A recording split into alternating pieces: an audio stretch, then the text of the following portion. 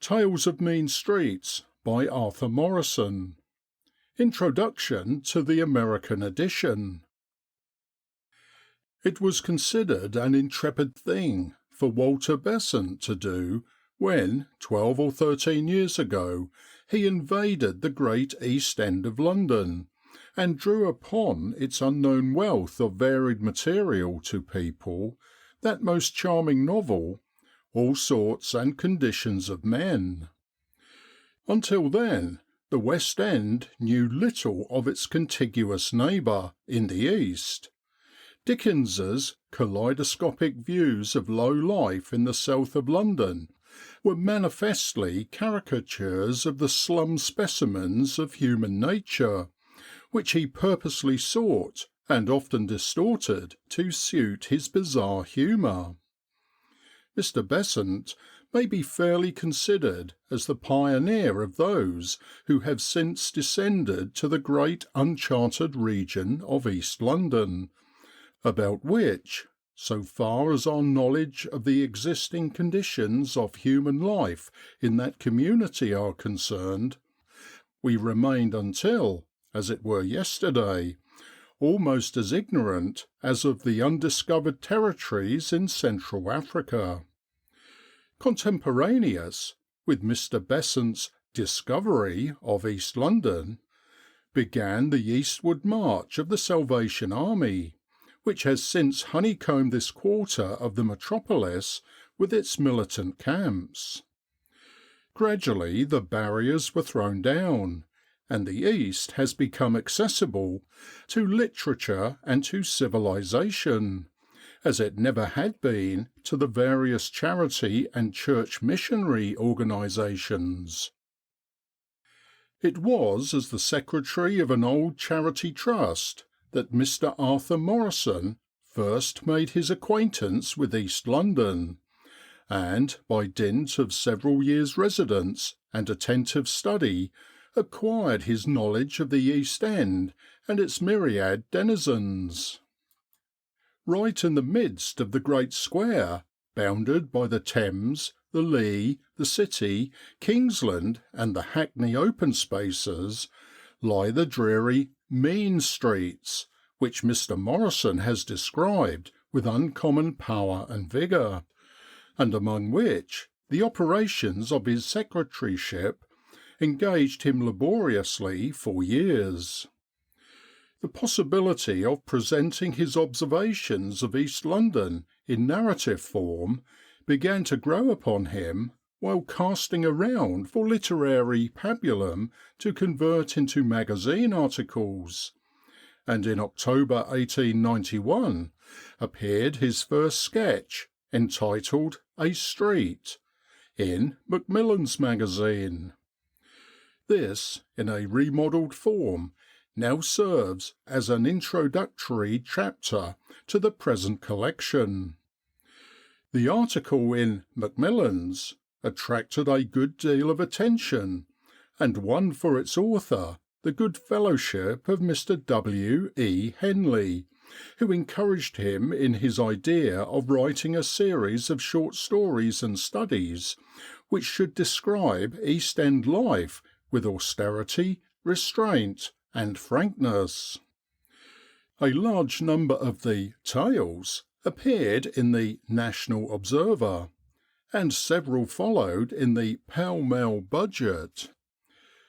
The dedication to Mr. Henley of Tales of Mean Streets is a grateful acknowledgment by the author of the kindly and frank counsel of his friendly critic, whose criticism, it may be added, has been mainly directed towards the author's craftsmanship. His conceptions of the life he was portraying the critic was wise enough to let alone. Mr. Morrison has also been indebted on the side of art in fiction to Mr. Walter Besant, whom he met in the East End. Mr. Morrison has been fortunate in his literary experience. He is another witness to the fact that merit makes its way from the outside without necessarily receiving aid or having influence brought to bear on editors or publishers. It is curious to note that a manuscript of his, which happened to be rejected once, was accepted on the day following, and now has a place in this book. Some cycling verses contributed as a lad to a cycling magazine began his literary career, and for some years he continued to write on what was then a novel sport. He drifted into broader channels and became a frequent contributor to popular papers and magazines. During this period he was working on the Charity Commission and wrote only by way of relaxation. About 5 years ago he resigned his office on the Trust and, occupying chambers near the Strand, joined the editorial staff of an old established evening paper, where for some months he continued to write leaderettes and miscellaneous articles and notes, until, becoming convinced that he could not do justice to such ability for better work which he might possess amidst the grinding routine of newspaper scribbling, he gave up his post and applied himself to more serious writing, contributing to the Strand and other magazines and reviews. About this time he began the series which is now gathered under the common title Tales of Mean Streets. On its recent publication in England, it was received with instant recognition as a book of extraordinary merit, and it has met with signal success. Some idea of the strong impression which it has made in England may be gathered from Mr. Arthur War's warm tribute to the author's distinction in a recent letter to the Critic. "He deals exclusively," writes Mr. War, "with life in the East End of London, and he does so with a fearlessness and originality which are of more value than many sermons. I do not know whether his book is published in America, but if so, I strongly advise every reader of this letter to secure it. Those who do so will learn from its pages more of the degradation and misery of a certain side of London life than they could in many weeks of philanthropic slumming. Mr. Morrison's will be a name to conjure with in another season." Mr. Arthur Morrison is but 31, and has just stepped onto the threshold of literary fame as a writer of decided promise and strength. He has only broken ground as yet in the field which has brought him his spurs, and is at present contemplating a longer story of East End life. The number of those who have attempted to write familiarly of the seamy side of our great cities from close observation and laborious study of its life in a first-hand fashion is so small that it is easy to believe that the author of Tales of Mean Streets, possessing as he does the prime qualities of a novelist, has a future before him in an unprecedented form of literature. Signed, James MacArthur, New York, March 2nd, 1895. End of Introduction to the American Edition. Chapter 2. Introduction. A Street. This street is in the East End. There is no need to say in the East End of what. The East End is a vast city, as famous in its way as any the hand of man has made. But who knows the East End? It is down through Cornhill and out beyond Leadenhall Street and Aldgate Pump, one will say, a shocking place where he once went with a curate, an evil plexus of slums that hide human, creeping things, where filthy men and women live on penn'orths of gin, where collars and clean shirts are decencies unknown, where every citizen wears a black eye and none ever combs his hair. The East End is a place, says another, which is given over to the unemployed, and the unemployed is a race whose token is a clay pipe and whose enemy is soap. Now and again it migrates bodily to Hyde Park with banners, and furnishes adjacent police courts with disorderly drunks. Still another knows the East End only as the place whence begging letters come. There are coal and blanket funds there, all perennially insolvent, and everybody always wants a day in the country. Many and misty are people's notions of the East End, and each is commonly but the distorted shadow of a minor feature. Foul slums there are in the East End, of course, as there are in the West. Want and misery there are, as wherever a host is gathered together to fight for food. But they are not often spectacular in kind. Of this street there are about 150 yards, on the same pattern all. It is not pretty to look at. A dingy little brick house, 20 feet high, with 3 square holes to carry the windows, and an oblong hole to carry the door, is not a pleasing object. And each side of this street is formed by 2 or 3 score of such houses in a row, with one front wall in common, and the effect is as of stables. Round the corner there are a baker's, a chandler's, and a beer shop. They are not included in the view from any of the rectangular holes, but they are well known to every denizen, and the chandler goes to church on Sunday and pays for his seat. At the opposite end, turnings lead to streets less rigidly respectable. Somewhere mangling done here, stares from windows, and where doors are left carelessly open. Others where squalid women sit on doorsteps, and girls go to factories in white aprons. Many such turnings, of as many grades of decency, are set between this and the nearest slum. They are not a very noisy or obtrusive lot in this street. They do not go to Hyde Park with banners, and they seldom fight. It is just possible that one or two among them, at some point in a life of ups and downs, may have been indebted to a coal and blanket fund.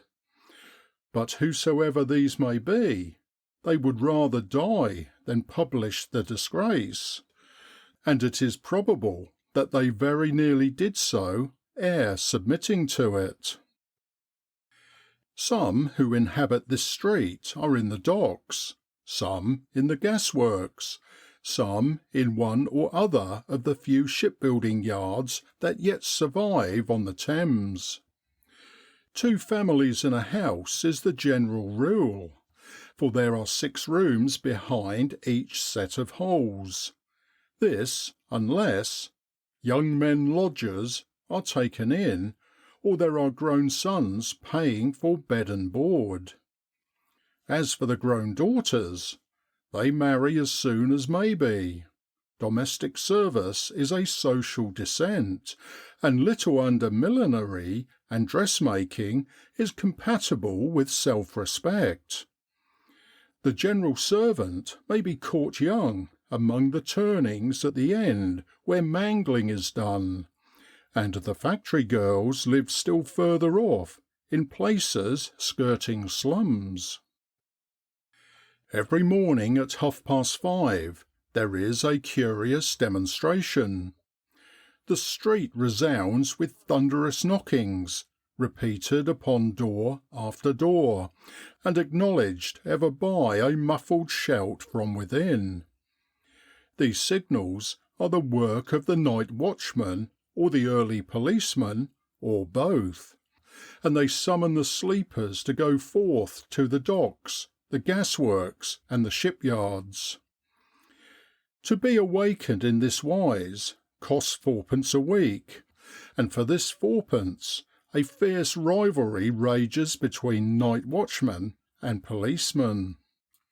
The night watchman, a sort of by-blow of the ancient Charlie, and himself a fast vanishing quantity, is the real professional performer. But he goes to the wall because a large connection must be worked if the pursuit is to pay at fourpence a knocker. Now it is not easy to bang at two knockers 3/4 of a mile apart, and 100 others lying between, all punctually at 5:30. Wherefore the policeman, to whom the fourpence is but a perquisite, and who is content with a smaller round, is rapidly supplanting the night watchman, whose cry of "Past 9 o'clock," as he collects orders in the evening, is now seldom heard. The knocking and the shouting pass, and there comes the noise of opening and shutting of doors, and a clattering away to the docks, the gasworks, and the shipyards. Later more door shutting is heard, and then the trotting of sorrow-laden little feet along the grim street to the grim board school, 3 grim streets off. Then silence, save for a subdued sound of scrubbing here and there, and the puny squall of croupy infants. After this, a new trotting of little feet to docks, gasworks, and shipyards, with father's dinner in a basin and a red handkerchief, and so to the board school again. More muffled scrubbing and more squalling, and perhaps a feeble attempt or two at decorating the blankness of a square hole here and there by pouring water into a grimy flower pot full of dirt. Then comes the trot of little feet toward the oblong holes, heralding the slower tread of sooty artisans, a smell of bloater up and down, nightfall, the fighting of boys in the street, perhaps of men at the corner near the beer shop, sleep. And this is the record of a day in this street, and every day is hopelessly the same. Every day, that is, but Sunday. On Sunday morning a smell of cooking floats round the corner from the half-shut bakers, and the little feet trot down the street under steaming burdens of beef, potatoes, and batter pudding. The lucky little feet these, with Sunday boots on them, when father is in good work and has brought home all his money. Not the poor little feet in worn shoes, carrying little bodies in the threadbare clothes of all the week, when father is out of work, or ill, or drunk, and the Sunday cooking may very easily be done at home, if any there be to do. On Sunday morning, 1 or 2 heads of families appear in wonderful black suits, with unnumbered creases and wrinklings at the seams. At their sides and about their heels trot the unresting little feet, and from under painful little velvet caps and straw hats stare solemn little faces, towelled to a polish. Thus disposed and arrayed, they fare gravely through the grim little streets to a grim little Bethel, where are gathered together others in like garb and attendance, and for 2 hours they endure the frantic menace of hell fire. Most of the men, however, lie in shirt and trousers on their beds and read the Sunday paper, while some are driven forth, for they hinder the housework, to loaf and await the opening of the beer shop round the corner. Thus goes Sunday in this street, and every Sunday is the same as every other Sunday, so that one monotony is broken with another. For the women, however, Sunday is much as other days, except there is rather more work for them. The break in their round of the week is washing day. No event in the outer world makes any impression in this street. Nations may rise, or may totter in ruin, but here the colourless day will work through its 24 hours just as it did yesterday, and just as it will to-morrow. Without there may be party strife, wars and rumours of wars, public rejoicings, but the trotting of the little feet will be neither quickened nor stayed. Those quaint little women, the girl children of this street, who use a motherly management toward all girl things younger than themselves, and toward all boys as old or older, with "Bless the child," or "Drat the children," those quaint little women will still go marketing with big baskets, and will regard the price of bacon as chief among human considerations. Nothing disturbs this street. Nothing but a strike. Nobody laughs here. Life is too serious a thing. Nobody sings. There was once a woman who sang, a young wife from the country, but she bore children, and her voice cracked. Then her man died, and she sang no more. They took away her home, and with her children about her skirts, she left this street for ever. The other women did not think much of her. She was helpless. One of the square holes in this street, one of the single ground floor holes, is found, on individual examination, to differ from the others. There has been an attempt to make it into a shop window. Half a dozen candles, a few sickly sugar sticks, certain shrivelled bloaters, some bootlaces, and a bundle or two of firewood compose a stock which at night is sometimes lighted by a little paraffin lamp in a tin sconce, and sometimes by a candle. A widow lives here, a gaunt, bony widow with sunken red eyes. She has other sources of income than the candles and the bootlaces. She washes and chars all day, and she sews cheap shirts at night.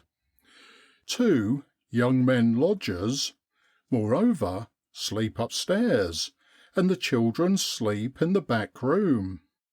She herself is supposed not to sleep at all. The policeman does not knock here in the morning.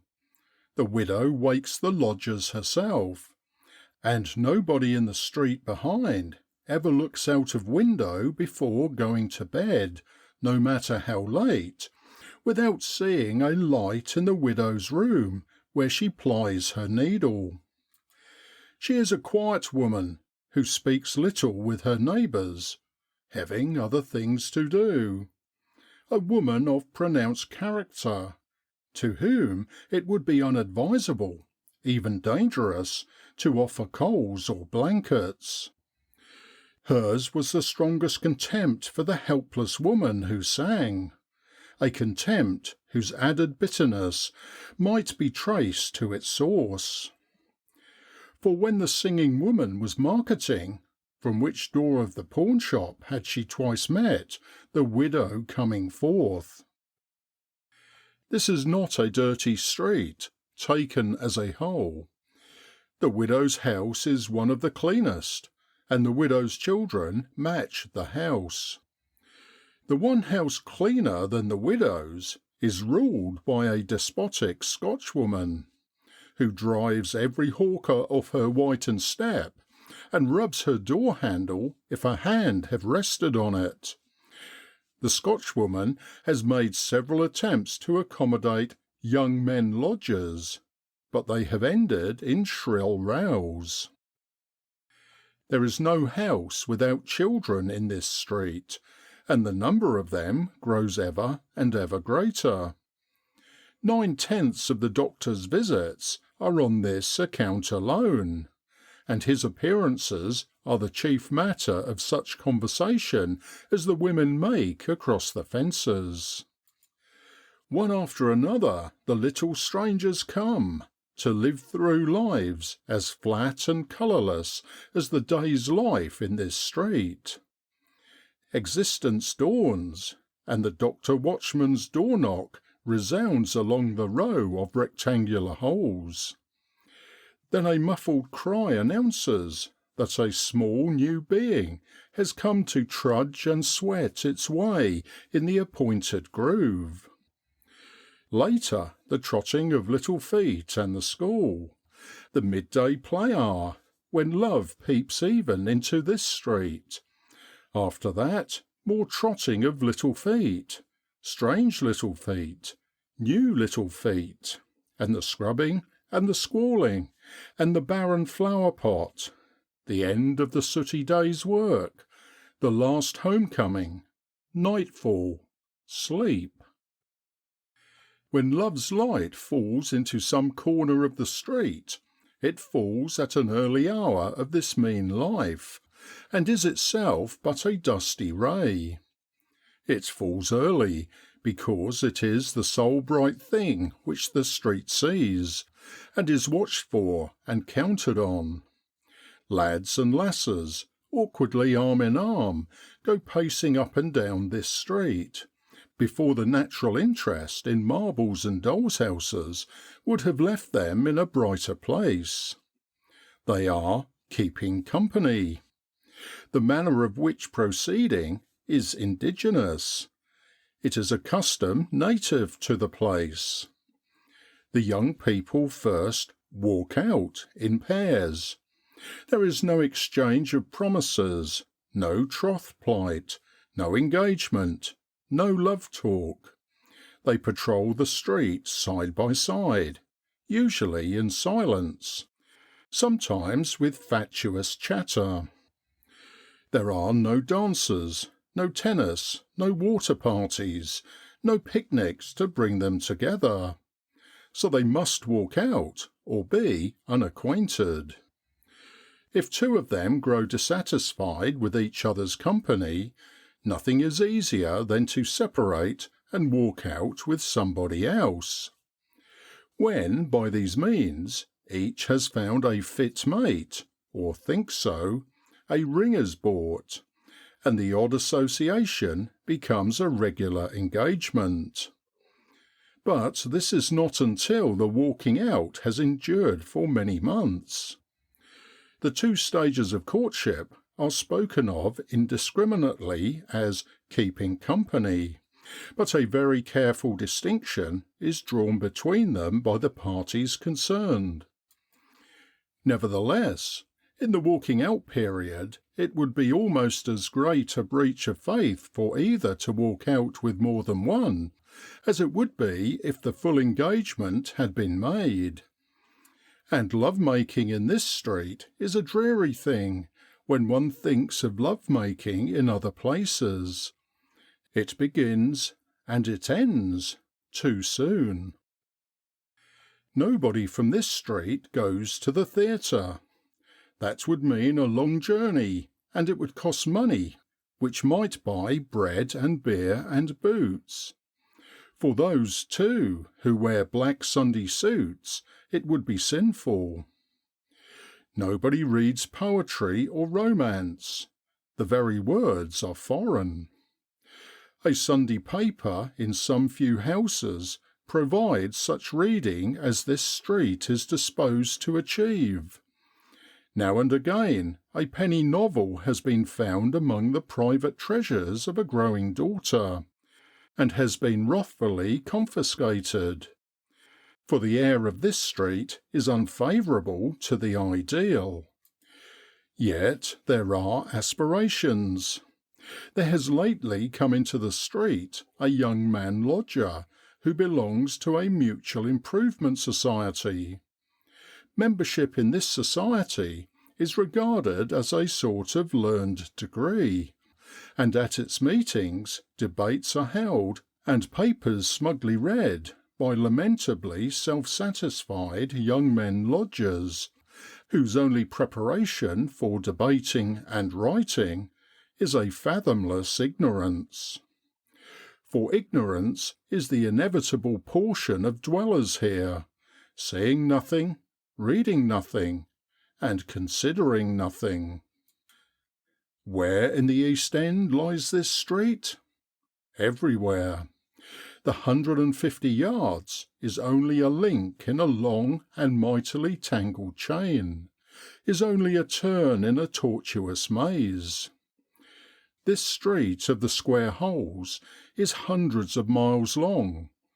That it is planned in short lengths is true, but there is no other way in the world that can more properly be called a single street, because of its dismal lack of accent, its sordid uniformity, its utter remoteness from delight. End of Introduction. A Street. Chapter 3. Liserant. 1. Lisa's wooing. Somewhere in the register was written the name Elizabeth Hunt, but 17 years after the entry the spoken name was Liserant. Liserant worked at a pickle factory, and appeared abroad in an elaborate and shabby costume, usually supplemented by a white apron. Withal she was something of a beauty. That is to say, her cheeks were very red, her teeth were very large and white, her nose was small and snub, and her fringe was long and shiny, while her face, newly washed, was susceptible of a high polish. Many such girls are married at 16, but Liserant was belated and had never a bloke at all. Billy Chope was a year older than Liserant. He wore a billycock with a thin brim and a permanent dent in the crown. He had a bobtail coat with the collar turned up at one side and down at the other, as an expression of independence. Between his meals he carried his hands in his breeches pockets, and he lived with his mother, who mangled.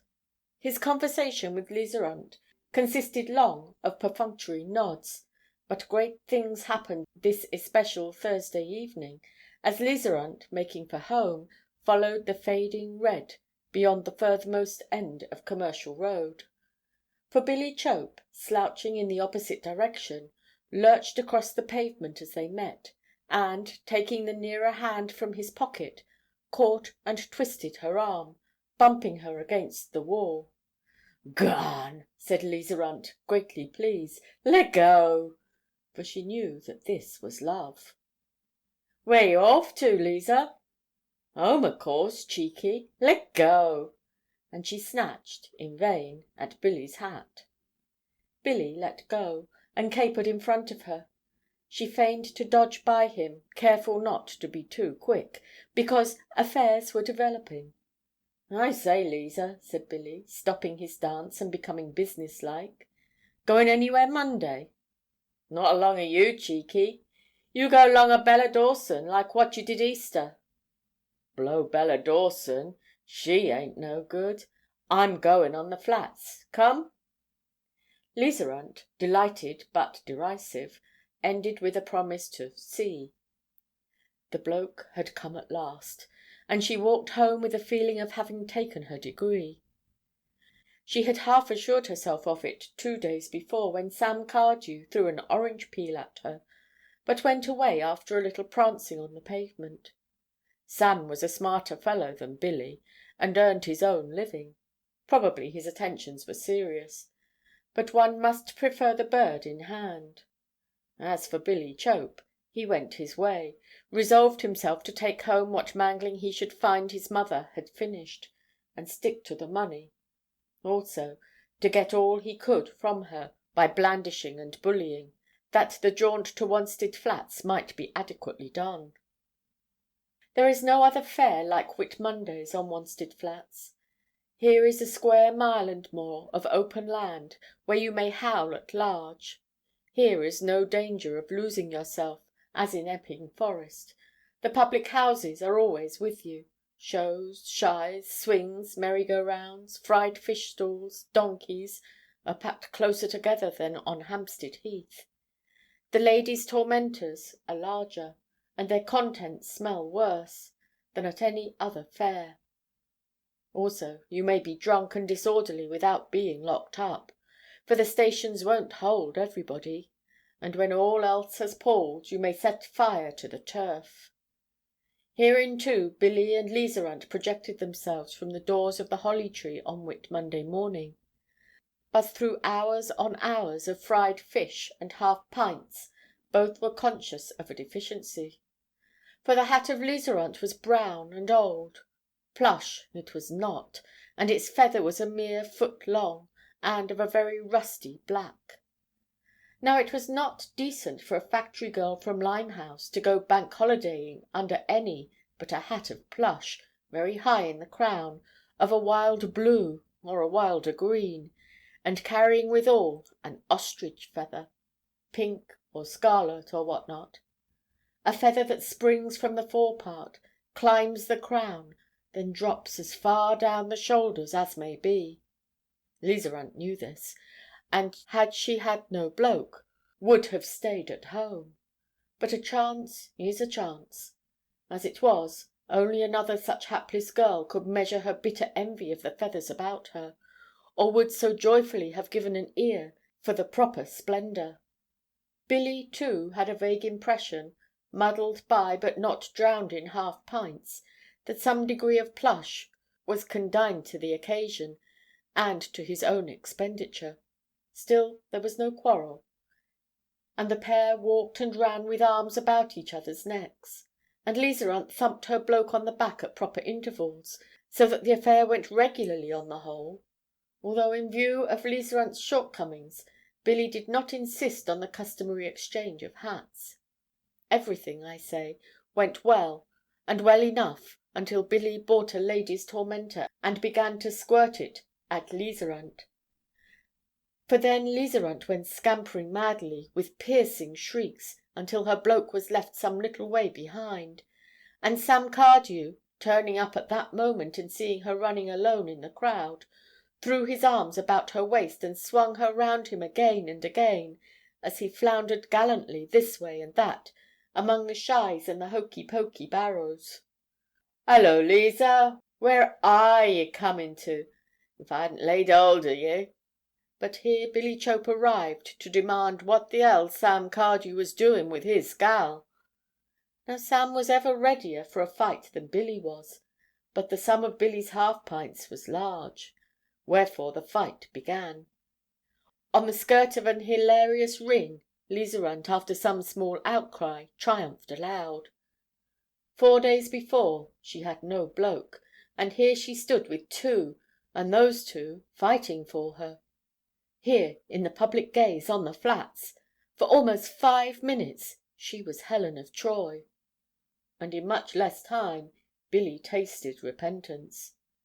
The haze of half-pints was dispelled, and some teeth went with it. Presently, whimpering and with a bloody muzzle, he rose and made a running kick at the other. Then, being thwarted in a bolt, he flung himself down, and it was like to go hard with him at the hands of the crowd.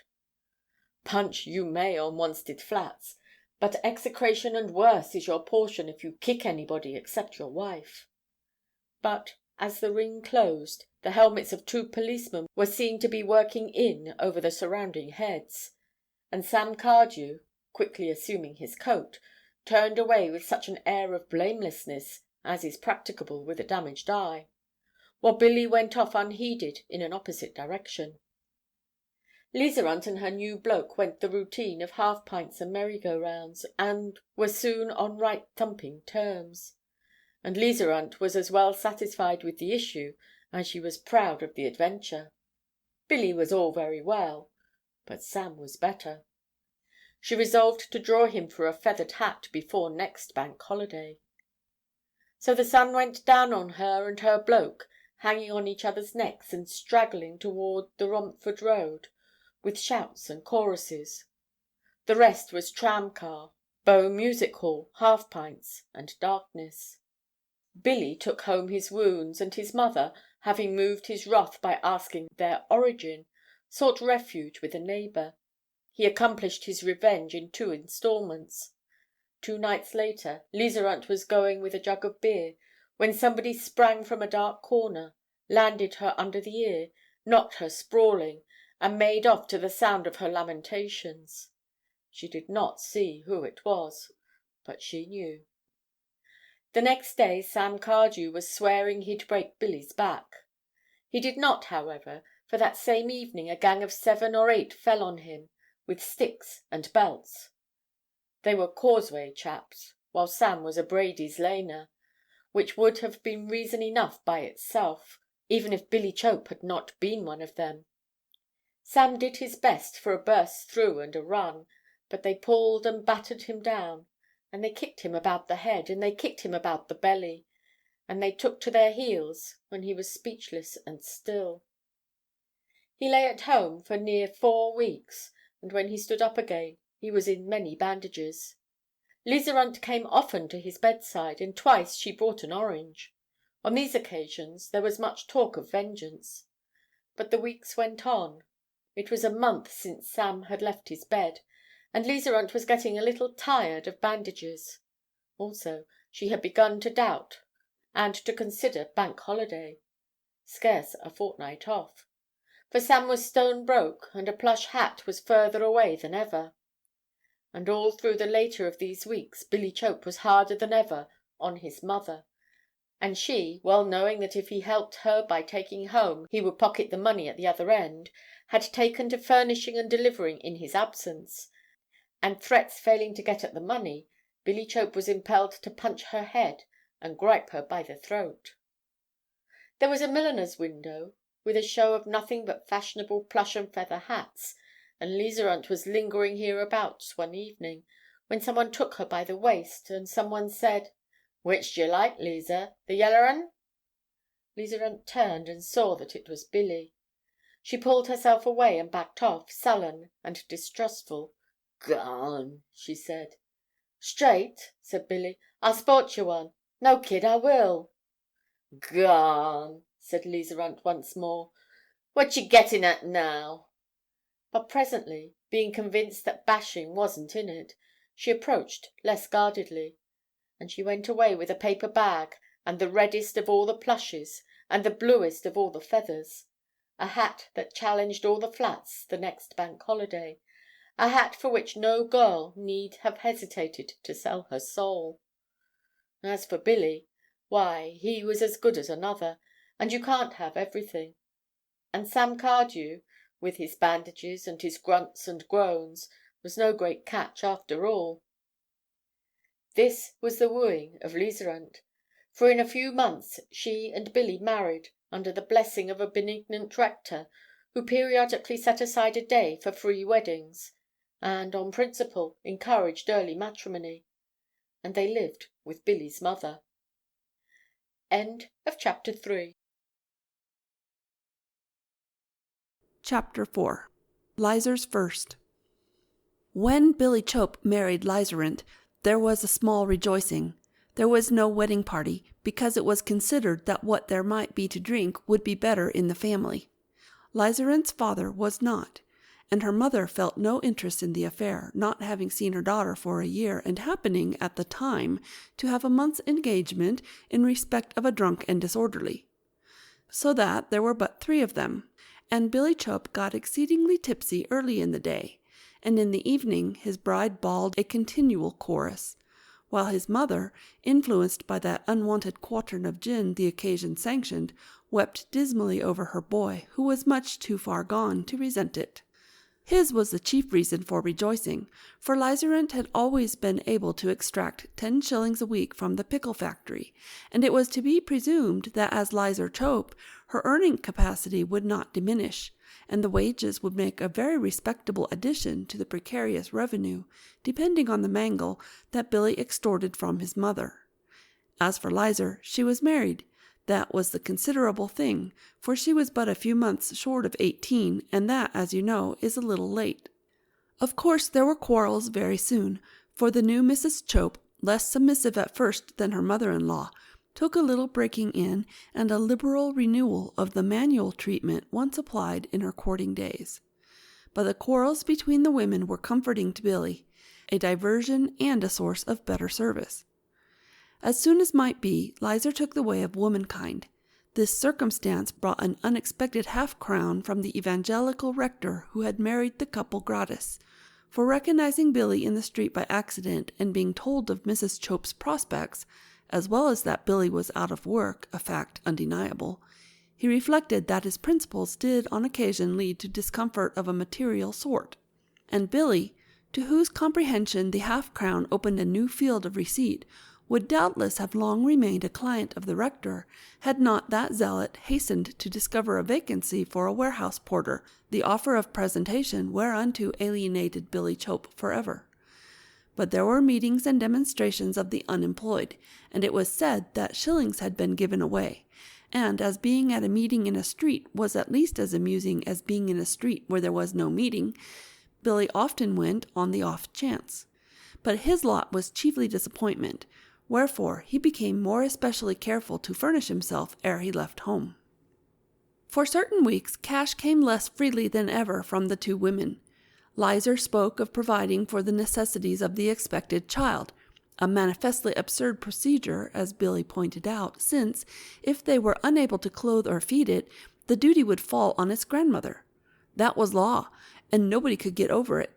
But even with this argument, a shilling cost him many more demands and threats than it had used, and a deal more general trouble. At last, Lizer ceased from going to the pickle factory, and could not even help Billy's mother at the mangle for long. This lasted for near a week, when Billy, rising at 10 with a bad mouth, resolved to stand no nonsense and demanded 2 shillings. 2 bob? What for? Lizer asked. 'Cause I want it. None of your lip. Ain't got it, said Lizer sulkily. That's a bleedin' lie. Lie yourself. I'll break you in 'arves, ye blasted heifer. He ran at her throat and forced her back over a chair. I'll pull your face off. If you ain't give me the money, God by me, I'll do for ye. Lizer strained and squalled. Let go, you'll kill me and the kid too, she grunted hoarsely. Billy's mother ran in and threw her arms about him, dragging him away. Don't, Billy, she said in terror. Don't, Billy, not now. You'll get in trouble. Come away. She might go off and you get in trouble. Billy Chope flung his wife over and turned to his mother. Take your hands off me, he said. Go on, or I'll give you something for yourself.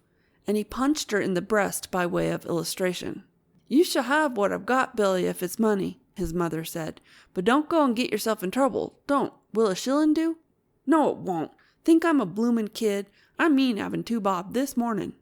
I was a-keepin' it for the rent, Billy, but yes, think of the bleedin' landlord for me, don't yer? And he pocketed the 2 shillings. I ain't settled with you yet, my gal, he added to Lizer, milking about at 'ome and 'iding money. You wait a bit. Lizer had climbed into an erect position and, gravid and slow, had got as far as the passage. Mistaking this for a safe distance, she replied with defiant railings. Billy made for her with a kick that laid her on the lower stairs, and swinging his legs round his mother as she obstructed him, entreating him not to get in trouble, he attempted to kick again in a more telling spot. But a movement among the family upstairs and a tap at the door hinted of interference, and he took himself off. Lizer lay doubled upon the stairs, howling, but her only articulate cry was, God help me, it's comin'! Billy went to the meeting of the unemployed, and cheered a proposal to storm the Tower of London. But he did not join the procession following a man with a handkerchief on a stick, who promised destruction to every policeman in his path, for he knew the fate of such processions. With a few others, he hung about the nearest tavern for a while, on the chance of the advent of a flush sailor from St. Catherine's, disposed to treat out-of-workers. Then he went alone to a quieter bill-house and took a pint or two at his own expense. A glance down the music-hall bills hanging in the bar having given him a notion for the evening, he bethought himself of dinner and made for home. The front door was open, and in the first room, where the mangle stood, there were no signs of dinner. And this was at 3 o'clock. Billy pushed into the room behind, demanding why. "Billy," Lizer said faintly from the bed, "look at the baby."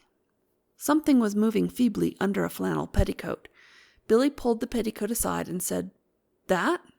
Well, it is a measly snipe." It was a blind, hairless homunculus, short of a foot long, with a skinny face set in a great skull. There was a black bruise on one side from hip to armpit. Billy dropped the petticoat and said, "Where's my dinner?" "I don't know," Lizer responded hazily. "What's the time?" "Time? Don't try to kid me. You get up. Go on. I want my dinner." "Mother's getting it, I think," said Lizer. "Doctor had to slap him like anything 'fore he'd cry. He don't cry now much. Go on out you get. I don't want no more damn jaw. Get my dinner." "I'm a-getting of it, Billy," his mother said at the door.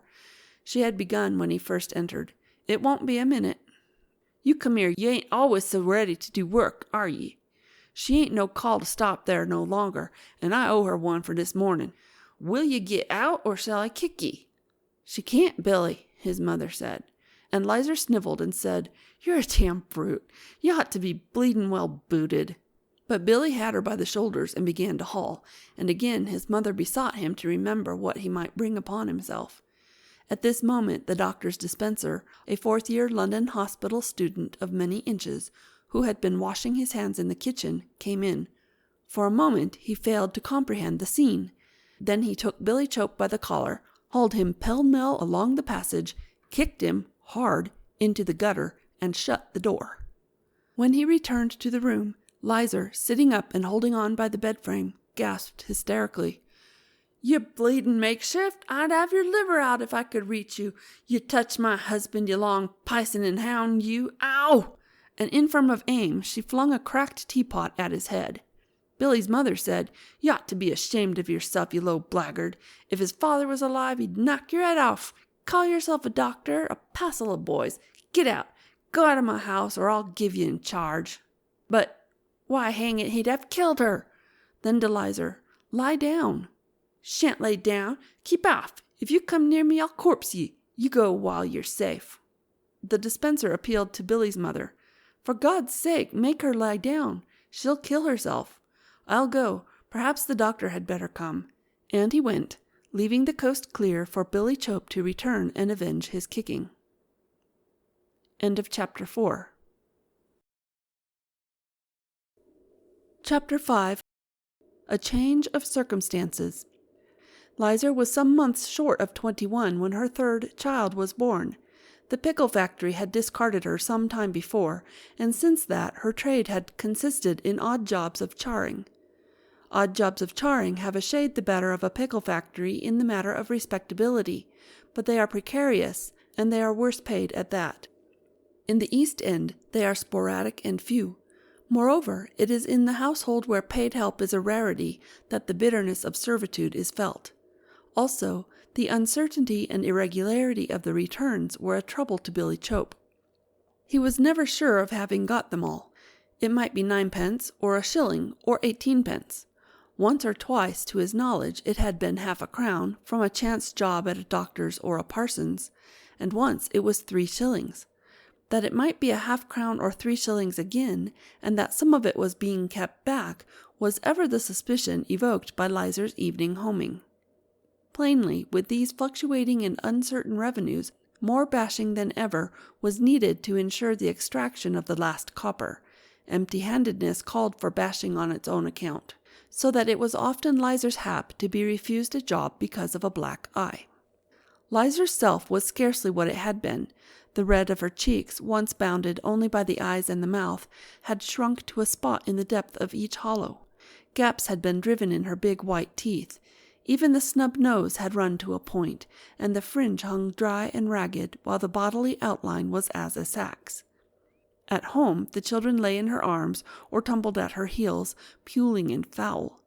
Whenever she was near it, there was a mangle to be turned, for lately Billy's mother had exhibited a strange weakness, sometimes collapsing with a gasp in the act of brisk or prolonged exertion, and often leaning on whatever stood hard by and grasping at her side. This ailment she treated, when she had tuppence, in such terms as made her smell of gin and peppermint, and more than once this circumstance had inflamed the breast of Billy her son, who was morally angered by this boozing away of money that was really his.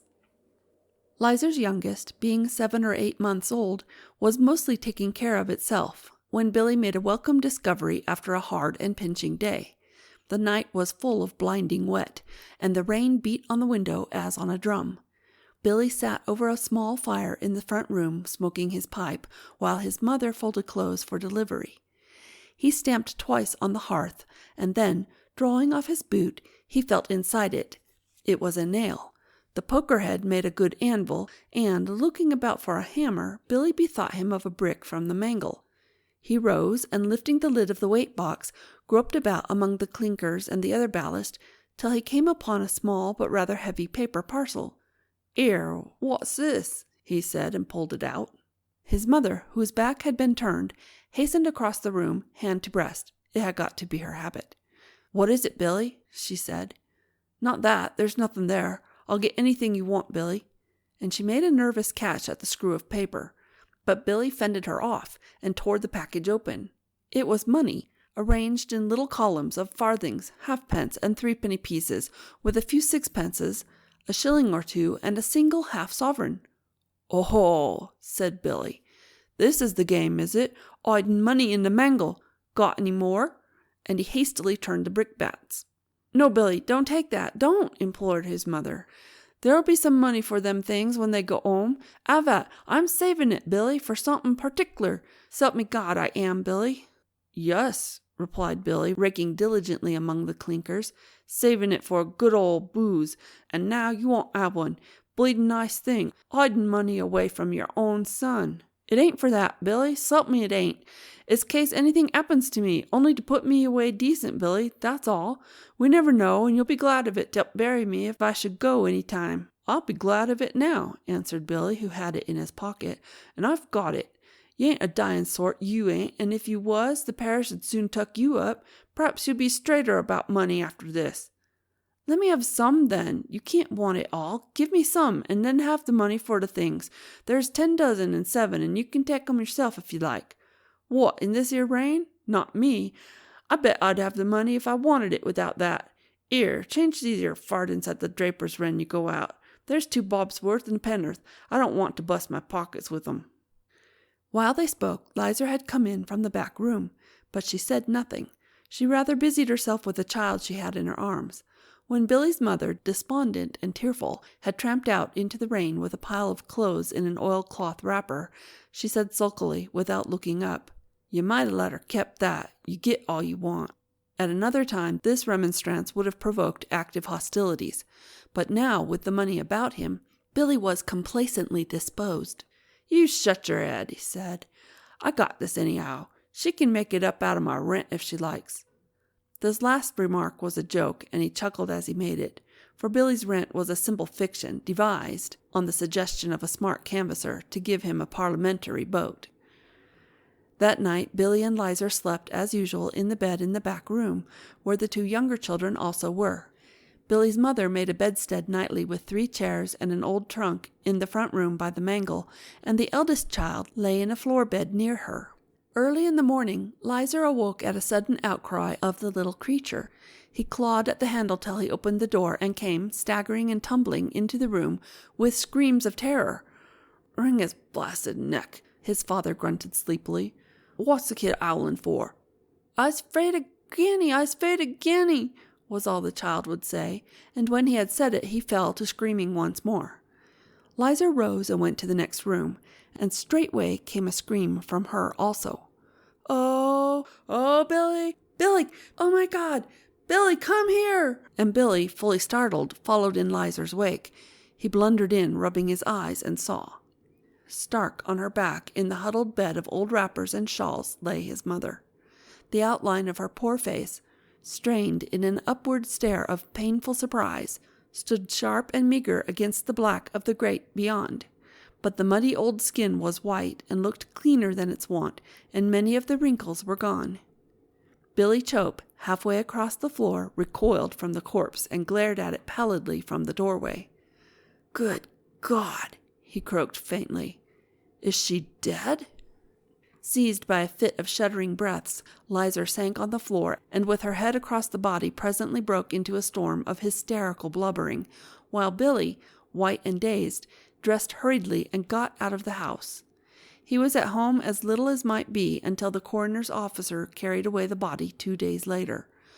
When he came for his meals, he sat doubtful and querulous in the matter of the front room doors being shut. The dead once cleared away, however, he resumed his faculties and clearly saw that here was a bad change for the worse. There was the mangle, but who was to work it? If Lizer did, there would be no more charring jobs, a clear loss of 1/3 of his income. And it was not at all certain that the people who had given their mangling to his mother would give it to Lizer. Indeed, it was pretty sure that many would not, because mangling is a thing given by preference to widows, and many widows of the neighborhood were perpetually competing for it. Widows, moreover, had the first call in most odd jobs whereunto Lizer might turn her hand, an injustice whereupon Billy meditated with bitterness. The inquest was formal and unremarked, the medical officer having no difficulty in certifying a natural death from heart disease. The bright idea of a collection among the jury, which Billy communicated with pitiful representations to the coroner's office, was brutally swept aside by that functionary made cunning by much experience. So the inquest brought him naught save disappointment and a sense of injury. The mangling orders fell away as suddenly and completely as he had feared. They were duly absorbed among the local widows. Neglect the children as Lizer might, she could no longer leave them as she had done. Things then were bad with Billy, and neither threats nor thumps could evoke a shilling now. It was more than Billy could bear, so that, "'Ere," he said one night, "I've had enough of this. You go and get some money. Go on." "Go and get it," replied Lizer. "Oh, yes, that's easy, ain't it? Go and get it, says you. Ow. Anyhow, I don't care. Go on." "Why," replied Lizer, looking up with wide eyes, "do you think I can go and pick it up in the street?" "Course you can. Plenty others does, don't they?" "God, Billy, what do you mean?" "What I say. Plenty others does it. Go on. You ain't so bleedin' innocent as all that. Go and see Sam Cardew. Go on. 'Ook it." Lizer, who had been kneeling at the child's floor bed, rose to her feet, pale-faced and bright of eye. "Stop kidding, Billy," she said. "You don't mean that. I'll go round to factory in the morning. Perhaps they'll take me on temporary. Damn the factory." He pushed her into the passage. "Go on. You get me some money if you don't want your bleedin' head knocked off." There was a scuffle in the dark passage, with certain blows, a few broken words, and a sob. Then the door slammed, and Lizer Chope was in the windy street. End of Chapter 5. Chapter 6. Without Visible Means. All East London idled, or walked in a procession, or waylaid and bashed, or cried in an empty kitchen. For it was the autumn of the great strikes. One army of men, having been prepared, was ordered to strike, and struck. Other, smaller armies of men, with no preparation, were ordered to strike to express sympathy, and struck. Other armies still were ordered to strike because it was the fashion, and struck. Then many hands were discharged because the strikes in other trades left them no work. Many others came from other parts in regiments to work, but remained to loaf in gangs, taught by the example of earlier regiments which, the situation being explained, an expression devised to include mobbings and kickings and flingings into docks, had returned whence they came, so that East London was very noisy and largely hungry, and the rest of the world looked on with intense interest, making earnest suggestions and comprehending nothing. Lots of strikers, having no strike pay and finding little nourishment in processions, started off to walk to Manchester, Birmingham, Liverpool or Newcastle, where work might be got. Along the Great North Road, Such men might be seen in silent companies of 12 or 20, now and again singly or in couples. At the tail of one such gang, which gathered in the Burdett Road and found its way into the Enfield Road by way of Victoria Park, Clapton and Stamford Hill, walked a little group of 3, a voluble young man of 30, a stolid workman, rather older, and a pale, anxious little fellow with a nasty, spasmic cough and a canvas bag of tools. The little crowd straggled over the footpath and the road, few of its members speaking, most of them keeping to their places and themselves. As yet there was nothing of the tramp in the aspect of these mechanics. With their washed faces and well-mended clothes, they might have been taken for a jury coming from a local inquest. As the streets got broken and detached, with patches of field between, they began to look about them. One young fellow in front, with no family to think of, who looked upon the enterprise as an amusing sort of tour, and had even brought an accordion, began to rebel against the general depression and attempted a joke about going to the Alexandra Palace. But in the rear, the little man with the canvas bag, putting his hand abstractedly into his pocket, suddenly stared and stopped. He drew out the hand and saw in it 3 shillings. "Swelp me," he said. "The missus has done that. Shoved it in unbeknown when I come away. And she's only got a bob for herself and the kids." He broke into a sweat of uneasiness. "I'll have to send it back at the next post office, that's all." "Send it back? Not you." Thus, with deep scorn, the voluble young man at his side. "She'll be all right. You lay your life. A woman always knows how to look after herself. You'll bleeding soon want it, and bad. You do as I tell you, Joey. Stick to it. That's right, Dave, ain't it?" "Matter of fancy," replied the stolid man. "My missus cleared my pockets out before I got away. Shouldn't wonder at being sent after for leaving her chargeable, if I don't soon send some more. Women's different." The march continued and grew dustier. The cheerful pilgrim in front produced his accordion. At Palmer's Green, 4 went straight ahead to try for work at the Enfield Arms Factory. The others, knowing the thing hopeless, turned off to the left for Potter's Bar. After a long silence, "Which will be nearest, Dave?" asked little Joey Clayton. "Newcastle or Middlesbrough?" "Middlesbrough," said Dave. "I done it afore." "Tramping ain't so rough on a man, is it, after all?" asked Joey wistfully. "You done all right, didn't you?" "Got through. All depends how it's rough enough. Matter of luck. I had the bad weather." "If I don't get a good easy job where we're going," remarked the voluble young man, "I'll have a strike there too." "Have a strike there?" exclaimed Joey. "How? Who'd call 'em out?" "Why, I would. I think I'm equal to doing it, ain't I? And when working men stand idle and hungry in the midst of the wealth and the luxury and the extravagance they've produced with the sweat of their brow, why then, fellow workmen, it's time to act. It's time to bring the nigger-driving bloated capitalists to their knees." "Hear, hear," applauded Joey Clayton. Tamely, perhaps, for the words were not new. "Good on you, Newman." Newman had a habit of practising this sort of thing in snatches whenever he saw the chance. He had learnt the trick in a debating society, and Joey Clayton was always an applausive audience. There was a pause. The accordion started another tune, and Newman tried a different passage of his harangue. "In a shop they call me Skulking Newman. Why? 'Cause I skulk, of course." "Hear, hear," dreamily from Dave this time. "I ain't ashamed of it, my friends.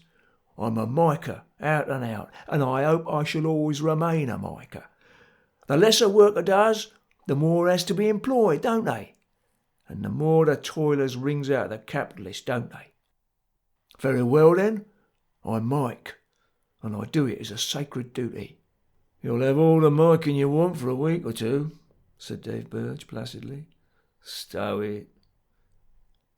At Potter's Bar, the party halted and sat under a hedge to eat hunks of bread and cheese, or hunks of bread and nothing else, and to drink cold tea out of cans. Sulky Newman, who had brought nothing, stood in with his two friends. As they started anew and turned into the Great North Road, he said, stretching himself and looking slyly at Joey Clayton, "If I had a bob or two, I'd stand you two blokes a pint apiece." Joey looked troubled. "Well, as I ain't, I suppose I ought to," he said uneasily, turning toward the little inn hard by. "Dave," he cried to Burge, who was walking on, won't you have a drink?" And, "Well, if you are going to do the toff, I ain't proud," was the slow reply. Afterward, Joey was inclined to stop at the post office to send away at least 2 shillings, but Newman wouldn't. He enlarged on the improvidence of putting out of reach that which might be required on an emergency. He repeated his axiom as to a woman's knack of keeping alive in spite of all things, and Joey determined not to send, for a day or so, at any rate.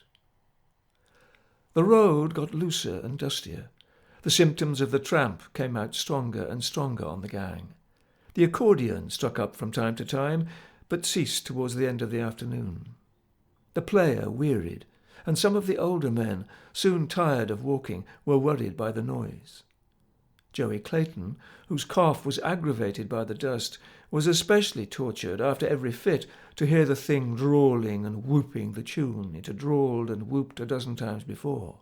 But he said nothing, scarce knowing what annoyed him. At Hatfield Station, 2 of the foremost picked up a few coppers by helping with a heavy trapload of luggage. Up Digswell Hill, the party tailed out lengthily, and Newman, who had been letting off a set speech, was fain to save his wind.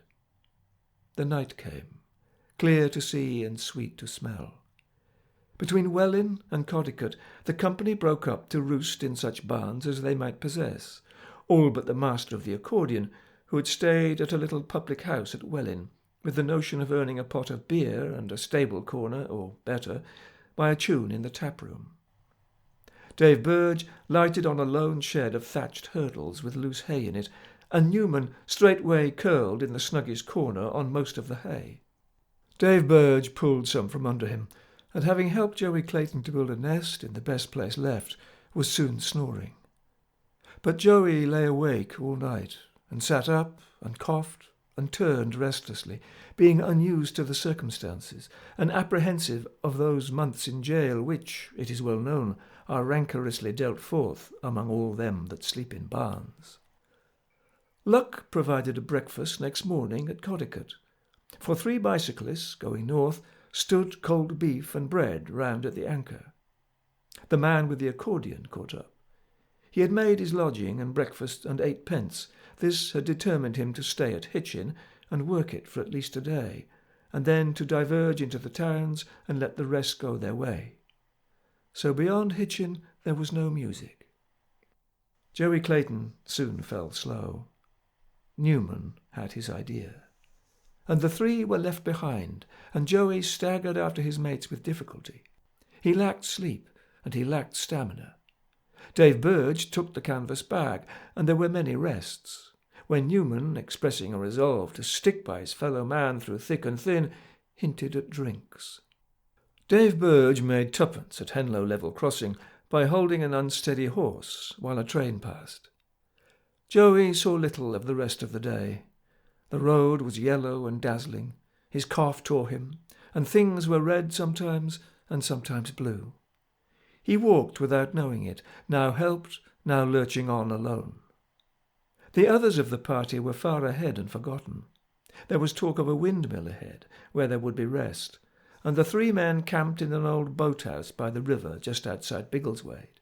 Joey, sleeping as he tottered, fell in a heap and lay without moving from sunset to broad morning.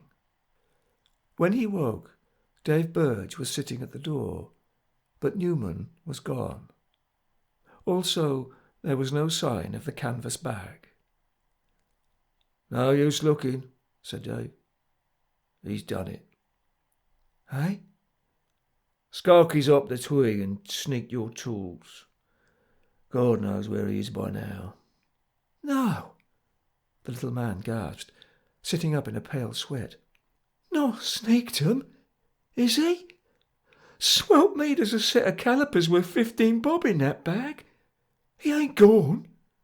Dave Burge nodded inexorably. "Best feel in your pockets," he said. "Perhaps he's been there." He had.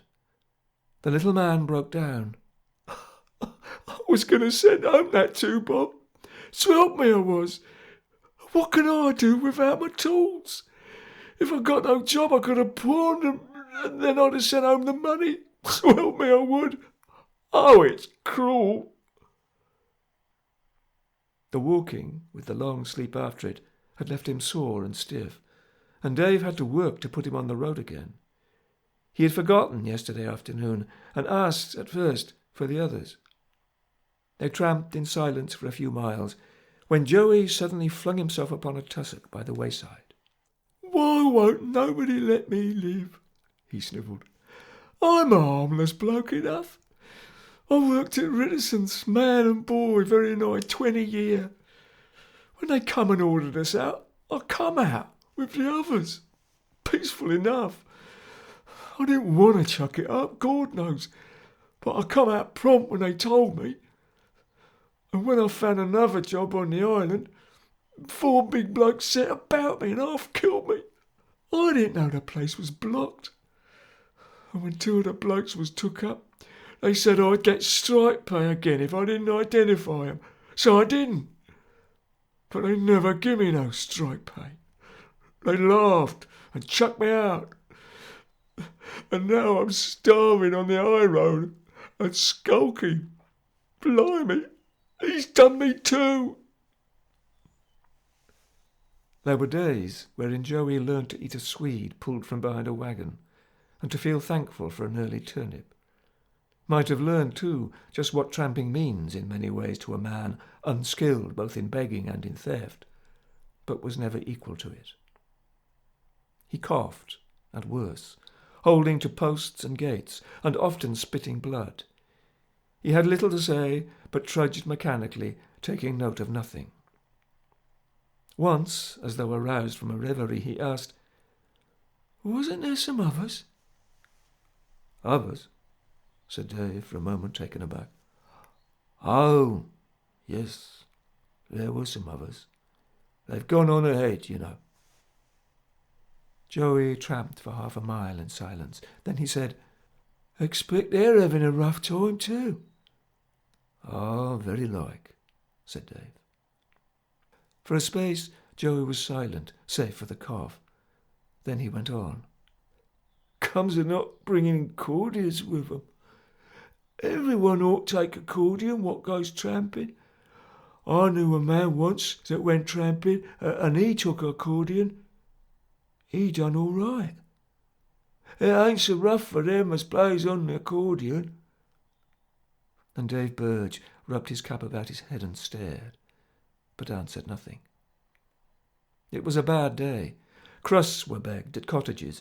Every rise and every turn, the eternal yellow road lay stretch on stretch before them, flouting their unrest. Joey, now unimpressionable, endured more placidly than even Dave Burge. Late in the afternoon, "No," he said, "it ain't so rough for them that plays the accordion. They has the best of it. Swelp me," he added suddenly. "We're all accordions." He sniggered thoughtfully, and then burst into a cough that left him panting. "We're nothing but a blooming lot of accordions ourselves," he went on, having got his breath, "and they play any tune they like on us, and that's how they make their living. Swelp me, Dave, we're all accordions." And he laughed. Yes," the other man grunted, and he looked curiously at his mate, for he had never heard that sort of laugh before. But Joey fondled the conceit, and returned to it from time to time, now aloud, now to himself. "All accordions, playing any tune as is ordered. Blimey. Are we accordions? I don't believe we're as much as that. No, Swelp me, we're only the footling little keys, shoved about to suit the tune. Little tin keys. Blimey, footling little keys. I've been played on plenty, I have. Dave Burge listened with alarm and tried to talk of other things, but Joey rarely heard him. I've been played on plenty, I have, he persisted. I was played on once by a pal, and my spring broke. At nightfall there was more bad luck. They were driven from a likely barn by a leather-gaitered man with a dog, and for some distance no dormitory could be found. Then it was a cut haystack, with a nest near the top and steps to reach it. In the night, Burge was wakened by a clammy hand upon his face. There was a thick mist. "It's you, Dave, ain't it?" Clayton was saying. "Good God, I thought I'd lost you. What's all this here? Not the water, is it? Not the dock? I'm sopping wet." Burge himself was wet to the skin. He made Joey lie down and told him to sleep, but a coughing fit prevented that. "It was them accordions who woke me," he explained when it was over. So the night put on the shuddering grey of the foredawn, and the two tramps left their perch and betook them, shivering and stamping, to the road. That morning Joey had short fits of dizziness and faintness. "It's my spring broke," he would say after such an attack. "Bloomin' little tin key put out of tune." And once he added, "I'm up to one tune though now. This here bloomin' Dead March." Just at the outskirts of a town, where he stopped to cough over a gate, a stout old lady walking out with a shaggy little dog gave him a shilling. Dave Burge picked it up as it dropped from his incapable hand and, "Joey, here's a bob," he said. "A lady give it you. You come and get a drop of beer." They carried a twopenny loaf into the tap room of a small tavern, and Dave had mild ale himself, but saw that Joey was served with stout with a penn'orth of gin in it. Soon the gin and stout reached Joey's head and drew it to the table, and he slept, leaving the rest of the shilling where it lay. Dave arose and stuffed the last of the twopenny loaf into his pocket. He took a piece of chalk from the bagatelle board in the corner and wrote this on the table: "Dear Sir, for God's sake, take him to the workhouse." Then he gathered up the coppers where they lay and stepped quietly into the street. End of chapter 6. Chapter 7. To Bow Bridge. The 11:05 tramcar from Stratford started for Bow a trifle before its time. The conductor knew what he might escape by stealing a march on the closing public houses, as also what was in store for all the conductors in his wake, till there were no more revellers left to swarm the cars. For it was Saturday night, and many a week's wages were a-knocking down, and the publicans this side of Bow Bridge shut their doors at 11 under Act of Parliament, whereas beyond the bridge, which is the county of London, the law gives them another hour, and a man may drink many pots therein. And for this, at 11 every Saturday, there is a great rush westward, a vast migration over Lee, from all the length of High Street. From the nearer parts they walk, or do their best to walk, but from further Stratford, by the town hall, the church, and the Martyrs' Memorial, they crowd the cars. For one thing, it is a long half-mile, and the week's work is over. Also, the car being swamped, it is odds that a man shall save his fare, since no conductor may fight his way a quarter through his passengers before Bow Bridge, where the vehicle is emptied at a rush. And that means yet another half-pint. So the 11:05 car started sooner than it might have done. As it was spattering with rain, I boarded it, sharing the conductor's forlorn hope, but taking care to sit at the extreme fore end inside. In the broad street the market clamoured and flared, its lights and shadows flickering and fading about the long churchyard and the steeple in the midst thereof, and toward the distant lights the shining road sparkled in long reaches, like a blackguard river. A gap fell here and there among the lights where a publican put his gas out, and at these points the crowd thickened. A quiet mechanic came in and sat near a decent woman, with children, a bundle, a basket, and a cabbage. 30 yards on, the car rumbled, and suddenly its hinder end was taken in a mass of people, howling, struggling, and blaspheming, who stormed and wrangled in at the door and up the stairs. There were lads and men whooping and flushed. There were girls and women screaming choruses, and in a moment the seats were packed, knees were taken, and there was not an inch of standing room. The conductor cried, "All full!" and tugged at his bell strap, whereupon many were hanging by the hand, but he was swept from his feet and made to push hard for his own place, and there was no more foothold on the back platform nor the front, nor any vacant step upon the stairway, and the roof was thronged, and the rest of the crowd was fain to waylay the next car. This one moved off slowly, with shrieks and howls that were racking to the wits. From divers quarters of the roof came a bumping thunder as of cellar-flapping clogs. Profanity was sluiced down, as it were by pailfuls from above, and was swilled back, as it were in pailfuls from below. Blouses and feathered bonnets bawled hilarious obscenity at the jiggers. A little maid with a market basket, hustled and jostled and elbowed at the far end, listened eagerly and laughed when she could understand, and the quiet mechanic, whose knees had been invaded by an unsteady young woman in a crushed hat, tried to look pleased. My own knees were saved from capture by the near neighbourhood of an enormous female, seated partly on the seat and partly on myself, snorting and gulping with sleep, her head upon the next man's shoulder. To offer your seat to a standing woman would, as beseems a foreign antic, have been visited by the ribaldry of the whole crowd. In the midst of the riot, the decent woman sat silent and indifferent, her children on and about her knees. Further along, 2 women ate fish with their fingers, and discussed personalities in voices which ran strident through the uproar, as the odour of their snack asserted itself in the general fetor. And opposite the decent woman there sat a bonnetless drab, who said nothing, but looked at the decent woman's children as a shoeless brat looks at the dolls in a toy-shop window. "So I says to her, I says," this from the Snarksters, "I'm a respectable married woman, I says. More'n you could say, you bare-faced hussy, I says." Then a shower of curses, a shout and a roar of laughter, and the conductor, making slow and laborious progress with the fares nearest him, turned his head. A man had jumped upon the footboard and a passenger's toes. A scuffle and a fight, and both had rolled off into the mire and got left behind. "Ain't they fond o' one another?" cried a girl. "They're a-going for a walk together." And there was a guffaw. "The silly bleeders will be too late for the pubs," said a male voice. And there was another, for the general understanding was touched.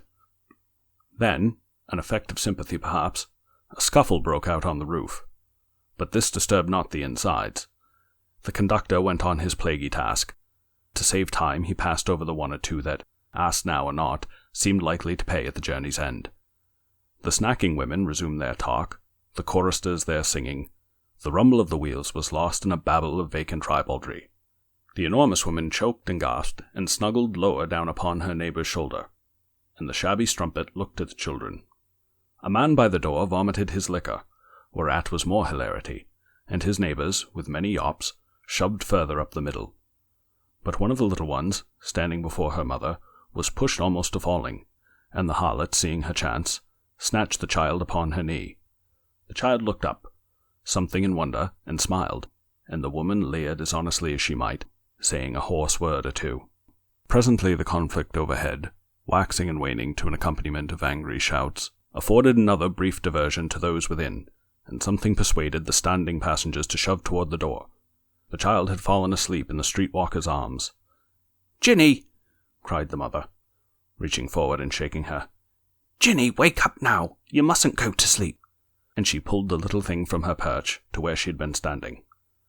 The bonnetless creature bent forward, and, in her curious voice, like that of one sick with shouting, "She could set on my knee, ma'am, if she likes," she said. "She's tired." The mother busied herself with a jerky adjustment of the child's hat and shawl. "She mustn't go to sleep," was all she said, sharply, and without looking up. The horsewoman bent further forward, with a propitiatory grin. "How old is she?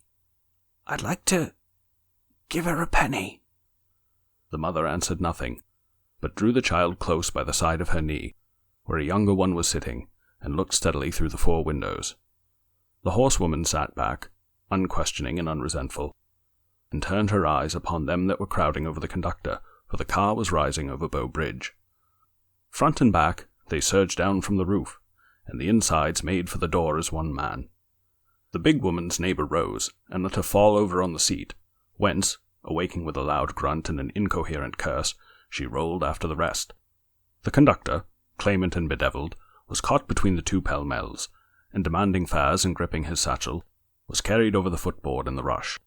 The stramish overhead came tangled and swearing down the stairs, gaining volume and force in random punches as it came, and the crowd on the pavement streamed vocally toward a brightness at the bridge foot, the lights of the Bombay Grab.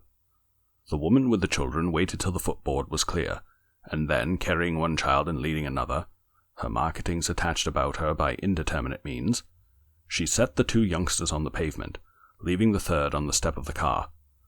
The harlot, lingering, lifted the child again, lifted her rather high, and set her on the path with the others. Then she walked away toward the Bombay Grab. A man in a blue serge suit was footing it down the turning between the public house and the bridge with drunken swiftness and an intermittent stagger, and tightening her shawl she went in chase. The quiet mechanic stood and stretched himself, and took a corner seat near the door, and the tram-car, quiet and vacant, bumped on westward. End of To Bow Bridge.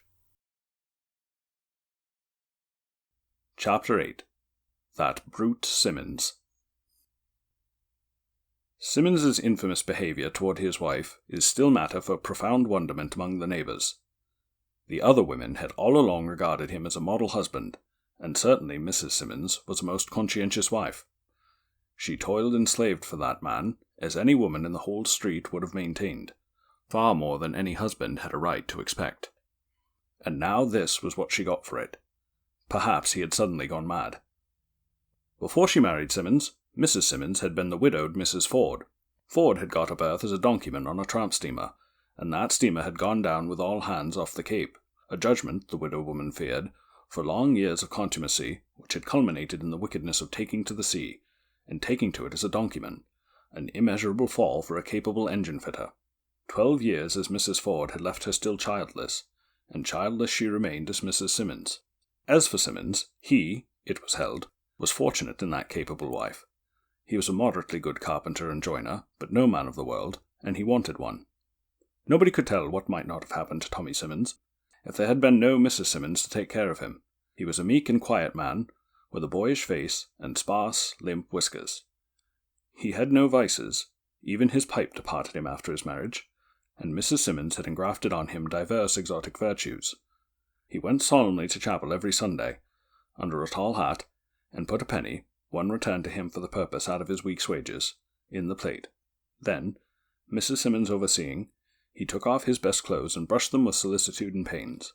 On Saturday afternoons he cleaned the knives, the forks, the boots, the kettles, and the windows, patiently and conscientiously. On Tuesday evenings he took the clothes to the mangling, and on Saturday nights he attended Mrs. Simmons in her marketing to carry the parcels. Mrs. Simmons's own virtues were native and numerous. She was a wonderful manager.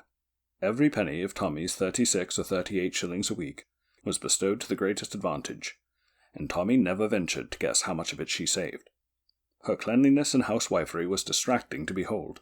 She met Simmons at the front door whenever he came home, and then and there he changed his boots for slippers, balancing himself painfully on alternate feet on the cold flags. This was because she scrubbed the passage and doorstep turnabout with the wife of the downstairs family, and because the stair carpet was her own. She vigilantly supervised her husband all through the process of cleaning himself after work, so as to come between her walls and the possibility of random splashes, and if, in spite of her diligence, a spot remained to tell the tale, she was at pains to impress the fact on Simmons's memory, and to set forth at length all the circumstances of his ungrateful selfishness.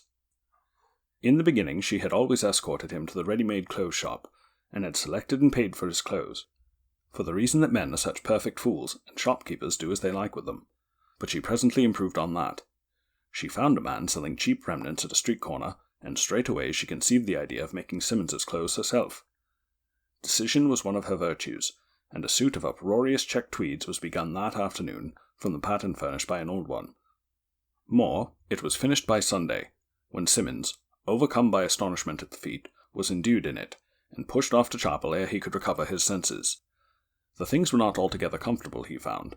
The trousers clung tight against his shins, but hung loose behind his heels, and when he sat, it was on a wilderness of hard folds and seams. Also, his waistcoat collar tickled his nape, but his coat collar went straining across from shoulder to shoulder, while the main garment bagged generously below his waist. Use made a habit of his discomfort, but it never reconciled him to the chaff of his shopmates, for as Mrs. Simmons elaborated successive suits, each one modelled on the last, the primal accidents of her design developed into principles, and grew even bolder and more hideously pronounced.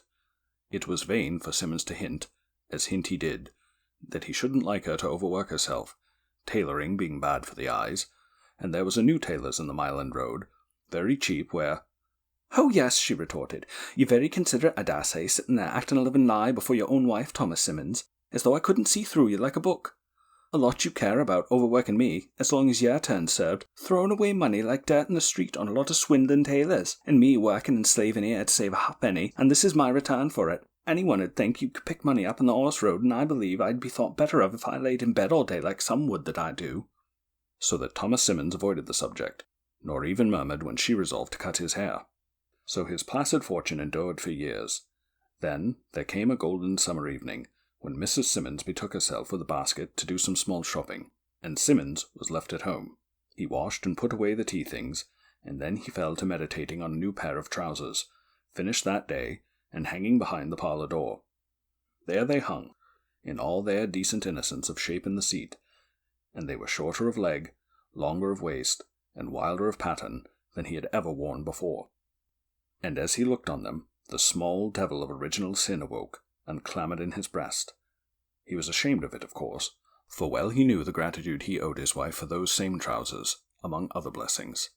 Still, there the small devil was, and the small devil was fertile in base suggestions, and could not be kept from hinting at the new crop of workshop jibes that would spring at Tommy's first public appearance in such things.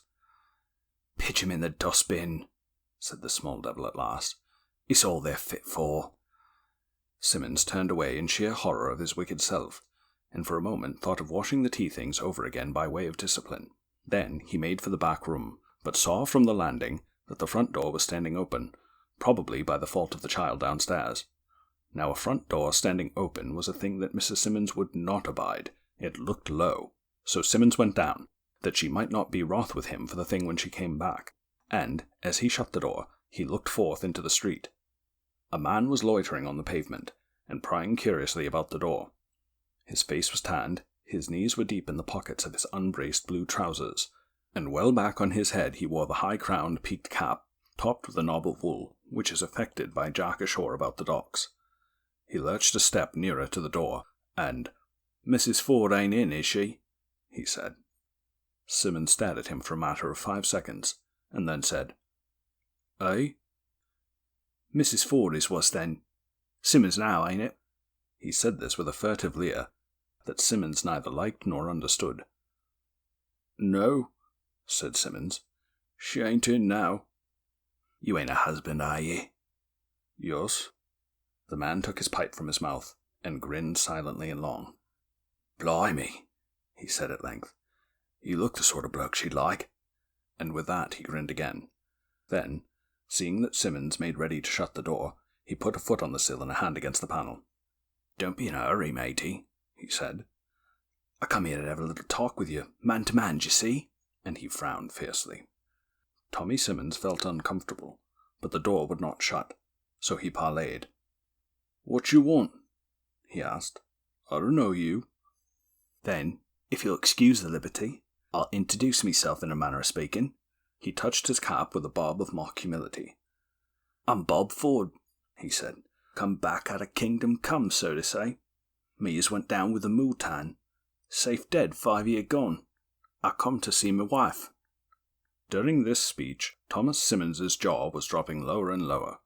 At the end of it, he poked his fingers up through his hair, looked down at the mat, then up at the fanlight, then out into the street, then hard at his visitor. But he found nothing to say. "Come to see my wife," the man repeated. "So now we can talk it over, as man to man." Simmons slowly shut his mouth and led the way upstairs mechanically, his fingers still in his hair. A sense of the state of affairs sank gradually into his brain, and the small devil woke again. Suppose this man was Ford. Suppose he did claim his wife. Would it be a knockdown blow? Would it hit him out? Or not? He thought of the trousers, the tea things, the mangling, the knives, the kettles, and the windows, and he thought of them in the way of a backslider. On the landing, Ford clutched at his arm and asked in a hoarse whisper, "How long 'fore she's back?" "About an hour, I expect," Simmons replied, having first of all repeated the question in his own mind, and then he opened the parlour door. "Ah," said Ford, looking about him, "you've been pretty comfortable. Them chairs and things," jerking his pipe toward them, "was hers. Mine, that is to say, speaking straight, and man to man." He sat down, puffing meditatively at his pipe, and presently, "Well," he continued, "here I am again, old Bob Ford, dead and done for, gone down in the Multan. Only I ain't done for, see?" And he pointed the stem of his pipe at Simmons' waistcoat. "I ain't done for, 'cause why? Consequence of being picked up by an old German sailing hutch and took to Frisco for the mast. I've had a few years of knocking about since then, and now," looking hard at Simmons, "I've come back to see me wife." She don't like smoking here," said Simmons, as it were at random. "No, I bet she don't," Ford answered, taking his pipe from his mouth and holding it low in his hand. "I know Anna. How'd you find her? She make you clean the windows?" "Well," Simmons admitted uneasily, I do help her sometimes, of course." "Ah, and the knives too, I bet, and the blooming kittles, I know. Why," he rose and bent to look behind Simmons's head, "s'help me, I believe she cuts your hair. Well, I'll be damned, just what she would do, too." He inspected the blushing Simmons from diverse points of vantage. Then he lifted a leg of the trousers hanging behind the door. "I'd bet a trifle," he said, "she made these here trucks. Nobody else would do 'em like that. Damn, they're worse than what you got on." The small devil began to have the argument all its own way. If this man took his wife back, perhaps he'd have to wear those trousers. "Ah," Ford pursued, "she ain't got no milder. And my Davy, what a jaw!" Simmons began to feel that this was no longer his business. Plainly, Anna was this other man's wife, and he was bound in honour to acknowledge the fact. The small devil put it to him as a matter of duty. "Well," said Ford suddenly, "time's short and this ain't business. I won't be hard on you, matey. I ought properly to stand on my rights, but seeing as you're a well-meaning young man, so to speak, and all settled and living here, quiet and matrimonial, I'll," this with a burst of generosity, "damn, yes, I'll compound the felony and take me hook. Come, I'll name a figure as man to man, first and last, no less and no more. £5, does it?" Simmons hadn't £5. He hadn't even 5p, and he said so. "And I wouldn't think for to come between a man and his wife," he added. "Not on no account. It may be rough on me, but it's a duty. I'll look it." "No," said Ford hastily, clutching Simmons by the arm. "Don't do that, I'll make it a bit cheaper.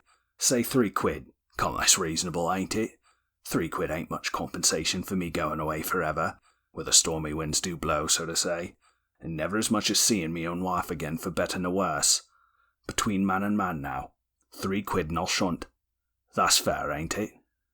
"Of course it's fair," Simmons replied effusively. "It's more'n fair, it's noble, downright noble I call it.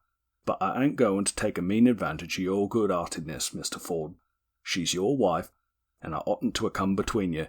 I apologise. You stop, and have your proper rights. It's me as ought to shunt, and I will." And he made a step toward the door. "Hold on," quoth Ford, and got between Simmons and the door. "Don't do things rash. Look, what a loss it'll be to you with no home to go to, and nobody look after you and all that. It will be dreadful. Say a couple... There, we won't quarrel, just a single £1, between man and man, and I'll stand a pot out of the money. You can easy raise £1. The clock would pretty nigh do it. £1 does it, and I'll..." There was a loud double knock at the front door. In the East End, a double knock is always for the upstairs lodgers. "Who's that?" asked Bob Ford apprehensively. "I'll see." said Thomas Simmons in reply, and he made a rush for the staircase. Bob Ford heard him open the front door. Then he went to the window, and just below him he saw the crown of a bonnet. It vanished, and borne to him from within the door there fell upon his ear the sound of a well-remembered female voice. "Where you going now with no hat?" asked the voice sharply. "All right, Anna, there's somebody upstairs to see you," Simmons answered, and as Bob Ford could see, a man went scuttling down the street in the gathering dusk, and behold, it was Thomas Simmons. Ford reached the landing in 3 strides. His wife was still at the front door, staring after Simmons. He flung into the back room, threw open the window, dropped from the wash-house roof into the backyard, scrambled desperately over the fence, and disappeared into the gloom. He was seen by no living soul, and that is why Simmons's base desertion, under his wife's very eyes too, is still an astonishment to the neighbours. End of Chapter 8. That Brute Simmons. Chapter 9. Behind the Shade. The street was the common East End street, 2 parallels of brick pierced with windows and doors. But at the end of one, where the builder had found a remnant of land too small for another 6-roomer, there stood an odd box of a cottage, with 3 rooms and a wash-house. It had a green door with a well-blacked knocker round the corner, and in the lower window in front stood a shade of fruit, a cone of waxen grapes and apples, under a glass cover.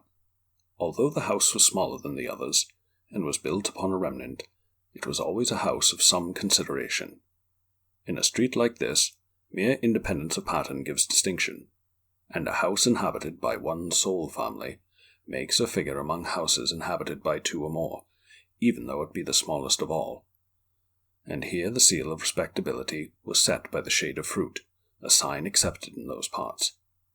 Now when people keep a house to themselves, and keep it clean, when they neither stand at the doors nor gossip across back fences, when, moreover, they have a well-dusted shade of fruit in the front window, and especially when they are 2 women who tell nobody their business, they are known at once for well-to-do, and are regarded with the admixture of spite and respect that is proper to the circumstances. They are also watched. Still, the neighbours knew the history of the Perkinses, mother and daughter, in its main features, with little disagreement, having told it to each other, filling in the details when occasion seemed to serve. Perkins, ere he died, had been a shipwright, and this was when the shipwrights were the aristocracy of the workshops, and he that worked more than 3 or 4 days a week was counted a mean slave. It was long, in fact, before depression, strikes, iron plates, and collective blindness had driven shipbuilding to the Clyde. Perkins had laboured no harder than his fellows, had married a tradesman's daughter, and had spent his money with freedom, and some while after his death his widow and daughter came to live in the small house, and kept a school for tradesmen's little girls in a back room over the wash-house. But as the school board waxed in power, and the tradesmen's pride and regard thereunto waned, the attendance, never large, came down to 2s and 3s. Then Mrs. Perkins met with her accident. A dweller in Stiller's Rents overtook her one night, and having vigorously punched her in the face and breast, kicked her and jumped on her for 5 minutes as she lay on the pavement. In the dark, it afterwards appeared, he had mistaken her for his mother. The one distinct opinion the adventure bred in the street was Mrs. Webster's, the little Bethelite, who considered it a judgment for sinful pride, for Mrs. Perkins had been a churchgoer, but the neighbours never saw Mrs. Perkins again. The doctor left his patient as well as she ever would be, but bedridden and helpless. Her daughter was a scraggy, sharp-faced woman of 30 or so, whose black dress hung from her hips as from a wooden frame, and some people got into the way of calling her Mrs. Perkins, seeing no other thus to honour. And meantime the school had ceased, although Miss Perkins essayed a revival, and joined a dissenting chapel to that end. Then, one day, a card appeared in the window, over the shade of fruit, with the legend, Pianoforte Lessons. It was not approved by the street. It was a standing advertisement of the fact that the Perkinses had a piano, which others had not. It also revealed a grasping spirit on the part of people able to keep a house to themselves, with red curtains and a shade of fruit in the parlour window, who, moreover, had been able to give up keeping a school because of ill health. The pianoforte lessons were 8 and 6pence a quarter, 2 a week. Nobody was ever known to take them but the relieving officer's daughter, and she paid 6pence a lesson, to see how she got on, and left off in 3 weeks. The card stayed in the window a fortnight longer, and none of the neighbours saw the cart that came in the night and took away the old cabinet piano with the channelled keys that had been fourth hand when Perkins bought it 20 years ago. Mrs. Clark, the widow who sewed far into the night, may possibly have heard a noise and looked, but she said nothing if she did. There was no card in the window next morning, but the shade of fruit stood primly respectable as ever. The curtains were drawn a little closer across, for some of the children playing in the street were used to flatten their faces against the lower panes, and to discuss the piano, the stuffed-bottom chairs, the antimacassars, the mantelpiece ornaments, and the loo table with the family Bible and album on it. It was soon after this that the Perkinses altogether ceased from shopping, ceased at any rate in that neighbourhood. Trade with them had already been dwindling, and it was said that Miss Perkins was getting stingier than her mother, who had been stingy enough herself. Indeed, the Perkins' demeanour began to change for the worse, to be significant of a miserly retirement and an offensive alienation from the rest of the street. One day the deacon called, as was his practice now and then, but being invited no further than the doorstep, he went away in dudgeon and did not return. Nor, indeed, was Miss Perkins seen again at chapel. Then there was a discovery. The spare figure of Miss Perkins was seldom seen in the streets, and then almost always at night, but on these occasions she was observed to carry parcels, of varying wrappings and shapes. Once, in broad daylight, with a package and newspaper, she made such haste past a shop window where stood Mrs. Webster and Mrs. Jones, that she tripped on the broken sole of one shoe, and fell headlong. The newspaper broke away from its pins, and although the woman reached and recovered her parcel before she rose, it was plain to see that it was made up of cheap shirts, cut out ready for the stitching. The street had the news the same hour, and it was generally held that such a taking of the bread out of the mouths of them that wanted it, by them that had plenty, was a scandal and a shame, and ought to be put a stop to. And Mrs. Webster, foremost in the setting right of things, undertook to find out whence the work came, and to say a few plain words in the right quarter. All this while nobody watched closely enough to note that the parcels brought in were fewer than the parcels taken out. Even a hand truck late one evening went unremarked, the door being round the corner and most people within. One morning, though, Miss Perkins, her best foot foremost, was venturing along a near street with an outgoing parcel, large and triangular, and wrapped in white drugget, when the relieving officer turned the corner across the way. The relieving officer was a man in whose system of etiquette the Perkinses had caused some little disturbance. His ordinary female acquaintances, not of course professional, he was in the habit of recognizing by a gracious nod. When he met the minister's wife, he lifted his hat, instantly assuming an intense frown in the event of irreverent observation. Now, he quite felt that the Perkinses were entitled to some advance upon the nod, although it would be absurd to raise them to a level with the minister's wife, so he had long since established a compromise. He closed his finger and thumb upon the brim of his hat and let his hand fall forthwith.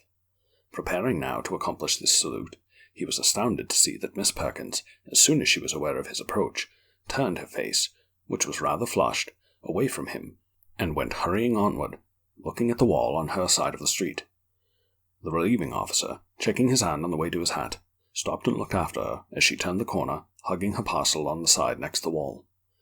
Then he shouldered his umbrella and pursued his way, holding his head high and staring fiercely straight before him, for a relieving officer is not used to being cut. It was a little after this that Mr. Crouch, the landlord, called. He had not been calling regularly, because of late Miss Perkins had left her 5 shillings of rent with Mrs. Crouch every Saturday evening. He noted with satisfaction the whitened sills and the shade of fruit, behind which the curtains were now drawn close and pinned together. He turned the corner and lifted the bright knocker. Miss Perkins half opened the door, stood in the opening, and began to speak. His jaw dropped. "Beg pardon, forgot something. Won't wait, call next week. Do just as well." And he hurried round the corner and down the street, puffing and blowing and staring. "Well, the woman frightened me," he afterward explained to Mrs. Crouch. "There's something wrong with her eyes, and she looked like a corpse. The rent wasn't ready, I could see that before she spoke, so I cleared out." "Perhaps something's happened to the old lady," suggested Mrs. Crouch. "Anyhow, I think the rent'd be all right." And he thought it would.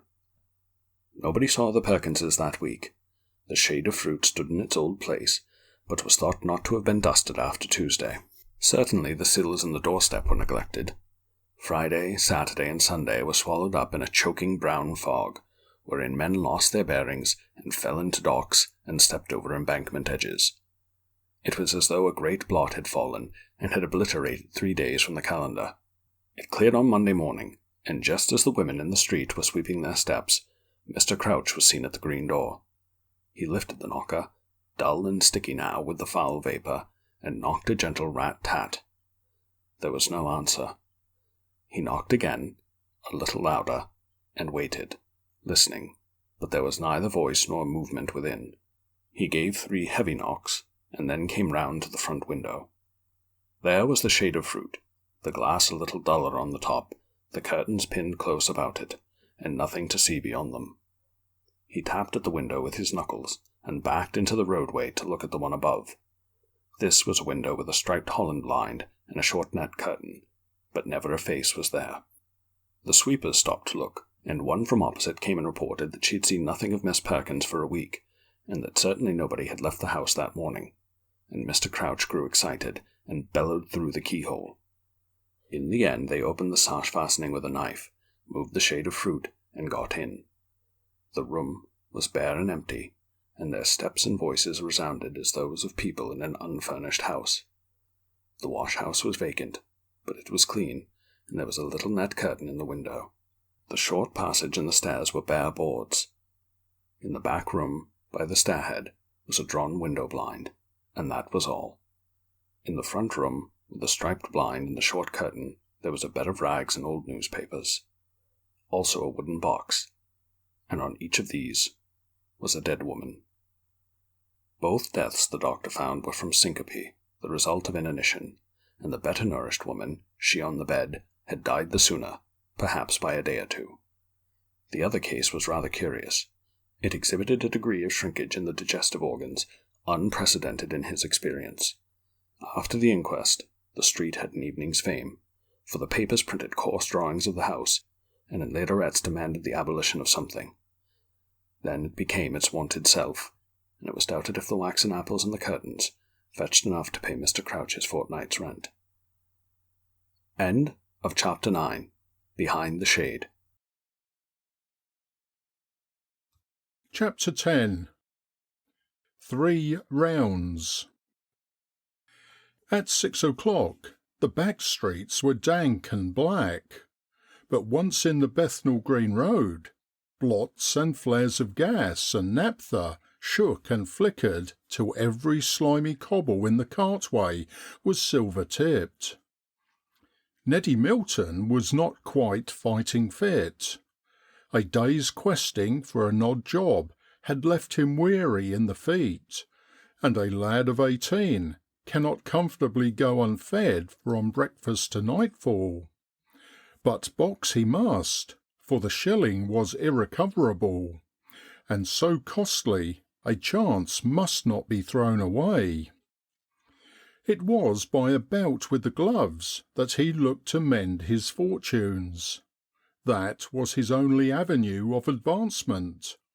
He could read and write quite decently, and in the beginning might even have been an office boy, if only the widow, his mother, had been able to give him a good send-off in the matter of clothes.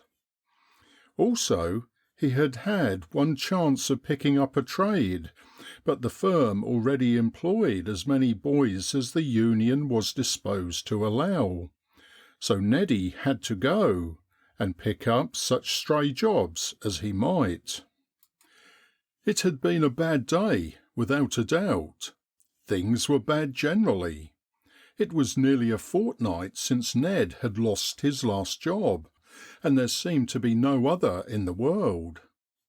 His mother had had no slop waistcoat finishing to do for 3 or 4 days, and he distinctly remembered that rather less than half a loaf was left after breakfast, so that it would never do to go home, for at such a time the old woman had a trick of pretending not to be hungry and of starving herself.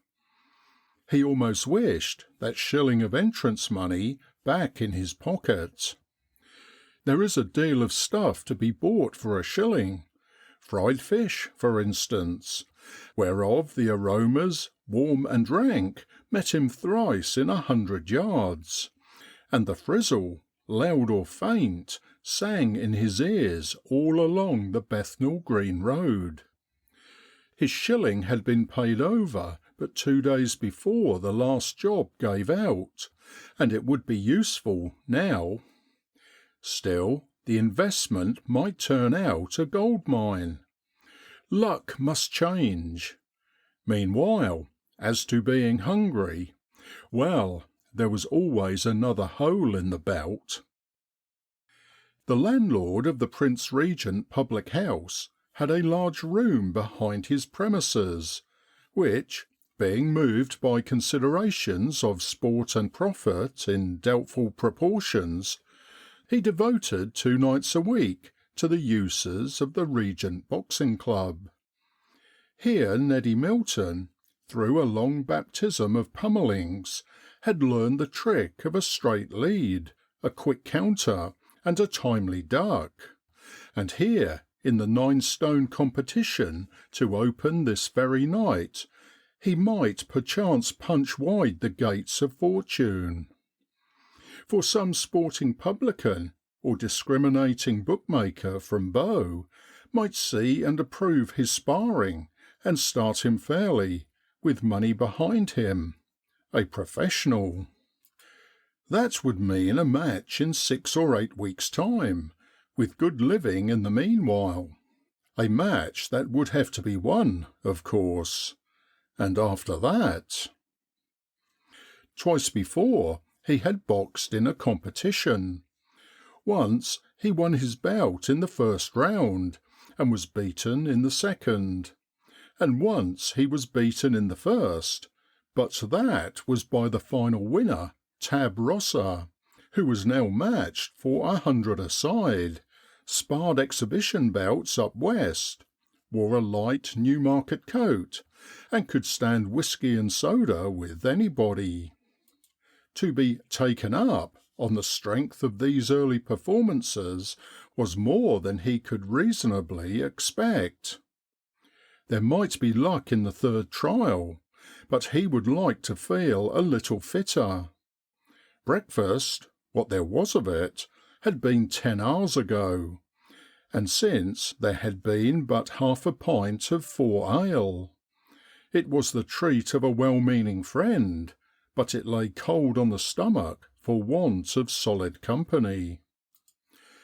Turning into Cambridge Road, he crossed and went on among the by-streets leading toward Globe Road. Now and again a slight aspersion of fine rain came down the gusts, and further damped his cap and shoulders and the ragged hair that hung over his collar. Also a cold spot under one foot gave him fears of a hole in his boot sole as he tramped in the chilly mud. In the Prince Regent there were many at the bar, and the most of them knew Neddy. "Why, oh Ned," said one lad with a pitted face, "you don't look much of a bleedin' champion. Ever drop a beer?" Ned took a sparing pull at the pot, and wiped his mouth on his sleeve. A large man behind him guffawed, and Neddy reddened high. He had heard the joke. The man himself was one of the very backers that might make one's fortune, and the man's companion thought it would be unsafe to back Neddy to fight anything but a beefsteak. "You drawed with Patsy Beard," one of Ned's friends informed him. "You left the buck up." This was bad. Patsy Beard, on known form, stood best chance of winning the competition, and to have met him at first set-off was ill luck, and no mistake. He was a thick-set little butcher, and there was just the ghost of a hope that he might be found to be a bit over the weight. A lad by the bar looked inquiringly in Ned's face, and then came toward him, shouldering him quietly out of the group. It was Sam Young, whom Neddy had beaten in an earlier competition. "Hungry, Neddy?" he asked in a corner. It was with a shamed face that Neddy confessed, for among those in peril of hunger, it is disgraceful to be hungry. Sam unpocketed a greasy paper enveloping a pallid sausage roll. "Have half of this," he said. It was a heavy and clammy thing, but Ned took it, furtively swallowed a large piece, and returned the rest with sheepish thanks. He did not turn again toward the others, but went through to the room where the ring was pitched. The proceedings began. First there were exhibition bouts, to play in the company. Neddy fidgeted. Why couldn't they begin the competition at once? When they did, his bout would be number 5. That would mean at least an hour of waiting, and the longer he waited, the less fit he would feel. In time, the exhibition sparring was ended, and the real business began. He watched the early bouts feverishly, feeling unaccountably anxious. The lads looked strong and healthy. Patsy Beard was as strong as any of them, and heavy. Could he stand it? This excited nervousness was new and difficult to understand. He had never felt like it before. He was almost trembling, and that lump of sausage roll had stuck halfway and made breathing painful work. Patsy Beard was at the opposite corner, surrounded by admirers. He was red-faced, well-fed, fleshy and confident. His short hair clung shinily about his bullet head. Neddy noted a small piece of court plaster at the side of his nose. Plainly there was a tender spot, and it must be gone for, be it cut or scratch or only pimple. On the left side, too, quite handy. Come, there was some comfort in that. He fell to watching the bout. It was a hard fight, and both the lads were swinging the right again and again for a knockout. But the pace was too hot, and they were soon breathing like men about to sneeze, wearily pawing at each other while their heads hung forward. Somebody jogged him in the back, and he found he must get ready. His dressing was simple. An ill-conditioned old pair of rubber gymnasium shoes replaced his equally ill-conditioned bulchers, and a cotton singlet his shirt, but his baggy corduroys, ragged at the ankles and doubtful at the seat, remained. Presently the last pair of boxers was brought into the dressing room, and one of the seconds, a battered old pug with one eye, at once seized Neddy. "Come along, young 'un," he said. "I'm your bloke. Got no flannels? All right, jump on the scales." There was no doubt as to the weight. He had scaled at 8 stone 13. Now it was 8 stone bare. Patsy Beard, on the other hand, weighed the full 9, without an ounce to spare. "You're giving him a stone," said the old pug. "All the more credit hiding of him. Here, let's shove 'em on. Feel 'em." He grinned and blinked his solitary eye as he pulled on Neddy's hand one of a very black and long-worn pair of boxing gloves. They were soft and flaccid. Neddy's heart warmed toward the one-eyed man, for well he knew from many knocks that the softer the glove, the harder the fist feels through it. "Softest pair in the place, so help me," grunted the second, with one glove hanging from his teeth. "My lad had 'em last time. Come on." He snatched a towel and a bottle of water, and hurried Neddy from the dressing room to the ring. Neddy sat in his chair in the ring corner and spread his arms on the ropes. while his second, arms uplifted, stood before him and ducked solemnly forward and back with the towel flicking overhead. While he was fanning, Neddy was still conscious of the lump of sausage roll in his chest.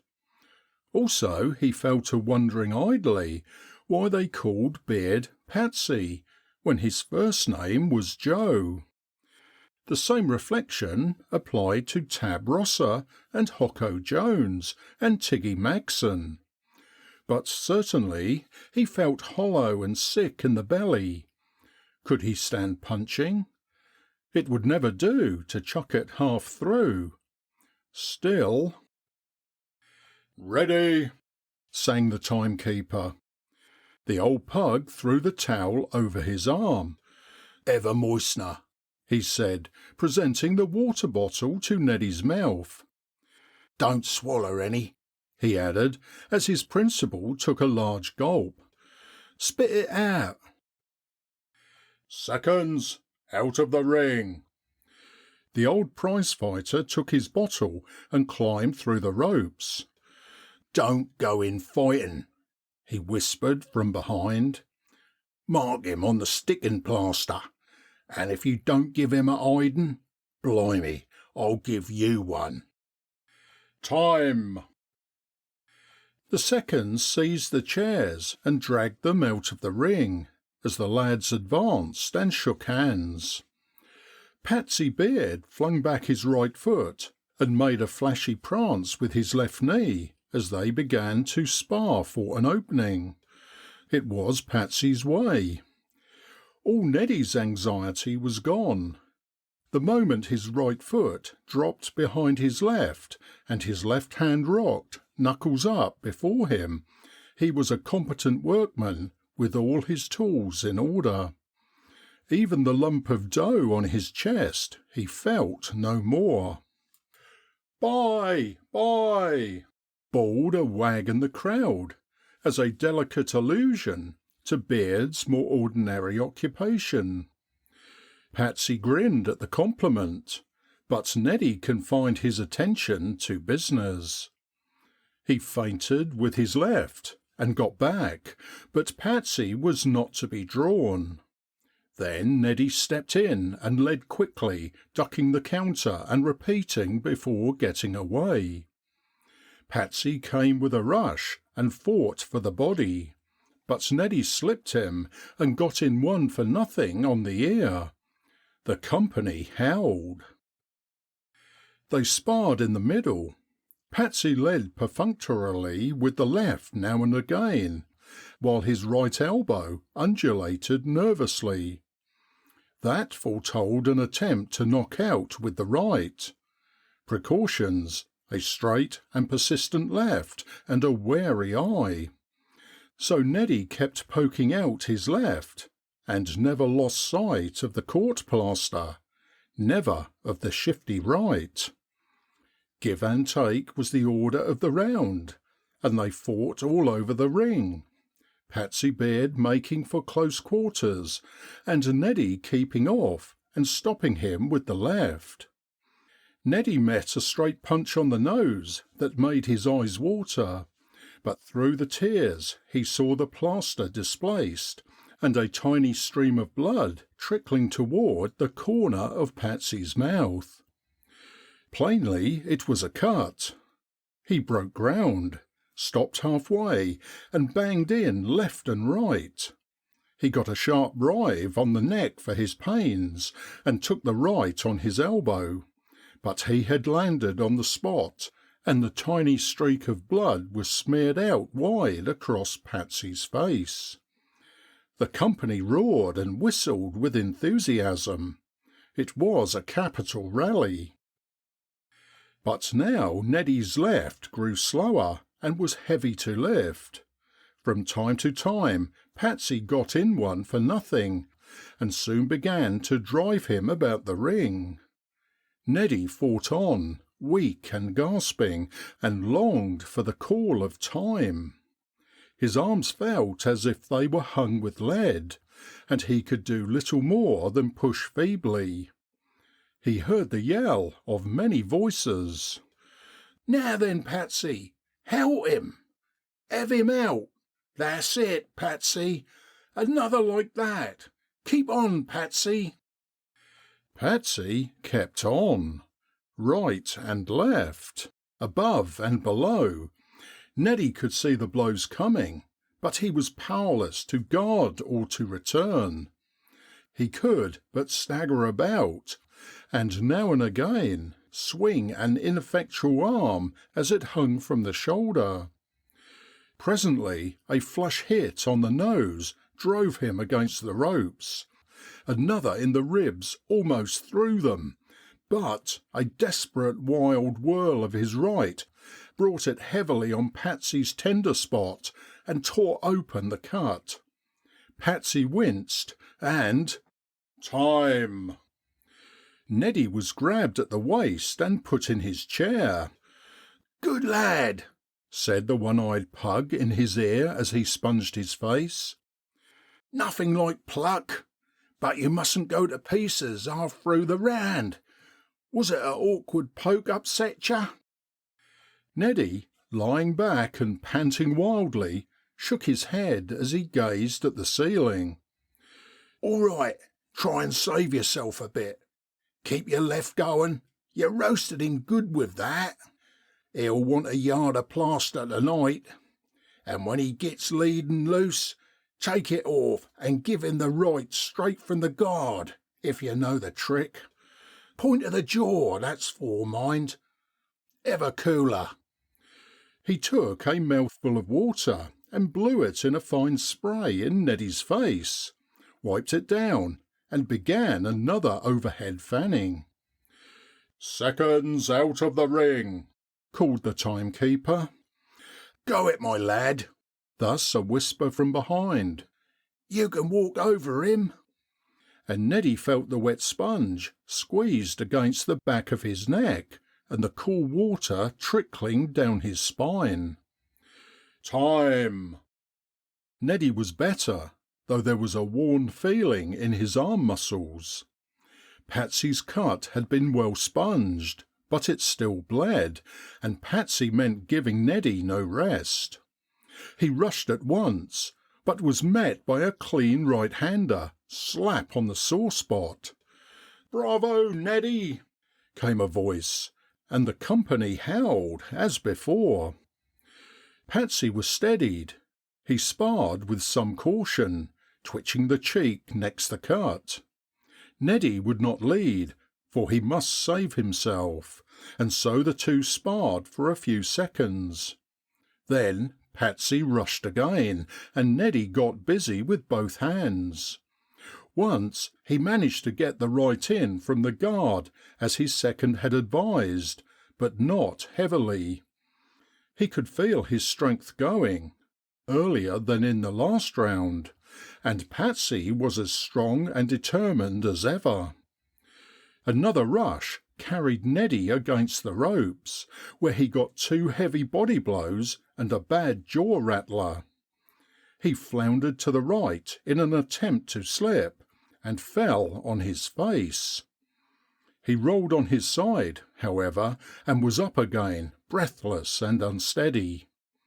There was a sickening throbbing in the crown of his head, and he could scarce lift his arms. But there was no respite. The other lad was at him again, and he was driven across the ring and back, blindly pushing his aching arms before him, while punch followed punch on nose, ears, jaws and body, till something began to beat inside his head, louder and harder than all beside, stunning and sickening him. He could hear the crowd roaring still, but it seemed further off, and the yells of "That's it, Patsy! Now you've got him! Keep at him! Help him this time!" came from some other building close by, where somebody was getting a bad licking. Somebody with no control of his legs, and no breath to spit away the blood from his nose as it ran and stuck over his lips. Somebody praying for the end of the 3 minutes that seemed 3 hours, and groaning inwardly because of a lump of cold lead in his belly that had once been sausage roll. Somebody to whom a few called, still in the other building, "Chuck it, Neddy, it's no good. Why don't you chuck it?" While others said, "Take him away, take him away."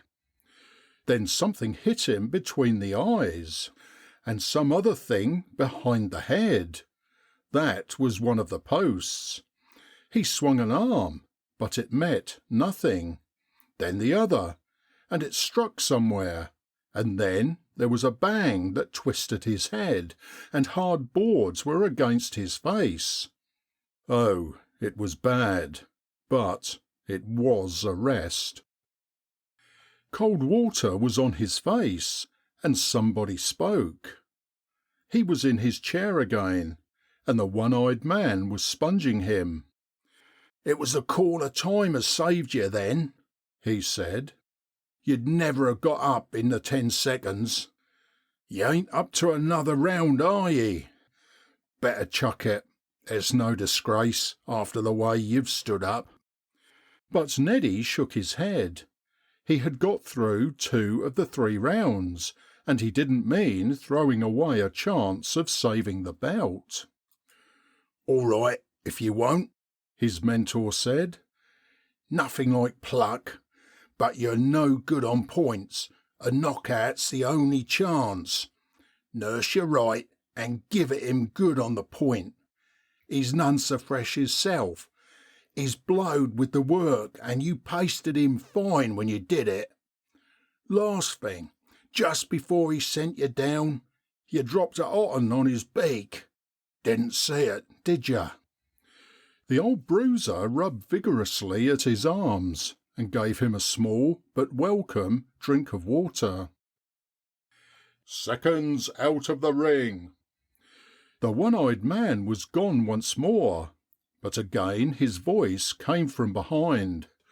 "Mind, give it him hard and give it him soon, and if you feel groggy, chuck it directly. If you don't, I'll drag you out by the slack of your trousers and disgrace you." "Time." Neddy knew there was little more than half a minute's boxing left in him, perhaps not so much. He must do his best at once. Patsy was showing signs of hard wear and still blew a little. His nose was encouragingly crimson at the nostrils, and the cut was open and raw. He rushed in with a lead which Neddy ducked and cross-countered, though ineffectually. There were a few vigorous exchanges, and then Neddy staggered back from a straight drive on the mouth. There was a shout of "Patsy!"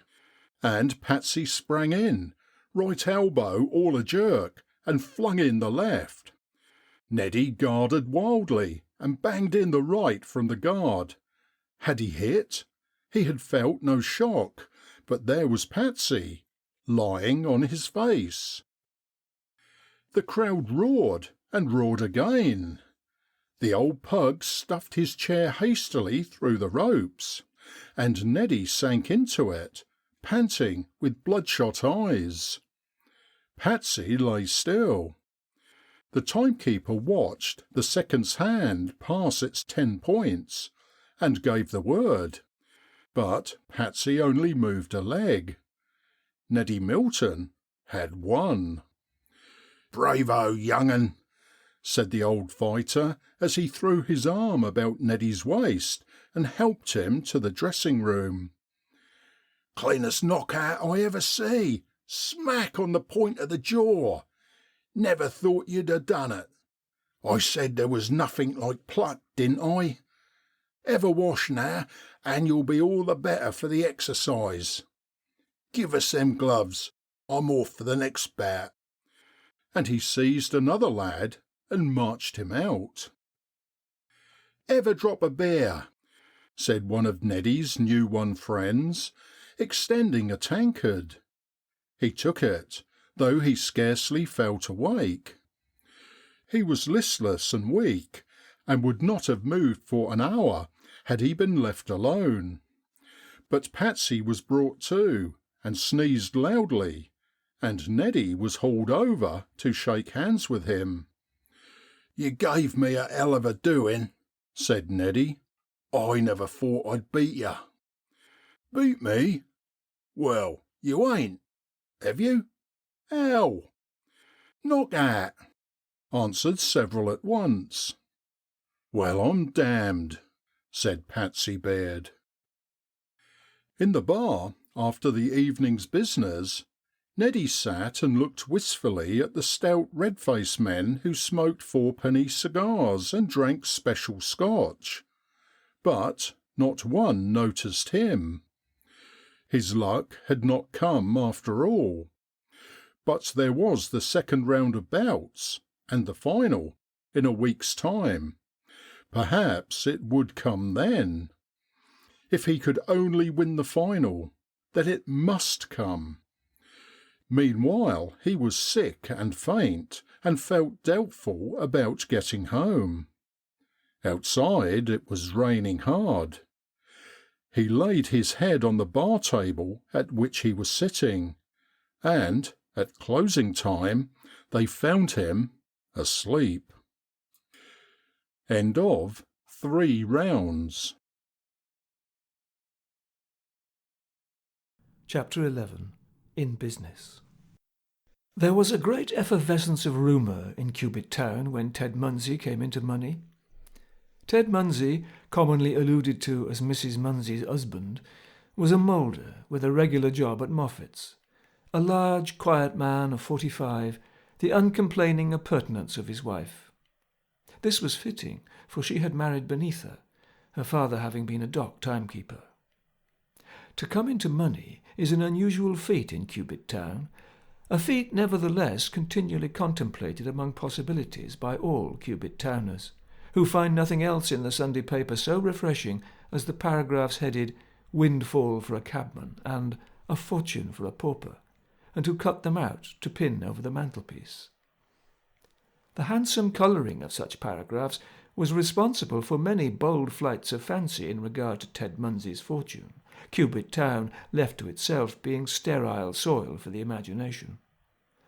Some said that the Munseys had come in for chests packed with banknotes on the decease of one of Mrs. Munsey's relations, of whom she was wont to hint. Others put it at a street full of houses as being the higher ideal of wealth. A few, more romantically given, imagined vaguely of ancestral lands at Halls, which Mrs. Munsey and her forebears had been done out of for many years by the lawyers. All of which Mrs. Munsey, in her hour of triumph, was at little pains to discount, although, in simple fact, the fortune was no more than a legacy of £100 from Ted's uncle, who had kept a public house in Deptford. Of the £100, Mrs. Munsey took immediate custody. There was no guessing what would have become of it in Ted's hands. Probably it would have been, in chief part, irrevocably lent. Certainly it would have gone and left Ted a moulder at Moffat's as before. With Mrs. Munsey there was neither hesitation nor difficulty. The obvious use of £100 was to put its possessors into business, which meant a shop, to elevate them socially at a single bound beyond the many grades lying between the moulder and the small tradesman. Wherefore the Munseys straightway went into business. Being equally ignorant of every sort of shopkeeping, they were free to choose the sort they pleased, and thus it was that Mrs. Munsey decided upon drapery and haberdashery, Ted's contribution to the discussion being limited to a mild hint of greengrocery and coals, instantly suppressed as low. Nothing could be more genteel than drapery, and it would suit the girls. General chandlery, sweetstuff, oil, and firewood, all these were low comparatively. Drapery it was, and quickly, for Mrs. Munsey was not wont to shilly-shally. An empty shop was found in Bromley, was rented, and was stocked as far as possible. Tickets were hung upon everything, bearing a very large main figure with a very small 3 farthings beside it, and the thing was done. The stain of moulding was washed from the scutcheon. The descent thereunto from dock timekeeping was redeemed 5-fold. Dock timekeeping itself was left far below, with carpentering, shipwriting, and engine fitting. The Munseys were in business. Ted Munsey stood about helplessly and stared, irksomely striving not to put his hands in his pockets, which was low, any lapse being instantly detected by Mrs. Munsey, who rushed from all sorts of unexpected places and corrected the fault vigorously. "I didn't go for to do it, Maria," he explained penitently. "It's a habit. I'll get out of it soon. I don't look well, I know, in a business, but it do seem a comfort somehow." "Ah, you and your comfort. A lot you study my comfort, Edward." For he was Ted no more. "A toiling and a moiling, with everything to think of myself, while you look on with your hands in your pockets. Do try and not look like a stuck ninny, do."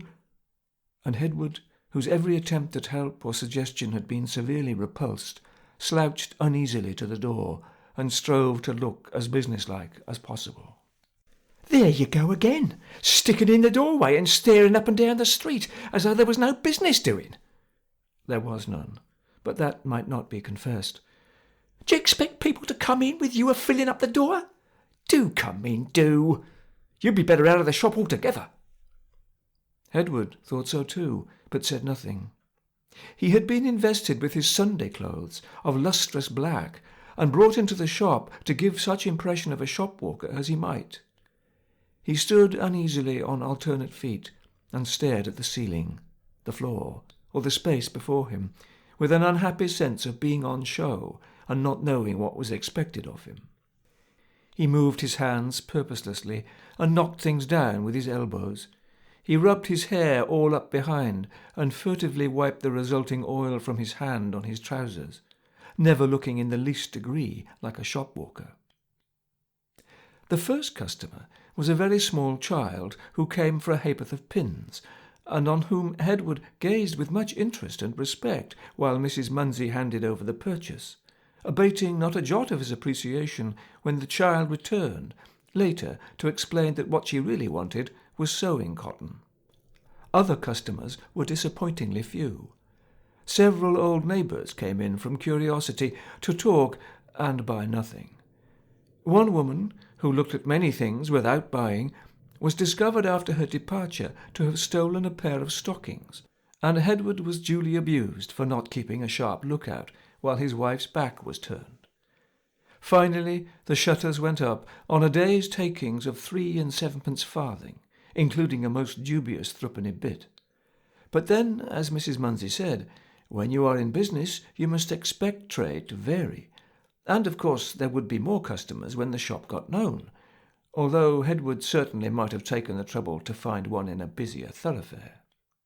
Edward, whose opinion in that matter, as in others, had never been asked, retired to the backyard to smoke a pipe, a thing he had been pining for all day, but was quickly recalled, the pipe being a clay, upon Mrs. Munsey's discovery that the act could be observed from a neighbour's window. He was continually bringing the family into disgrace, and Mrs. Munsey despaired aloud over him far into the night. The days came and went, and trade varied, as a fact, very little indeed. Between 3 and 7pence farthing and nothing, the scope for fluctuation is small, and for some time the first day's record was never exceeded. But on the 5th day a customer bought nearly 7 shillings worth all at once. Her husband had that day returned from sea with money, and she, after months of stint, indulged in an orgy of haberdashery at the nearest shop. Mrs. Munsey was reassured. Trade was increasing. Perhaps an assistant would be needed soon, in addition to the 2 girls. Only the younger of the girls, by the by, had as yet taken any active interest in the business. Emma, the elder, spending much of her time in a bedroom, making herself unpresentable by inordinate blubbering. This was because of Mrs. Munsey's prohibition of more company-keeping with Jack Page. Jack was a plumber, just out of his time, rather a catch for a moulder's daughter, but impossible, of course, for the daughter of people in business, as Emma should have had the proper feeling to see for herself. This Emma had not. She wallowed in a luxury of woe, exacerbated on occasions to poignancy by the scoldings and sometimes by the thumpings of her ma, and neglected even the select weekly quadrille class, membership whereof was part of the novel splendour. But there was never again a 7-shilling customer. The state of trade perplexed Mrs. Munsey beyond telling. Being in business, one must, by the circumstance, have a genteel competence. This was an elementary axiom in Cubitt Town. But where was the money? What was the difference between this and other shops? Was a screw loose anywhere? In that case, it certainly could not be her fault, wherefore she nagged Hedward. One day, a polite young man called in a large pony trap and explained the whole mystery. Nobody could reasonably expect to succeed in a business of this sort who did not keep a good stock of the fancy aprons and lace bows made by the firm he was charged to represent. Of course he knew what business was, and that cash was not always free, but that need never hinder transactions with him. 3 months' credit was the regular thing with any respectable, well-established business concern, and in 3 months one would certainly sell all the fancy aprons and lace bows of this special kind and price that one had room for. And he need scarcely remind a lady of Mrs. Munsey's business experience that fancy aprons and lace bows, of the right sort, were by far the most profitable goods known to the trade. Everybody knew that. Should they say a gross of each, just to go on with? No? Well then, half a gross. These prices were cut so near that it really did not pay to split the gross, but this time, to secure a good customer, he would stretch a point. Mrs. Munsey was enlightened. Plainly the secret of success in business was to buy advantageously, in the way the polite young man suggested, sell at a good price, and live on the profits, merely paying over the remainder at the end of 3 months. Nothing could be simpler. So she began the system forthwith. Other polite young men called, and further certain profits were arranged for on similar terms. The weak spot in the plan was the absence of any binding arrangement with the general public, and this was not long in discovering itself. Nobody came to buy the fancy aprons and the lace bows, tempting as they might seem.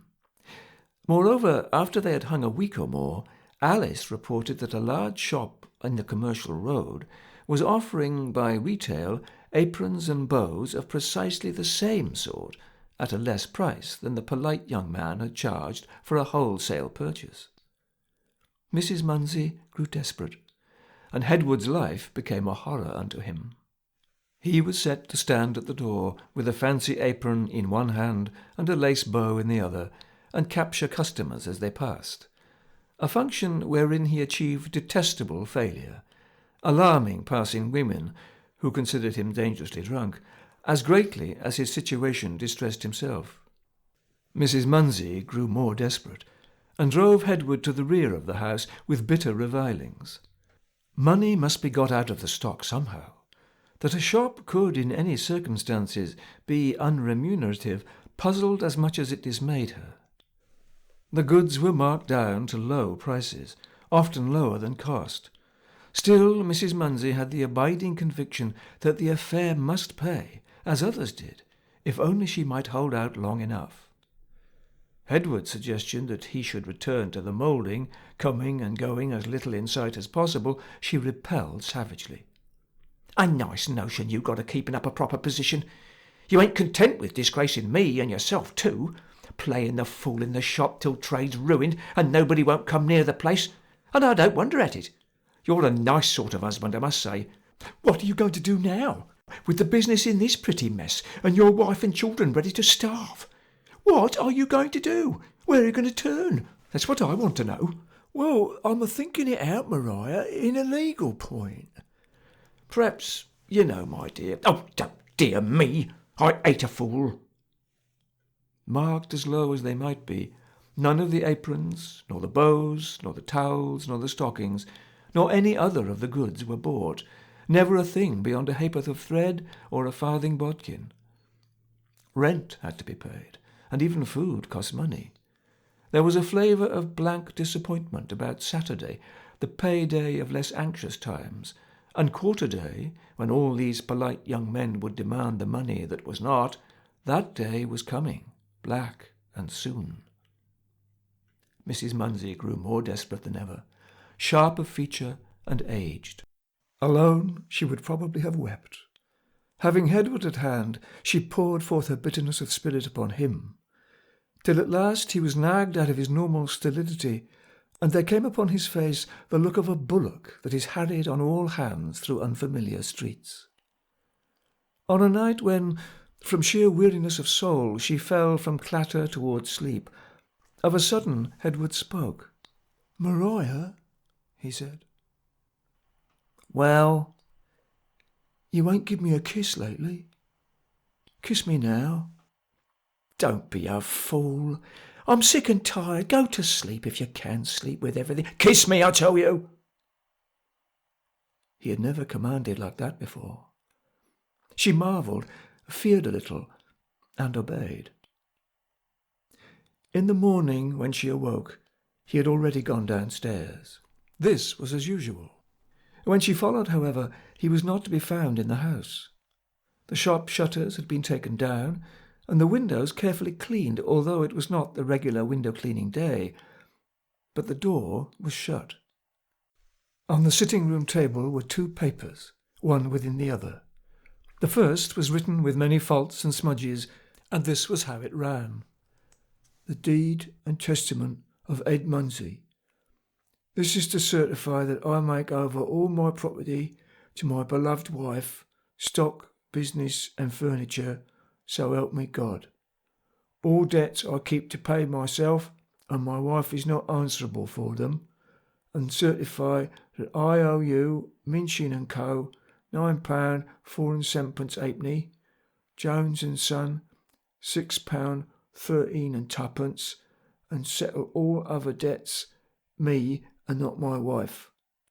I owe you, Ed Munsey." The other was a letter. "My dear wife, I have done this legal document after thinking it out. It will make you all right, having all made over, and me still owe the debts, not you, as you can pull round the business as you said with time. And if you do not see me again, will you pay the debts when it is pulled round, as we have been always honest and straight? I should wish for Emma to keep company with John Page. If can be managed, he might be shop walker, and you will soon all be rich swells, I know. So no more from yours affectionate husband, Ed Munsey.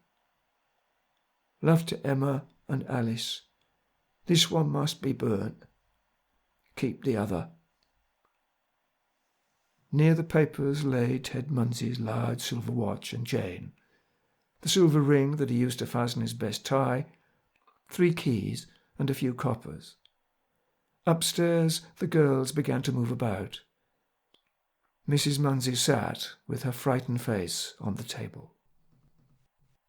End of chapter 11. Chapter 12. The Red Cow Group. The Red Cow Anarchist Group no longer exists. Its leading spirit appears no more among his devoted comrades, and without him they are ineffectual. He was but a young man, this leading spirit. His name, by the by, was Socher. But of his commanding influence among the older but unlettered men about him, read and judge. For themselves, they had long been plunged in a beery apathy, neither regarding nor caring for the fearful iniquities of the social system that oppressed them.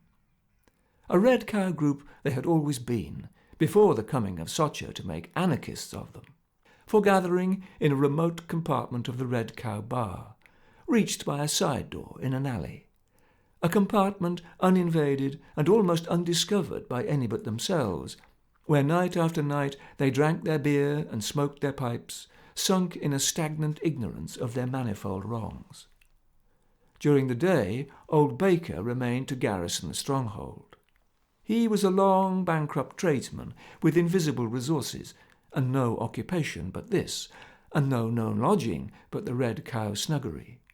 There he remained all day and every day, holding the fort, as he put it, with his nose, a fiery signal of possession, never 2 feet from the rim of his pot, while Jerry Shand was carrying heavy loads in Columbia Market, while Gunno Poulsen was running for a bookmaker in Fleet Street, while Snorky was wherever his instinct took him, doing whatever paid best and keeping out of trouble as long as he could, and while the rest of the group, 2 or 3, picked a living out of the London heap in ways and places unspecified.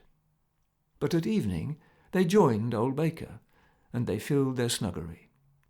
Their talk was rarely of politics, and never of social problems. Present and immediate facts filled their whole field of contemplation. Their accounts were kept, and their references to pecuniary matters were always stated in terms of liquid measure. Thus, 4pence was never spoken of in the common way. It was a quart, and a quart was the monetary standard of the community, even as 2pence was a pint, and 8pence was half a gallon. It was Snorky who discovered Socher, and it was with Snorky that revolutionary appeared before the Red Cow group with his message of enlightenment. Snorky, who was christened something else that nobody knew or cared about, had a trick of getting into extraordinary and unheard-of places in his daily quest of quartz, and he had met Socher in a loft at the top of a house in Berners Street, Shadwell. It was a loft where the elect of anarchism congregated nightly, and where everybody lectured all the others. Socher was a very young anarchist, restless by reason of not being sufficiently listened to, and glad to find outsiders to instruct and to impress with a full sense of his sombre, mystic daredevilry.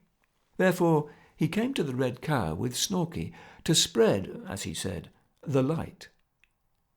He was not received with enthusiasm, perhaps because of a certain unlaundered aspect of person, remarkable even to them of the Red Cow group. Grease was his chief exterior characteristic, and his thick hair, turning up over his collar, seemed to have lain for long unharried of brush or comb. His face was a sebaceous trickle of long features, and on his hands there was a murky deposit that looked like scales. He wore, in all weathers, a long black coat with a rectangular rent in the skirt, and his throat he clipped in a brown neckerchief that on a time had been of the right anarchist red. But no want of welcome could abash him. Here, indeed, he had an audience that did not lecture on its own account, a crude audience that might take him at his own valuation. So he gave it to that crude audience, hot and strong. They and he were the salt of the earth, bullied, plundered, and abused. Down with everything that wasn't down already. And so forth, and so on. His lectures were continued. Every night it was the same as every other, and each several chapter of his discourse was a repetition of the one before. Slowly the Red Cow group came round. Plainly other people were better off than they, and certainly each man found it hard to believe that anybody else was more deserving than himself. "Why are we poor?" asked Socher, leaning forward and jerking his extended palm from one to another, as though attempting a hasty collection. "I ask you straight, why are we poor? Why is it, my friends, that often and often you'll find you ain't got a penny in your pocket, not for to get a crust of bread or half a pint of reasonable refreshment? How is that happens? Again, I ask, how?" Snorky, with a feeling that an answer was expected from somebody, presently murmured, "No mugs," which encouraged Gunno Poulsen to suggest, "Backer's all stony broke." Jerry Shand said nothing, but reflected on the occasional result of a day on the loose. Old Baker neither spoke nor thought. "I tell you, me friends, it's 'cause of the rotten state of society. Why do you allow the lazy, idle, dirty, do-nothing upper classes, as they call themselves, to reap all the benefits of your toil, while you slave and slave to keep them in luxury and starve yourselves? Why don't you go and take your shares of the wealth lying around you?" There was another pause. Gunno Poulsen looked at his friends, one after another, spat emphatically, and said, "Coppers. Because of the brute force as the privileged classes is edged themselves in with, that's all. Because of the paid myrmidons armed and kept to make slaves of the people. Because of the magistrates and police. Then why not get rid of the magistrates and police? They're no good, are they? Who wants them? I ask, who?" "They are a nuisance," admitted Snorky, who had done a little time himself. He was a mere groundling, and persisted in regarding the proceedings as simple conversation, instead of an oration with pauses at the proper places. "Nobody wants 'em. Nobody as is any good. They don't have 'em, me friends. Don't have 'em. It all rests with you. Don't have no magistrates, nor police, nor government, nor parliament, nor monarchy, nor county council, nor nothing. Make a clean sweep of 'em. Blow 'em up. Then you'll have your rights. The time's coming, I tell you. It's coming. Take my word for it. Now you toil and slave. Then everybody will have to work, whether he likes it or not, and 2 hours of work a day will be all you'll have to do." Old Baker looked a little alarmed, and for a moment paused in his smoking. 2 hours a day at most, that's all, and all your wants provided for, free and liberal. Some of the group gave a licorice look across the bar. No authority, no government, no privilege, and nothing to interfere. Free contract between man and man, subject to free revision and change. "What's that?" demanded Jerry Shand, who was the slowest convert. "Why, that," Sotcher explained, "means that everybody can make what arrangements with his fellow man he likes for to carry on the business of life. But nothing can't bind you. You chuck over the arrangement if it suits best." "Ah," said Gunnar Poulsen musically, rotating his pot horizontally before him to stir the beer. "That'd be handy sometimes. They call it Welshing now." The light spread fast and free, and in a few nights the Red Cow group was a very promising little bed of anarchy. Sotcher was at pains to have it reported at 2 places west of Tottenham Court Road, and at another in Dean Street, Soho, that at last a comrade had secured an excellent footing with a party of the proletariat of East London, hitherto looked on as hopeless material. More, that an early manifestation of activity might be expected in that quarter.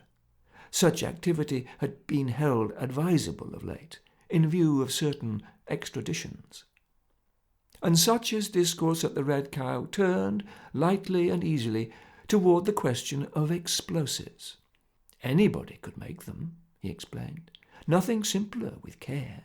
And here he posed at large in the character of mysterious desperado, the wonder and admiration of all the Red Cow group. They should buy nitric acid, he said, of the strongest sort, and twice as much sulphuric acid. The shops where they sold photographic materials were best and cheapest for these things, and no questions were asked. They should mix the acids and then add, gently, drop by drop, the best glycerin, taking care to keep everything cool, after which the whole lot must be poured into water to stand for an hour. Then a thick, yellowish, oily stuff would be found to have sunk to the bottom, which must be passed through several pails of water to be cleansed. And there it was, a terrible explosive. You handled it with care and poured it on brick dust or dry sand or anything of that sort that would soak it up, and then it could be used with safety to the operator. The group listened with rapt attention, more than one pot stopping halfway on its passage mouthwards.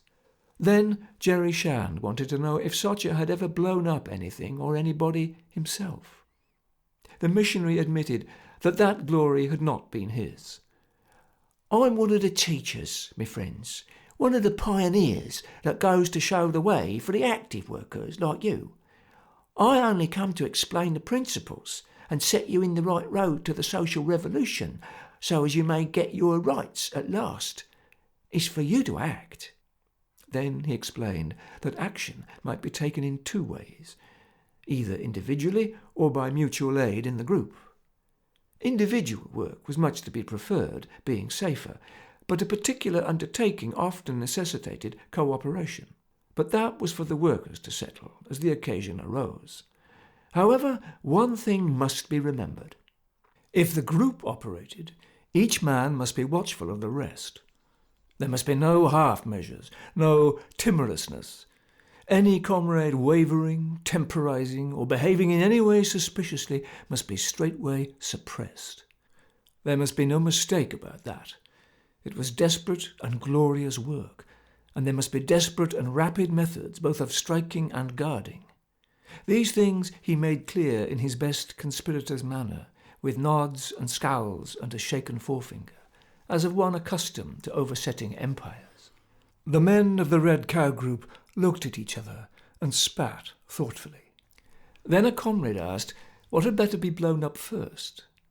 Socha's opinion was that there was most glory in blowing up people, in a crowd or at a theatre. But a building was safer, as there was more chance of getting away. Of buildings, a public office was probably to be preferred, something in Whitehall, say, or a bank. Nobody seemed to have tried a bank. He offered the suggestion now. Of course, there were not many public buildings in the East End, but possibly the group would like to act in their own neighbourhood. It would be a novelty and would attract notice. The question was one for their own decision, independent freedom of judgment being the right thing in these matters. There were churches, of course, and the factories of the bloated capitalist. Particularly he might suggest the gasworks close by. There was a large gasometer abutting on the street, and probably an explosion there would prove tremendously effective, putting the lights out everywhere and attracting great attention in the papers. That was glory. Jerry Shand hazarded a remark about the lives of the men in the gasworks, but Socha explained that that was a trivial matter. Revolutions were never accomplished without bloodshed, and a few casual lives were not to be weighed in the balance against the glorious consummation of the social upheaval. He repeated his contention when some weaker comrade spoke of the chance of danger to the operator, and repeated it with the proper scorn of the soft-handed pusillanimity that shrank from danger to life and limb in the cause. Look at the glory, and consider the hundredfold vengeance on the enemy in the day to come. The martyr's crown was his, who should die at the post of duty. His eloquence prevailed. There were murmurs no more. "Here, tell us the name of the stuff again," broke out Gunnar Poulsen, resolutely feeling for a pencil and paper. "Blimey, I'll make some tomorrow." He wrote down the name of the ingredients with much spelling. "Thick, yellow, oily stuff, ain't it, what you make?" he asked. "Yes, and keep it cool." The group broke up, stern and resolute, and Socha strode to his home exultant, a man of power. For the next night or two, the enthusiasm at the Red Cow was unbounded. There was no longer any questioning of principles or action. Every man was an eager anarchist, strong and devoted in the cause. The little chemical experiment was going on well, Gunnar Poulsen reported, with confident nods and winks. Socha repeated his discourse as a matter of routine to maintain the general ardour, which had, however, to endure a temporary check as a result of a delicate inquiry of Snorky's as to what funds might be expected from headquarters. For there were no funds, said Socha, somewhat surprised at the question. "What?" demanded Jerry Shand, opening his mouth and putting down his pipe. "Ain't we going to get nothing for all this?" They would get the glory, Socha assured him, and the consciousness of striking a mighty blow at this and that and the other, but that was all. And instantly the faces of the group grew long. "But," said old Baker, "I thought all you blokes always got something from the committee." There was no committee, and no funds. There was nothing but glory and victory and triumph and the social revolution, and things of that kind. For a little the comrades looked at each other awkwardly, but they soon regained their cheerfulness, with zeal no whit abated. The sitting closed with promises of an early gathering for the next night. But when the next night came, Socha was later than usual. "Hello!" shouted Gunnar Poulsen as he entered. Here you are at last. We've had to do important business without you. See," he added in a lower tone, "here's the stuff." And he produced an old physic bottle, nearly full of thick yellowish fluid. Sotcher started back half a pace and slightly paled. "Don't shake it," he whispered hoarsely. "Don't shake it, for God's sake. What you bring it here for like that? It's awful stuff. Blimey." He looked uneasily about the group and wiped his forehead with the back of his hand. I thought you'd get the job over soon as the stuff was ready. Here, my God," he squeaked under his breath. "Don't put it down hard on the table like that. It's such awful stuff." He wiped his forehead again, and still standing, glanced once more apprehensively round the circle of impassive faces. Then, after a pause, he asked with an effort, What you going to do now?" "Blow up the bleeding gasworks, of course," answered Gunnar Poulsen complacently. "Here's a penn'orth of silver sand, and a backer canister, and some wire, and a big cracker with a long touch paper, so as to stick out the canister lid. That ought to set it off, oughtn't it? Here, you pour the stuff over the sand, don't you?" And he pulled out the cork and made ready to mix. Hold on, don't! Wait a bit, for God's sake," cried Sotcher in a sweat of terror. You don't know what awful stuff it is, so help me you don't. You'll blow us all up if you don't keep it still. You'll want some other things. I'll go and...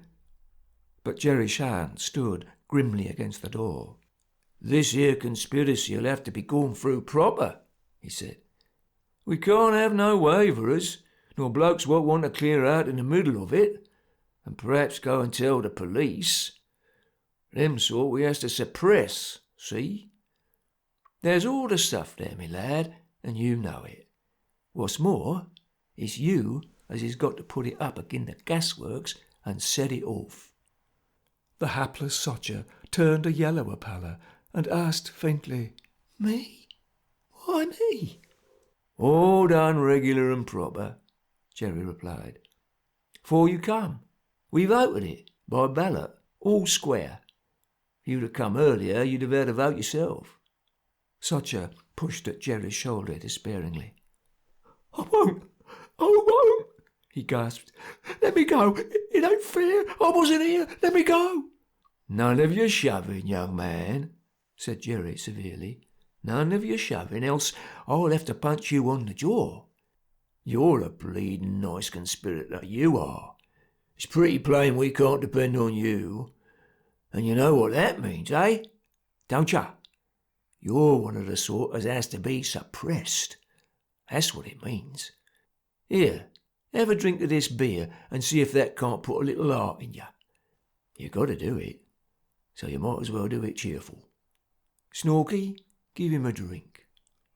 But the wretched revolutionary would not drink. He sank in a corner, the furthest from the table where Gunnar Poulsen was packing his dreadful canister, a picture of stupefied affright. Presently he thought of the bar, a mere yard of counter in an angle of the room with a screen standing above it, and conceived a wild notion of escape by scrambling over. But scarce had he risen ere the watchful Jerry divined his purpose. "Hold him, Snorky," he said. "Keep him in the corner, and if he won't drink that beer, pour it over his head." Snorky obeyed, gravely and conscientiously, and the bedraggled Sotcher, cowed from protest, whined and sobbed desolately. When all was ready, Jerry Shan said, "I suppose it's no good asking you to do it willing, like a man." "Let me go. I ain't well, so help me I ain't. I might do it wrong. I'm a teacher, a speaker, not the active branch, swelp me. Put it off for tonight. Wait till tomorrow. I ain't well, and you're very hard on me." "Desperate work, desperate ways," Jerry replied laconically. "You're behaving very suspicious, and you're rebelling agin the orders of the group. There's only one physic for that, ain't there, in the rules? You've got to be suppressed. Question is, how?" We'll have to kill him quiet somehow, he proceeded, turning to the group. Quiet and quick. It's my belief he's spying for the police and wants to get out to split on us. Question is, how to do for him? Sotcher rose, a staring spectre. He opened his mouth to call, but there came forth from it only a dry murmur. Hands were across his mouth at once, and he was forced back into the corner. One suggested a clasp knife at the throat, another a stick in his neckerchief, twisted to throttling point. But in the end it was settled that it would be simpler and would better destroy all traces to dispatch him in the explosion, to tie him to the canister, in fact. A convulsive movement under the men's hands decided them to throw more beer on Sotcher's face, for he seemed to be fainting. Then his pockets were invaded by Gunnar Poulsen, who turned out each in succession. You won't have no use for money where you're going, he observed callously. Besides, it'll be blowed to bits and no use to nobody. Look at the bloke at Greenwich, how his things was blowed away. Hullo, here's 2 half-crowns and some tanners. 7 and threepence altogether with the brands. This is a bloke what ain't got no funds. This'll be divided on free and equal principles to help pay for that beer you've wasted. Hold up, old man. Think of the glory. Perhaps you're all right, but it's best to be on the safe side. And dead blokes can't split to the coppers. And you mustn't forget the glory. You have to shed blood in a revolution, and a few odd lives more or less don't matter. Not a single damn. Keep your eye on the bleeding glory. They'll have photos of you in the papers. All the broken bits in a heap. Facsimilers found on the spot. What a comfort that'll be. But the doomed creature was oblivious, prostrate, a swooning heap. They ran a piece of clothesline under his elbows and pulled them together tight. Then they hobbled his ankles and took him among them through the alley and down the quiet street, singing and shouting their loudest as they went, in case he might sufficiently recover his powers to call for help. But he did not. And there in the shadow, at the foot of the great gasometer, they flung him down with a parting kick and a barbarous knock on the head to keep him quiet for those few necessary moments. Then the murderous canister, bound with wire, was put in place. The extruding touch paper was set going with a match, and the Red Cow anarchist disappeared at a run, leaving their victim to his fate. Presently, the policeman on that beat heard a sudden report from the neighbourhood of the gasworks and ran to see what it might mean. The next morning, Alfred Sotcher was charged at the Thames Police Court as a drunk and incapable. He had been found in a helpless state near the gasworks, and appeared to have been tied at the elbows and ankles by mischievous boys, who had also, it seemed, ignited a cracker nearby where he lay. The divisional surgeon stated that he was called to the prisoner and found him tearful and incoherent, and smelling strongly of drink. He complained of having been assaulted in a public house, but could give no intelligible account of himself. A canister found by his side appeared to contain a mixture of sand and castor oil, but prisoner could not explain how it came there. The magistrate fined him 5 shillings, with the alternative of 7 days, and as he had no money, he was removed to the cells. End of chapter 12. Chapter 13. The house had been genteel. When trade was prospering in the East End, and the ship fitter or block-maker thought it no shame to live in the parish where his workshop lay, such a master had lived here. Now it was a tall, solid, well-bricked, ugly house, grimy and paintless in the joinery, cracked and patched in the windows, where the front door stood open all day long, and the womankind sat on the steps, talking of sickness and deaths, and the cost of things, and treacherous holes lurked in the carpet of road soil on the stairs and in the passage, For when 8 families live in a house, nobody buys a doormat. And the street was one of those streets that are always muddy. It smelt, too, of many things, none of them pleasant. One was fried fish. But for all that, it was not a slum. 3 flights up, a gaunt woman with bare forearms stayed on her way to listen at a door which, opening, let out a warm, fetid waft from a close sick room. A bent and tottering old woman stood on the threshold, holding the door behind her. "And is he no better now, Mrs. Curtis?" the gaunt woman asked with a nod at the opening. The old woman shook her head and pulled the door closer. Her jaw waggled loosely in her withered chaps. "Nor won't be till he's gone." Then, after a certain pause, "He's gone," she said. "Don't doctor give no hope?" "Lor bless me, I don't want to ask no doctors," Mrs. Curtis replied, with something not unlike a chuckle. "I've seen too many of 'em. The boys are going fast. I can see that. And then—" She gave the handle another tug and whispered, "He's been called." She nodded amain. 3 sprit knocks on the bedhead last night, and I know what that means." The gaunt woman raised her brows and nodded. "Ah, well," she said, "we all on us come to it some day, sooner or later, and it's often an happy release." The 2 looked into space beyond each other, the elder with a nod and a croak. Presently the other pursued, "He's been a very good son, ain't he?" Aye, well enough son to me," responded the old woman, a little peevishly. "And I'll have 'em put away decent, though there's only the Union for me after. I can do that, thank God," she added, meditatively, as, chin on fist, she stared into the thickening dark over the stairs. "When I lost my poor husband," said the gaunt woman, with a certain brightening, "I gave him an handsome funeral. He was an odd feller, and I got £12. I had a oak coffin and an open hearse.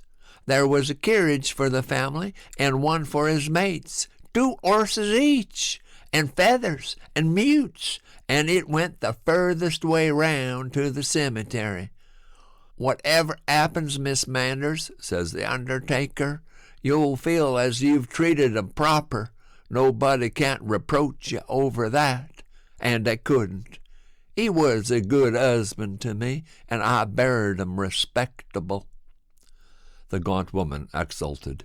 The old story of Mander's funeral fell upon the other one's ears with a freshened interest, and she mumbled her gums ruminantly. "Bob'll have an handsome funeral, too," she said. "I can make it up with the insurance money and this and that. Only I don't know about mutes. It's an expense." In the East End, when a woman has not had enough money to buy a thing much desired, she does not say so in plain words. She says the thing is an expense, or a great expense. It means the same thing, but it sounds better.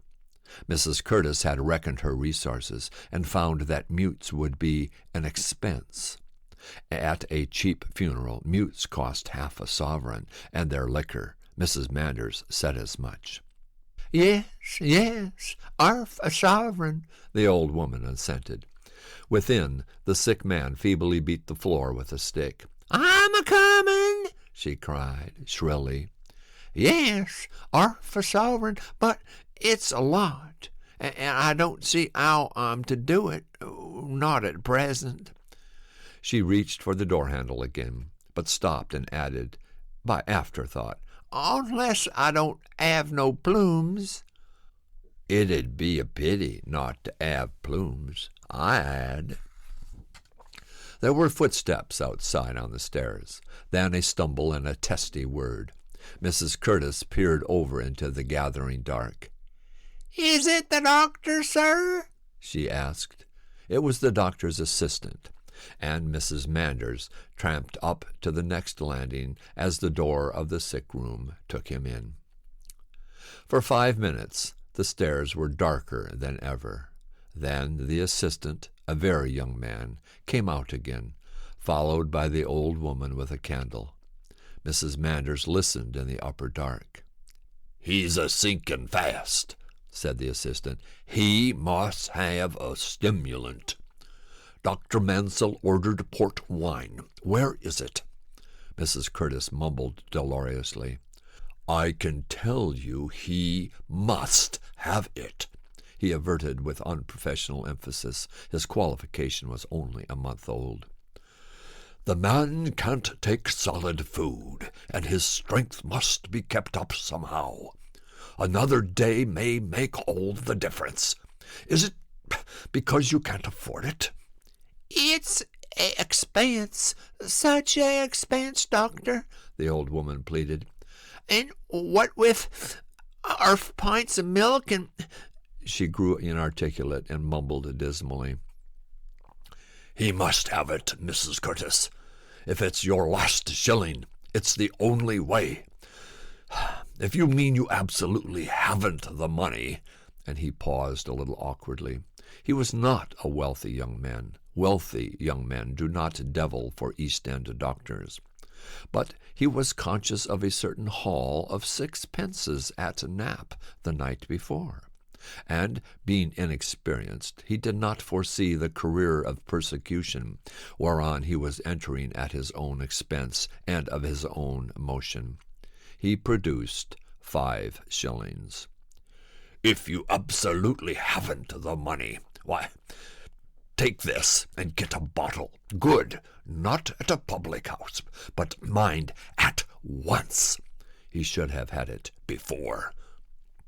It would have interested him, as a matter of coincidence, to know that his principal had been guilty of the self-same indiscretion. Even the amount was identical on that landing the day before. But as Mrs. Curtis said nothing of this, he floundered down the stair and out into the wetter mud, pondering whether or not the beloved son of a congregational minister might take full credit for a deed of charity on the proceeds of 6-penny Knapp. But Mrs. Curtis puffed her wrinkles and shook her head sagaciously as she carried in her candle. From the room came a clink as of money falling into a teapot, and Mrs. Manders went about her business. The door was shut, and the stair a pit of blackness. Twice a lodger passed down and up and down, and still it did not open. Men and women walked on the lower flights, and out at the door, and in again. From the street a shout or a snatch of laughter floated up the pit. On the pavement footsteps rang crisper and fewer, and from the bottom passage there were sounds of stagger and sprawl. A demented old clock buzzed divers hours at random, and was rebuked every 20 minutes by the regular tread of a policeman on his beat. Finally, somebody shut the street door with a great bang, and the street was muffled. A key turned inside the door on the landing, but that was all. A feeble light shone for some hours along the crack below, and then went out. The crazy old clock went buzzing on, but nothing left that room all night, nothing that opened the door. When next the key turned, it was to Mrs. Manders' knock, in the full morning, and soon the 2 women came out on the landing together. Mrs. Curtis with a shapeless clump of bonnet. "Aye, he's a lovely corpse," said Mrs. Manders, "like wax. So was my husband." "I must be stirring," croaked the old woman, "and go about the insurance and the measuring and that. There's lots to do." "And there is." "Oh, are you going to have Wilkins?" "I had Wilkins. Better than Kedge, I think. Kedge's mutes' dress is rusty, and their trousers is frayed, if you was thinking of 'aving mutes. Yes, yes, with a palsied nodding. I'm a-going to 'ave mutes. I can do it respectable, thank God. And the plumes? Why, yes, and the plumes too. They ain't sich a great expense after all. End of chapter 13. Chapter 14. Squire Napper. Bill Napper was a heavy man of something between 35 and 40. His moleskin trousers were strapped below the knees, and he wore his coat loose on his back, with the sleeves tied across his chest. The casual observer set him down a navvy, but Mrs. Napper punctiliously made it known that he was in the paving, which meant that he was a pavior.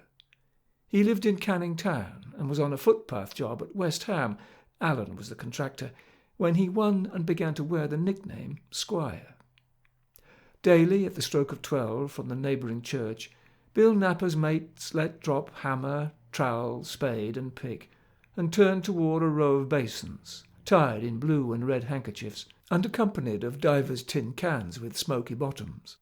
Bill himself looked toward the street corner for the punctual Polly bearing his own dinner, fresh and hot, for home was not far, and Polly, being 13, had no school now.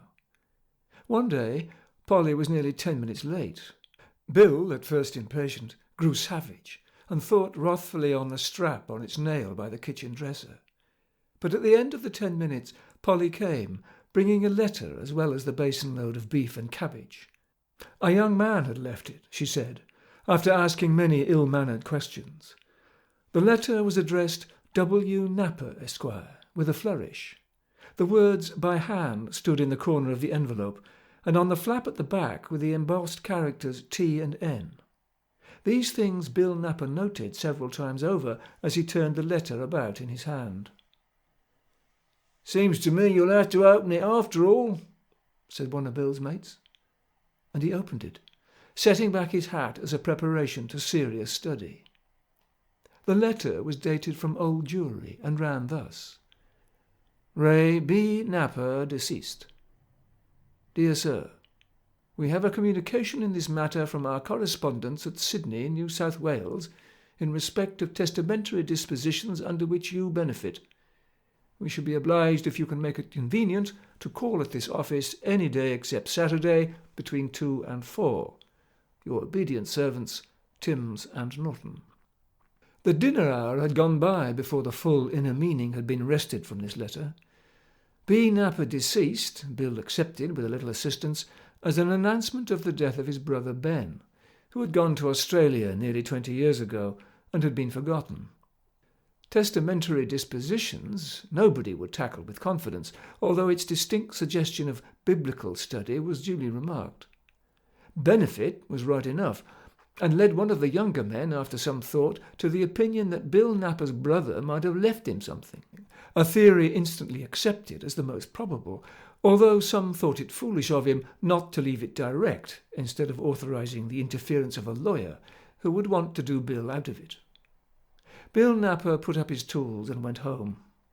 There the missus put an end to doubt by repeating what the lawyer's clerk said, which was nothing more definite than that Bill had been left a bit, and the clerk only acknowledged so much when he had satisfied himself by sinuous questionings that he had found the real legatee.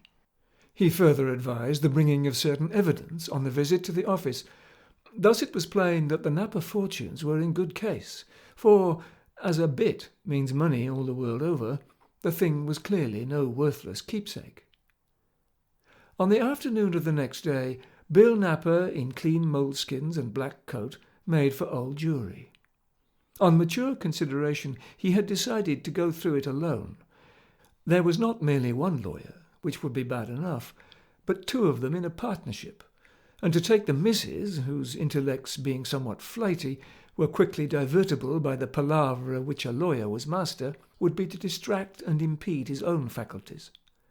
A male friend might not have been so bad, but Bill could not call to mind one quite cute enough to be of any use. And in any case, such a friend would have to be paid for the loss of his day's work. Moreover, he might imagine himself to hold a sort of interest in the proceeds. So Bill Napper went alone. Having waited the proper time without the bar in the clerk's office, he was shown into a room where a middle-aged man sat at a writing table. There was no other lawyer to be seen. This was a stratagem for which Bill Napper was not prepared. He looked suspiciously about the room, but without discovering anything that looked like a hiding-place. Plainly there were two lawyers, because their names were on the door, and on the letter itself, and the letter said, "We."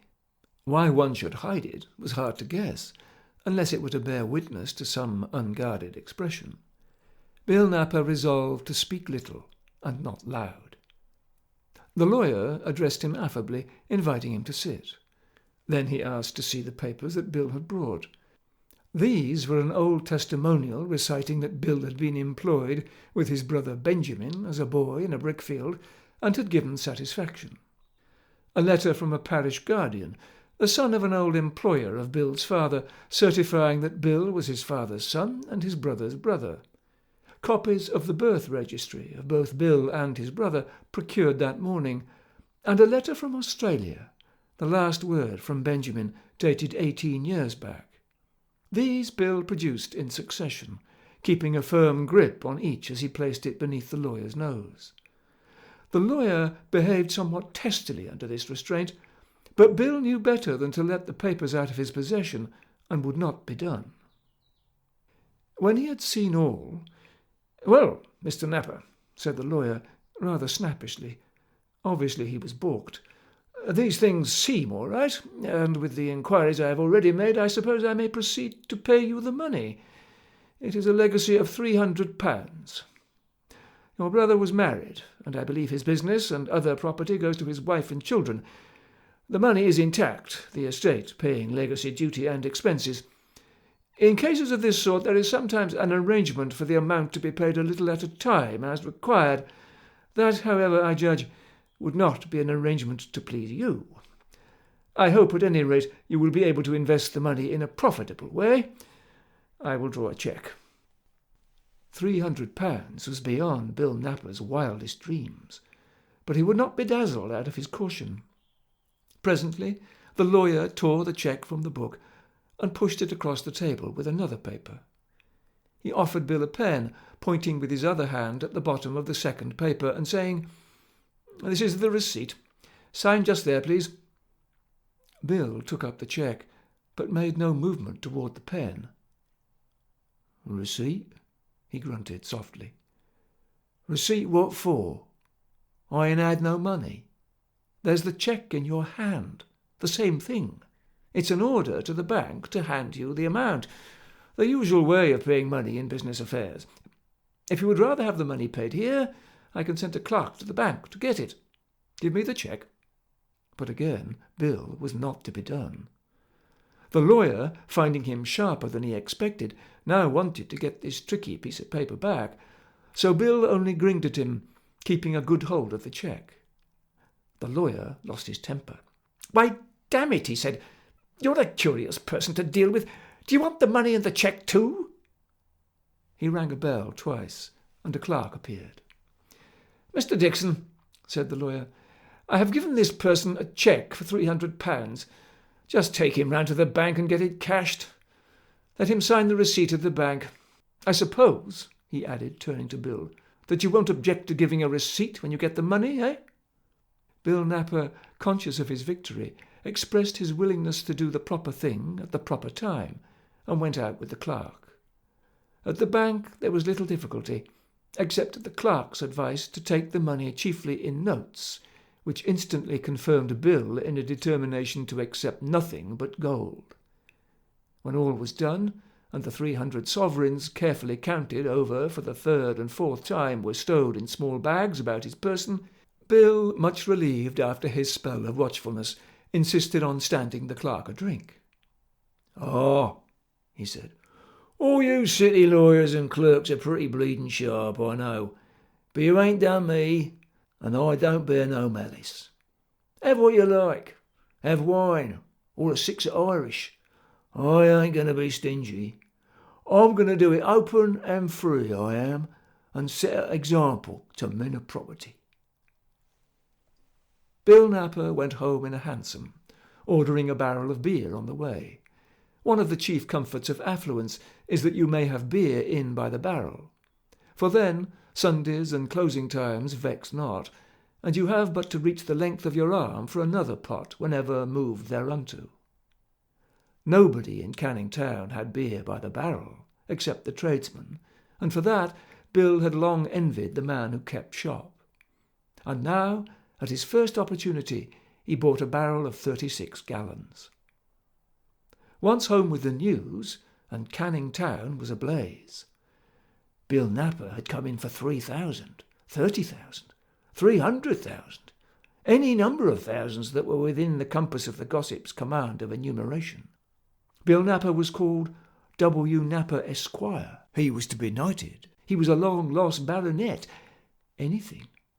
Bill Napper came home in a hansom, a brougham, a state coach.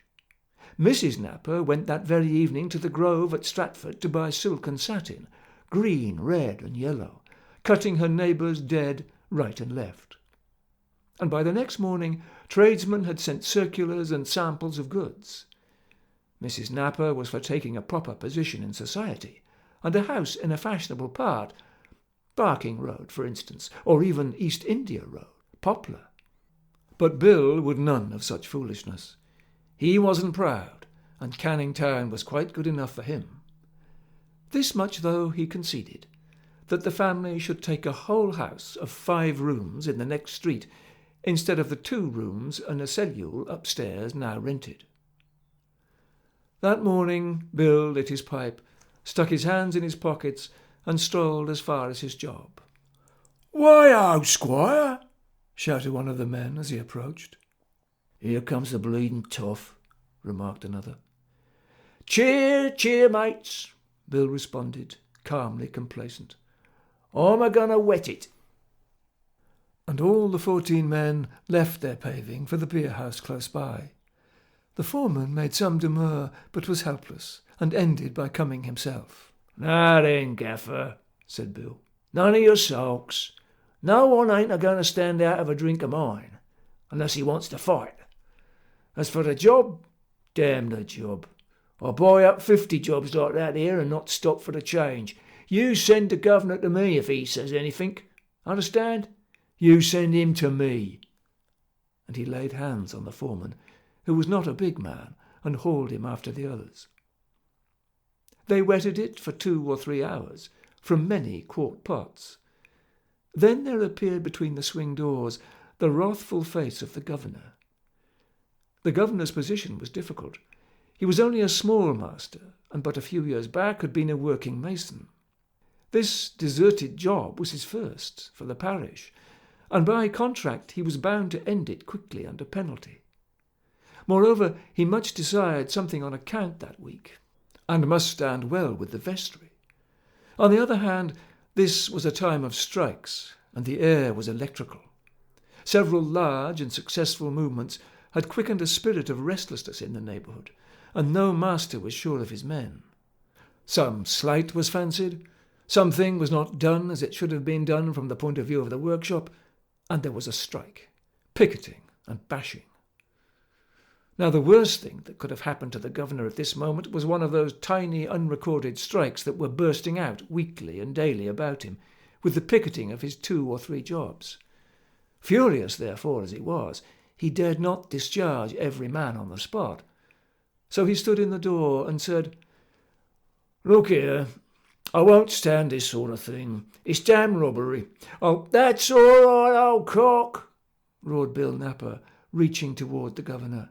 "You come and have a tiddly.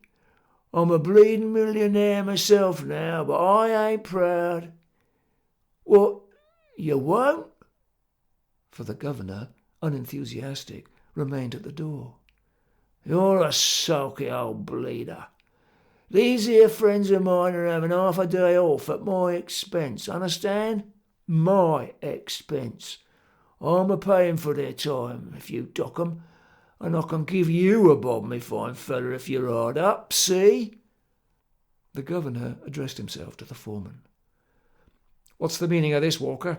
he said. "What game do you call it?" Bill Napper, whom a succession of pots had made uproarious, slapped the foreman violently on the shoulder. "This here's the gaffer," he shouted. "He's all right. He come here 'cause he couldn't help hisself. I made him come, forcible. Don't bear no spite agin the gaffer, d'ye?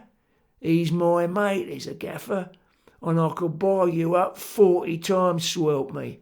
But I ain't proud, and you're a bleeding gall-blimey slack-bait." "Well," said the governor to the assembled company, but still ignoring Bill, "don't you think there's been about enough of this?"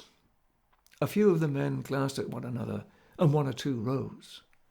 "All right, governor," said one. "We're off." And two more echoed, "All right, governor," and began to move away. "Ah!" said Bill Napper with disgust, as he turned to finish his pot. "You're a blasted nigger driver, you are, and a sulky beast," he added as he set the pot down.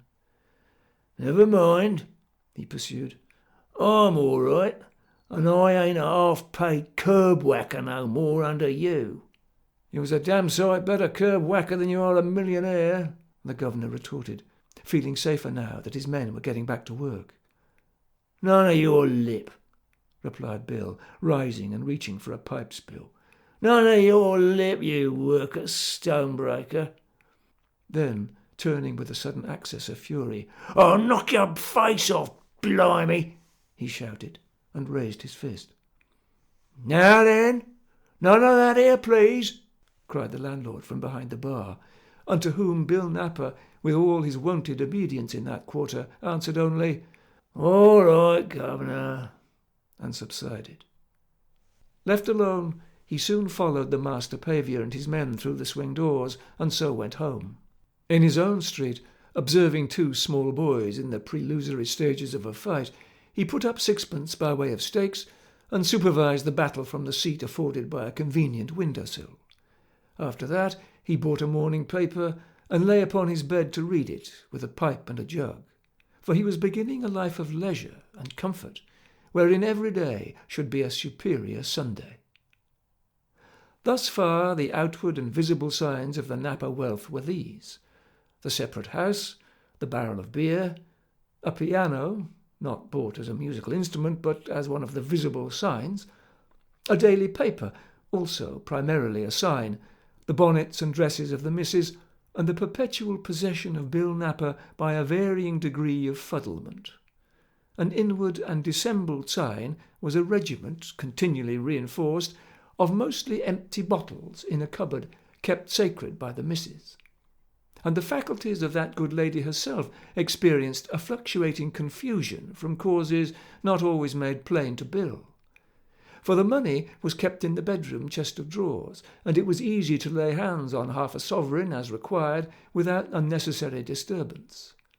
Now and again Bill Napper would discuss the abstract question of entering upon some investment or business pursuit. Land had its advantages, great advantages, and he had been told that it was very cheap just now in some places.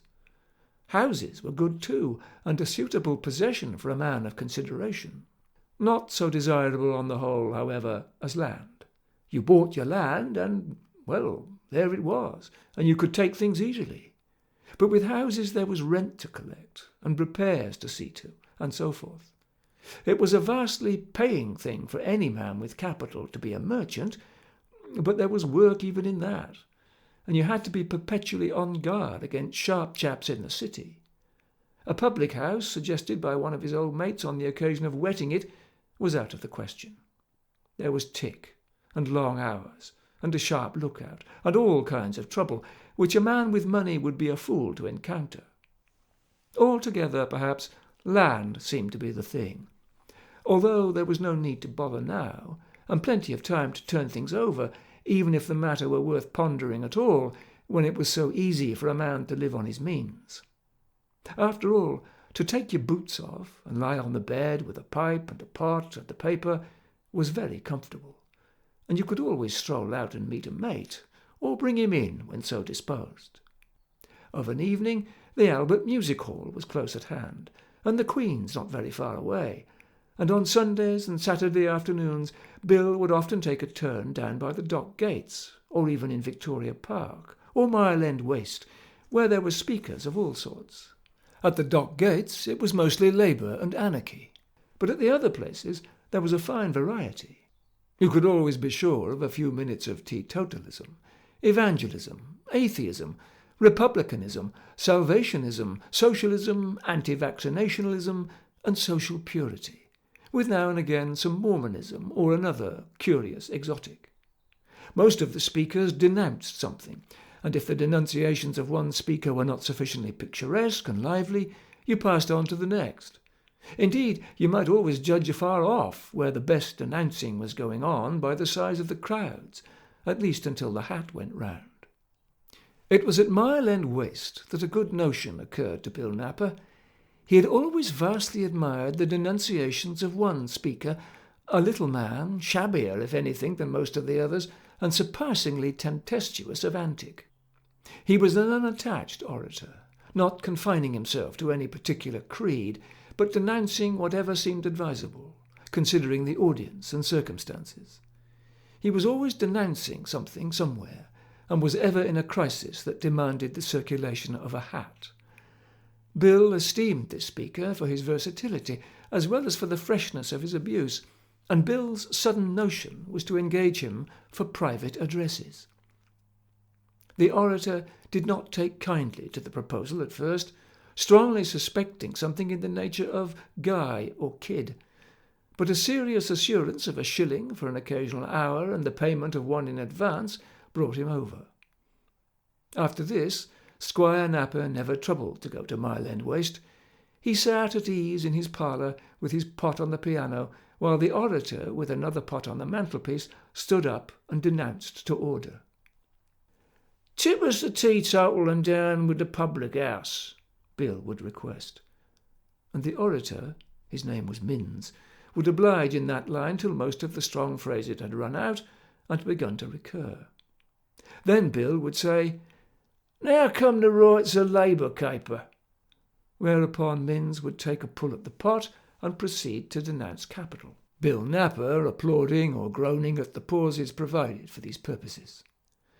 And so on with whatever subjects appealed to the patron's fancy. It was a fancy that sometimes put the orator's invention to grievous straits, but for Bill the whole performance was peculiarly privileged and dignified. For to have an orator gesticulating and speechifying all to oneself, on one's own order and choice of subject, is a thing not given to all men. One day Minns turned up, not having been invited, with a friend. Bill did not take to the friend. He was a lank-jawed man with a shifty eye, who smiled as he spoke and showed a top row of irregular and dirty teeth. This friend, Minns explained, was a journalist, a writer of newspapers, and between them they had an idea, which idea the friend set forth. Everybody, he said, who knew the history of Mr. Napper admired his sturdy independence and democratic simplicity. He was of the people, and not ashamed of it. "Well, no, I ain't proud," Bill interjected, wondering what was coming.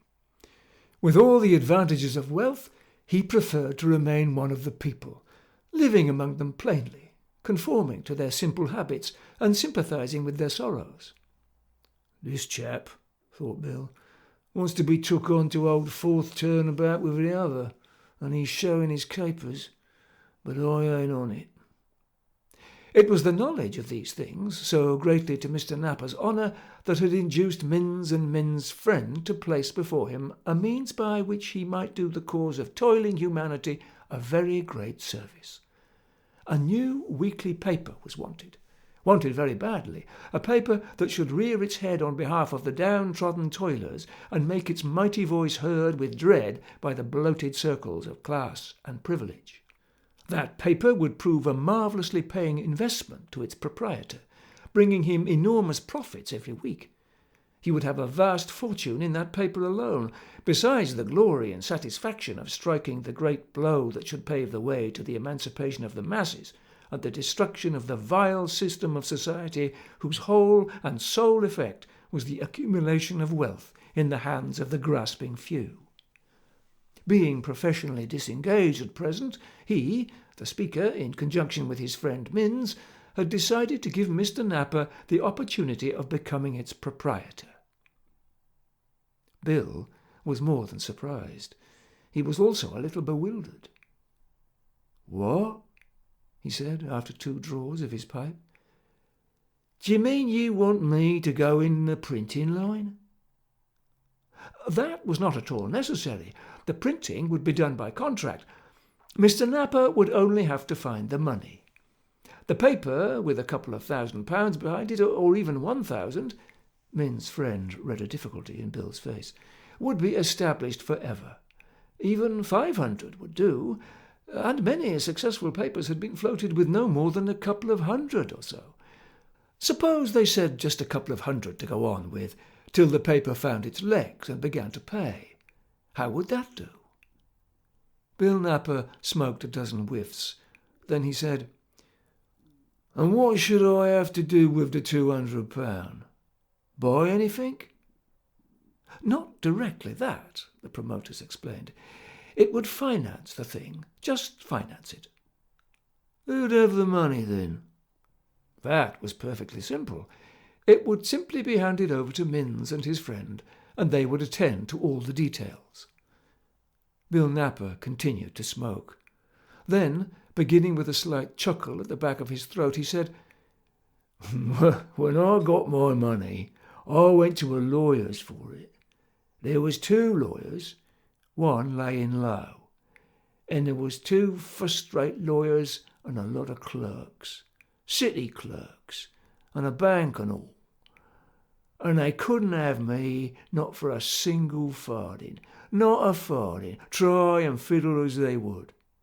Well, after that, it ain't much good you trying it on, is it?" And he chuckled again, louder. Minns was indignant, and Minns' friend was deeply hurt. Both protested. Bill Napper laughed aloud. "All right, you'll do," he said. "You'll do. My habits may be simple, but they ain't as simple as all that. Here, have a drink. You ain't done no harm, and I ain't spiteful." It was on an evening, a fortnight after this, that as Bill Napper lay, very full of beer and rather sleepy on the bed, the rest of his household being out of doors, a ladder was quietly planted against the outer wall from the backyard. Bill heard nothing until the window, already a little open, was slowly pushed up, and from the twilight outside a head and an arm plunged into the thicker darkness of the room, and a hand went feeling along the edge of the chest of drawers by the window. Bill rolled over on the bed and reached from the floor one of a pair of heavy iron-set boots. Taking the toe in his right hand and grasping the footrail of the bedstead with his left, he raised himself on his knees and brought the boot heel down heavily on the intruding head. There was a gasp, and the first breath of a yell, and head, arms and shoulders and body vanished with a bump and a rattle. Bill Napper let the boot fall, dropped back on the bed, and took no further heed. Neither Minns nor his friend ever came back again, but for some time after, at Victoria Park, Minns, inciting an outraged populace to rise and sweep police and army from the earth, was able to point to an honourable scar on his own forehead, the proof and sign of a police bludgeoning at Tower Hill or Trafalgar Square. Things went placidly on for near 10 months. Many barrels of beer had come in full and been sent empty away.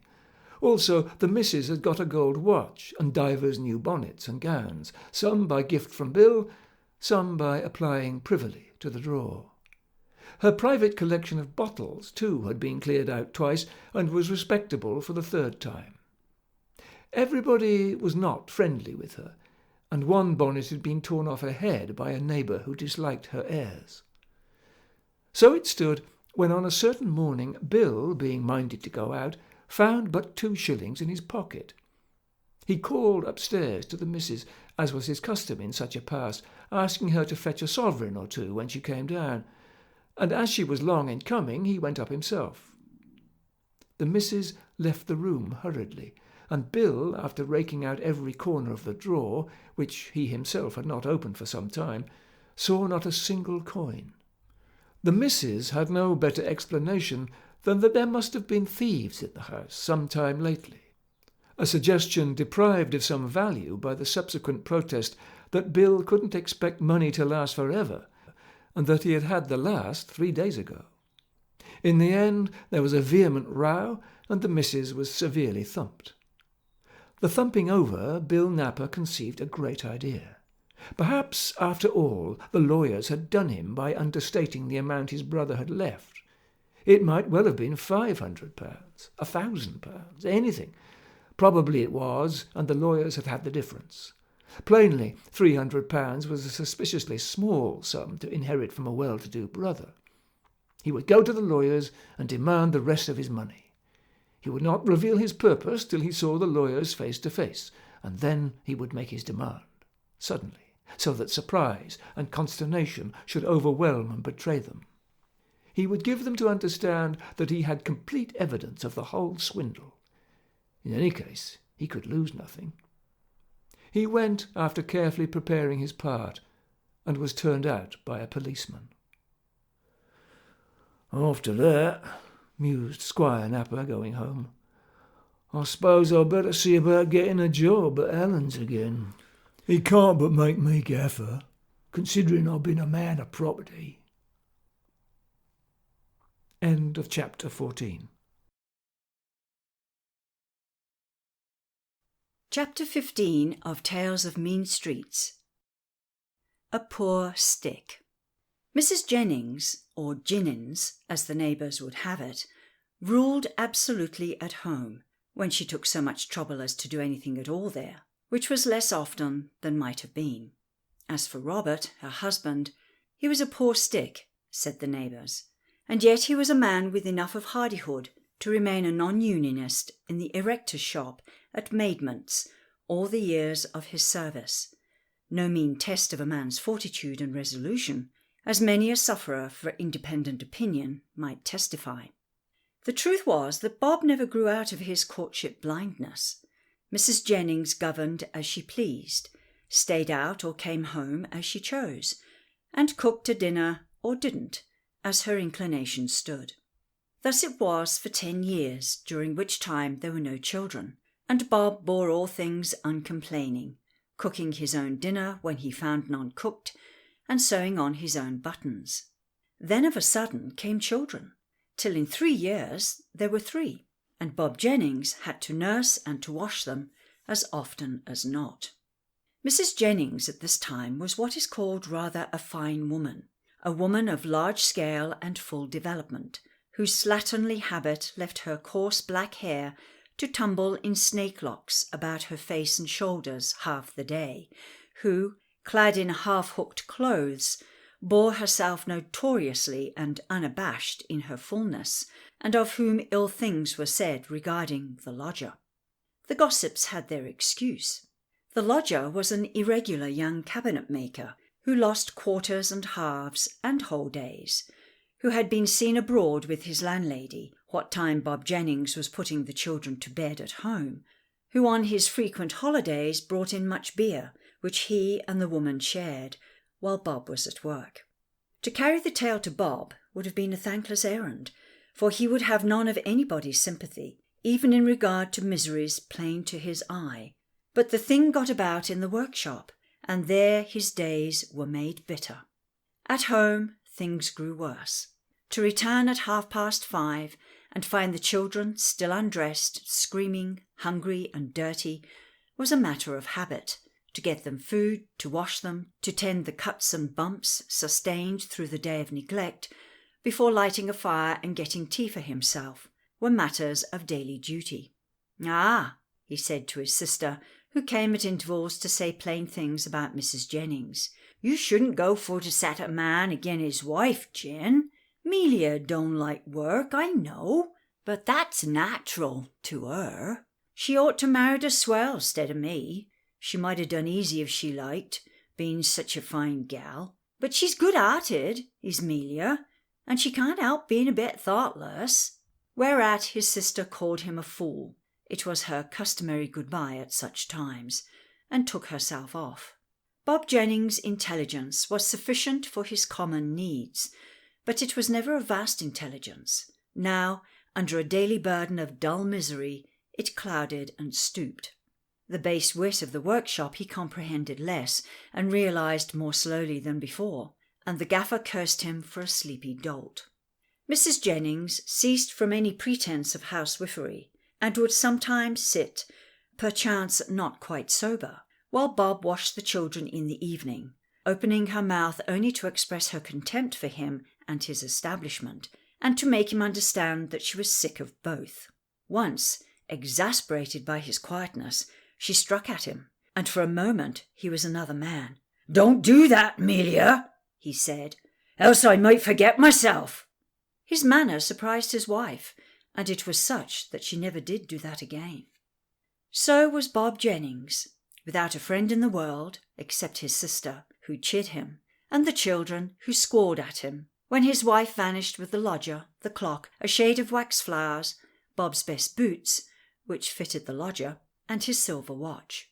Bob had returned, as usual, to the dirt and the children, and it was only when he struck a light that he found the clock was gone. "Mummy took the talk," said Milly, the eldest child, who had followed him in from the door, and now gravely observed his movements. "She took the talk and went ta-ta, and she took the flowers." Bob lit the paraffin lamp with the green glass reservoir, and carried it and its evil smell about the house. Some things had been turned over, and others had gone, plainly. All Melia's clothes were gone. The lodger was not in, and under his bedroom window, where his box had stood, there was naught but an oblong patch of conspicuously clean wallpaper. In a muddle of doubt and perplexity, Bob found himself at the front door, staring up and down the street. Divers women neighbours stood at their doors and eyed him curiously, for Mrs. Webster, moralist, opposite, had not watched the day's proceedings, nor those of many other days, for nothing, nor had she kept her story to herself. He turned back into the house, a vague notion of what had befallen, percolating feebly through his bewilderment. "I dunno, he faltered, rubbing his ear. His mouth was dry, and he moved his lips uneasily, as he gazed with aimless looks about the walls and ceiling. Presently his eyes rested on the child, and, "Milly," he said decisively, "come and have your face washed." He put the children to bed early, and went out. In the morning, when his sister came, because she had heard the news in common with everybody else, he had not returned. Bob Jennings had never lost more than 2 quarters in his life, but he was not seen at the workshop all this day. His sister stayed in the house, and in the evening, at his regular homing time, he appeared, haggard and dusty, and began his preparations for washing the children. When he was made to understand that they had been already attended to, he looked doubtful and troubled for a moment. Presently he said, "I ain't found her yet, Jen. I was in hopes she might have been back by this. I don't expect she'll be very long. She was always a bit larky, was Melia, but very good-hearted." His sister had prepared a strenuous lecture on the theme of "I told you so," but the man was so broken, so meek, and so plainly unhinged in his faculties that she suppressed it. Instead, she gave him comfortable talk, and made him promise in the end to sleep that night and take up his customary work in the morning. He did these things, and could have worked placidly enough had he been alone, but the tale had reached the workshop, and there was no lack of brutish chaff to disorder him. This the dissenter men would have no part in, and even protested against. But the ill-conditioned kept their way, till, at the cry of "Bell-o!" when all were starting for dinner, one of the worst shouted the cruellest jibe of all. Bob Jennings turned on him and knocked him over a scrap heap. A shout went up from the hurrying workmen, with a chorus of "Serve ye right!" and the fallen joker found himself awkwardly confronted by the shop bruiser. But Bob had turned to a corner and buried his eyes in the bend of his arm, while his shoulders heaved and shook. He slunk away home and stayed there, walking restlessly to and fro, and often peeping down the street from the window. When, at twilight, his sister came again, he had become almost cheerful, and said with some briskness, "I'm a-going to meet her, Jen, at 7. I know where she be waiting." He went upstairs, and after a little while came down again in his best black coat, carefully smoothing a tall hat of obsolete shape with his pocket handkerchief. "I ain't wore it for years," he said. "I ought to ha' wore it. It might ha' pleased her. She used to say she wouldn't walk with me and no other, when I used to meet her in the evening at 7 o'clock. He brushed assiduously and put the hat on. "I'd better have a shave round the corner as I go along," he added, fingering his stubbly chin. He received as one not comprehending his sister's persuasion to remain at home, but when he went she followed a little distance. After his penny shave he made for the main road, where company-keeping couples walked up and down all evening. He stopped at a church and began pacing slowly to and fro before it, eagerly looking out each way as he went. His sister watched him for nearly half an hour and then went home. In 2 hours more she came back with her husband. Bob was still there, walking to and fro. "Hello, Bob," said his brother-in-law. "Come along home and get to bed. There's a good chap. You'll be all right in the morning." "She ain't turned up," Bob complained, "or else I've missed her. This is the regular place where I always used to meet her, but she'll come tomorrow. She used to leave me in the lurch sometimes, being naturally larky, but very good-hearted, mind you, very good-hearted." She did not come the next evening, nor the next, nor the evening after, nor the one after that. But Bob Jennings, howbeit depressed and anxious, was always confident. "Something's prevented her tonight," he would say, "but she'll come tomorrow. I'll buy a blue tie tomorrow. She used to like me in a blue tie. I won't miss her tomorrow. I'll come a little earlier." So it went. The black coat grew ragged in the service, and hobbledehoys, finding him safe sport, smashed the tall hat over his eyes time after time. He wept over the hat, and straightened it as best he might. Was she coming? Night after night, and night and night. But tomorrow... End of chapter 15. Chapter 16. A Conversion. There are some poor criminals that never have a chance. Circumstances are against them from the first, as they explain with tears to sympathetic mission readers.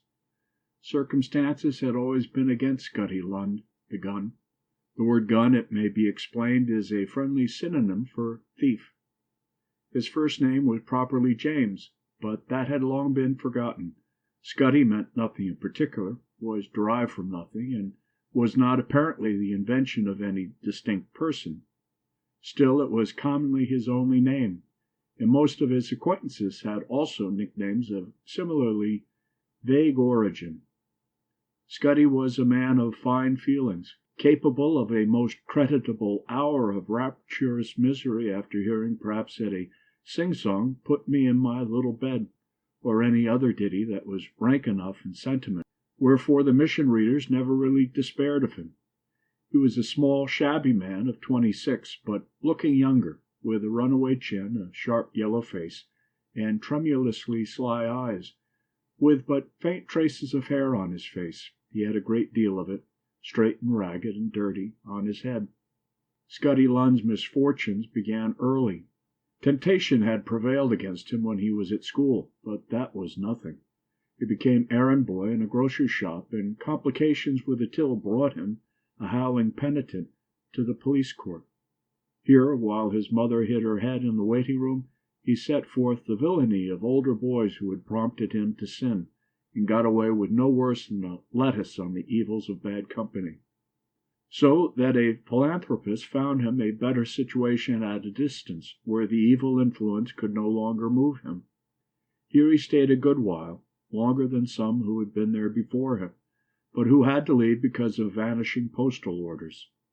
Nevertheless, the postal orders still went, and in the end he confessed to another magistrate, and fervently promised to lead a better life if his false start were only forgiven.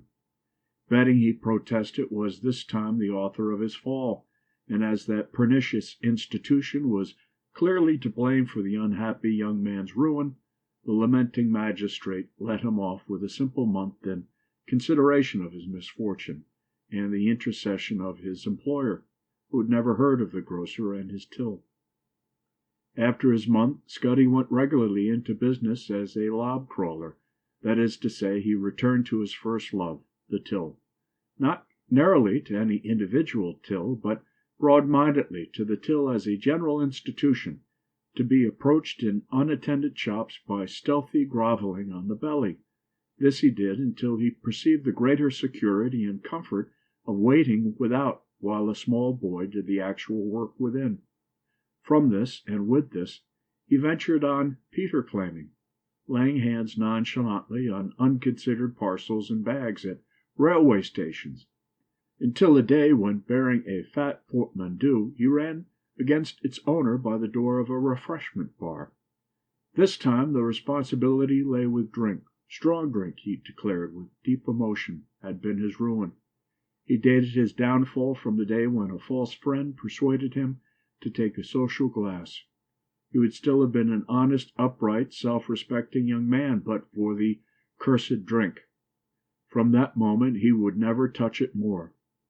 The case was met with 3 months with hard labor, and for all that Scuddy Lund had so clearly pointed out to the culpability of drink, he had to do the drag himself. But the mission readers were comforted, for clearly there was hope for one whose eyes were so fully open to the causes of his degradation. After the drag, Scuddy for long made a comfortable living, free from injurious overwork, in the several branches of lob crawling and Peter claiming, with an occasional deviation into parlor jumping. It is true that this last did sometimes involve unpleasant exertion when the window was high and the boy heavy to bunk up, and it was necessary at times to run. But Scuddy was out of work, and hunger drove him to anything, so long as it was light and not too risky.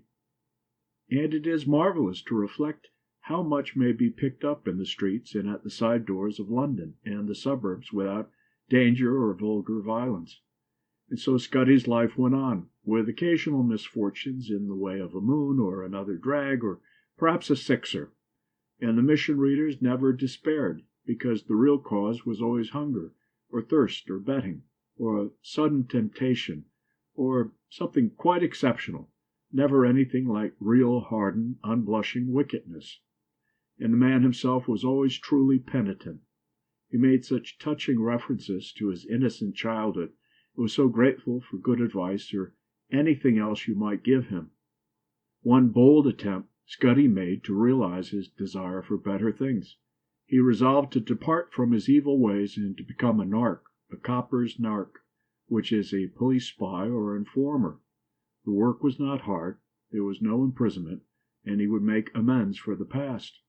But hardly had he begun his narking when some of the Kate Street mob dropped on him in Brick Lane and bashed him full sore. This would never do, so once more implacable circumstance drove him to his old courses. And there was this added discomfort, that no boy would parlor jump nor dip the lob for him. Indeed, they bawled aloud, "Yeah, Scuddy Lund, the copper's narc," so that the hand of all Flower and Dean Street was against him. Scuddy grew very sad. These and other matters were heavy upon his heart on an evening when, with nothing in his pockets but the piece of coal that he carried for luck, he turned aimlessly up Baker's Row. Things were very bad. It was as though the whole world knew him and watched. Shopkeepers stood frowningly at their doors. People sat defiantly on piles of luggage at the railway stations, and there was never a Peter to touch for. All the areas were empty, and there were no side doors left unguarded, where, failing the more desirable wedge, one might claim a pair or two of daisies put out for cleaning. All the hundred trifling things that commonly came freely to hand in a mile or two of streets were somehow swept out of the world's economy. And Scuddy tramped into Baker's Row in melting mood. Why were things so hard for some and so easy for others? It was not as though he were to blame, he, a man of feeling and sentiment. Why were others living comfortable lives unvexed of any dread of the police? And apart from that, why did other Gonuffs get lucky touches for half a century of quids at a time, while he... But there, the world was one brutal oppression, and he was its most pitiable victim, and he slunk along, dank with the pathos of things. At a corner a group was standing about a woman whose voice was uplifted to a man's accompaniment on a stand accordion.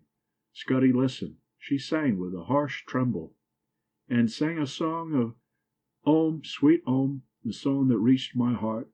Om, Om, sweet, sweet Om. She sang the song of Om, sweet home, that song that reached my heart. Here indeed was something in tune with Scuddy's fine feelings. He looked up. From the darkening sky the evening star winked through the smoke from a factory chimney. From anear came an exquisite scent of saveloys. Plaintive influences all. He tried to think of Om himself, of Om strictly in the abstract, so that it might reach his heart. He stood for some minutes, torpid and mindless, oozing with sentiment, till the song ended, and he went on. Fine feelings. Fine. He crossed the road and took a turning. A lame old woman sat in a recess selling trotters, where a dark passage led back to a mission hall. About the opening a man hovered, fervent, watchful, and darted forth on passers-bys. He laid his hand on Scuddy's shoulder and said, "My dear friend, will you come and hear the word of the Lord Jesus Christ?" Scuddy turned. The sound of an harmonium and many strenuous voices came faintly down the passage. It was his mood. Why not give his fine feelings another little run? He would go in. "Trotters," quavered the lame old woman, looking up wistfully. "Two a penny, two a penny." But no, he went up the passage, and she turned patiently to her board. Along the passage the singing grew louder and burst on his ears unchecked as he pushed open the door at the end. Whosoever will, send the proclamation over vale and hill. 'Tis a loving Father calls the wanderer home. Whosoever will may come. A man by the door knew him at once for a stranger and found him a seat. The hymn went quavering to an end, and the preacher in charge, a small bright-eyed man with rebellious hair and a surprisingly deep voice, announced that Brother Spires would offer a prayer. The man prayed with his every faculty. He was a sturdy, red-necked artisan, great of hand and wiry of beard, a smith perhaps, or a bricklayer. He spread his arms wide, and his head thrown back brought forth with passion and pain his fervid, disordered sentences. As he went on, his throat swelled and convulsed in desperate knots, and the sweat hung thick on his face. He called for grace, that every unsaved soul there might come to the fold and believe that night, or if not all, then some, even a few, that at least one, only one, poor soul might be plucked as a brand from the burning. And as he flung together with clumsy travail his endless, formless, unconsidered vehemences of uttermost cockney, the man stood transfigured, admirable. From here and there came deep amens, then more with gasps, groans, and sobs. Scuddy Lund, carried away luxuriously on a tide of grievous sensation, groaned with the others. The prayer ended in a chorus of ejaculations. Then there was a hymn. Somebody stuffed an open hymn book into Scuddy's hand, but he scarce saw it. Abandoning himself to the mesmeric influence of the many who were singing about him, he plunged and revelled in a debauch of emotion. He heard, he even joined in, but understood nothing, for his feelings filled him to overflowing. "I have a robe, 'tis resplendent in whiteness, awaiting in glory my wondering view. Oh, when I receive it, all shining in brightness, dear friend, could I see you receiving one too. For you I am praying, for you I am praying, for you I am praying, I'm praying for you."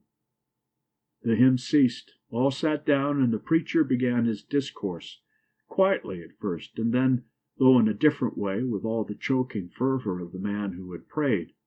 For the preacher was fluent as well as zealous, and his words, except when emotion stayed them, poured in a torrent. He preached faith, salvation in faith, declaiming, beseeching, commanding, "Come, come! Now is the appointed time. Only believe, only come, only come." To impassioned, broken entreaty he added sudden command and the menace of eternity, but broke away pitifully again in urgent pleadings, pantings, gasps, pointing above, spreading his arms abroad, stretching them forth imploringly. "Come, only come!" Sobs broke out in more than one place. A woman bowed her head and rocked, while her shoulders shook again. Brother Spire's face was alight with joy.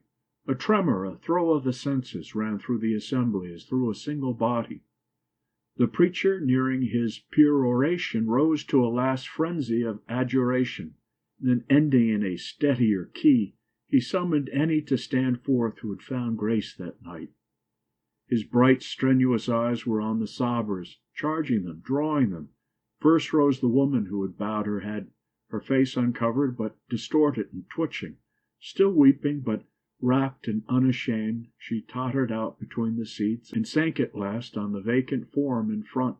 Next a child, a little maid of 10, lank-legged and outgrown of her short skirts, her eyes squeezed down in a tight knot of pocket handkerchief, crying wildly, broken-heartedly, sobbed and blundered over seat corners and toes, and sat down, forlorn and solitary, at the other end of the form. And after her came Scotty Lund. Why he knew not nor cared, in the full enjoyment of a surfeit of indefinite emotion, tearful, rapturous, he had accepted the command put on him by the preacher, and he had come forth, walking on clouds, regenerate, compact of fine feelings. There was a short prayer of thanks, and then a final hymn. Ring the bells of Evan, there is joy today for a soul returning from the wild. Scotty felt a curious, equitable lightness of spirits, a serene cheerfulness. His emotional orgasm was spent, and in its place was a numb calm, pleasant enough. Glory, glory, how the angels sing! Glory, glory, how the loud harps ring! 'Tis the ransomed army, like a mighty sea, pealing forth the anthem of the free. The service ended.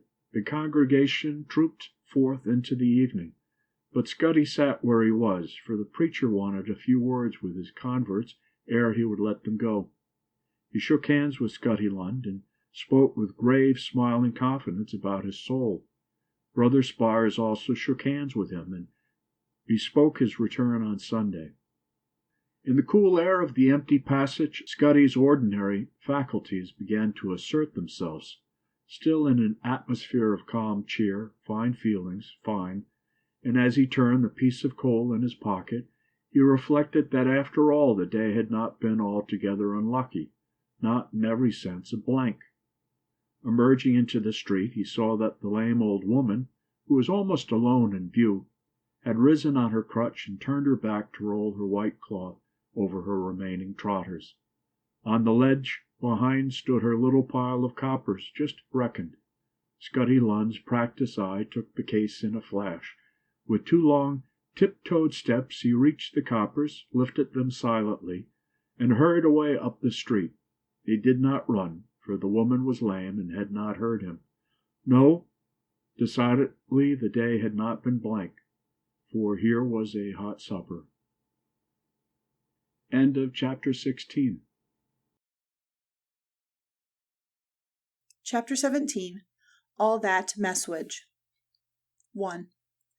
All that Messuage dwelling house and premises now standing on part of the said parcel of ground was the phrase in the assignment of lease, although it only meant number 27 Mulberry Street, Old Ford, containing 5 rooms and a wash-house, and sharing a dirty front wall with the rest of the street on the same side.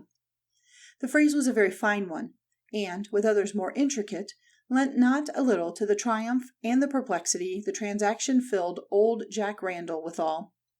The business was a conjunction of purchase and mortgage, whereby old Jack Randall, having £30 of his own, had, after half an hour of helpless stupefaction in a solicitor's office in Cornhill, bought a house for £220, and paid £10 for stamps and lawyers' fees.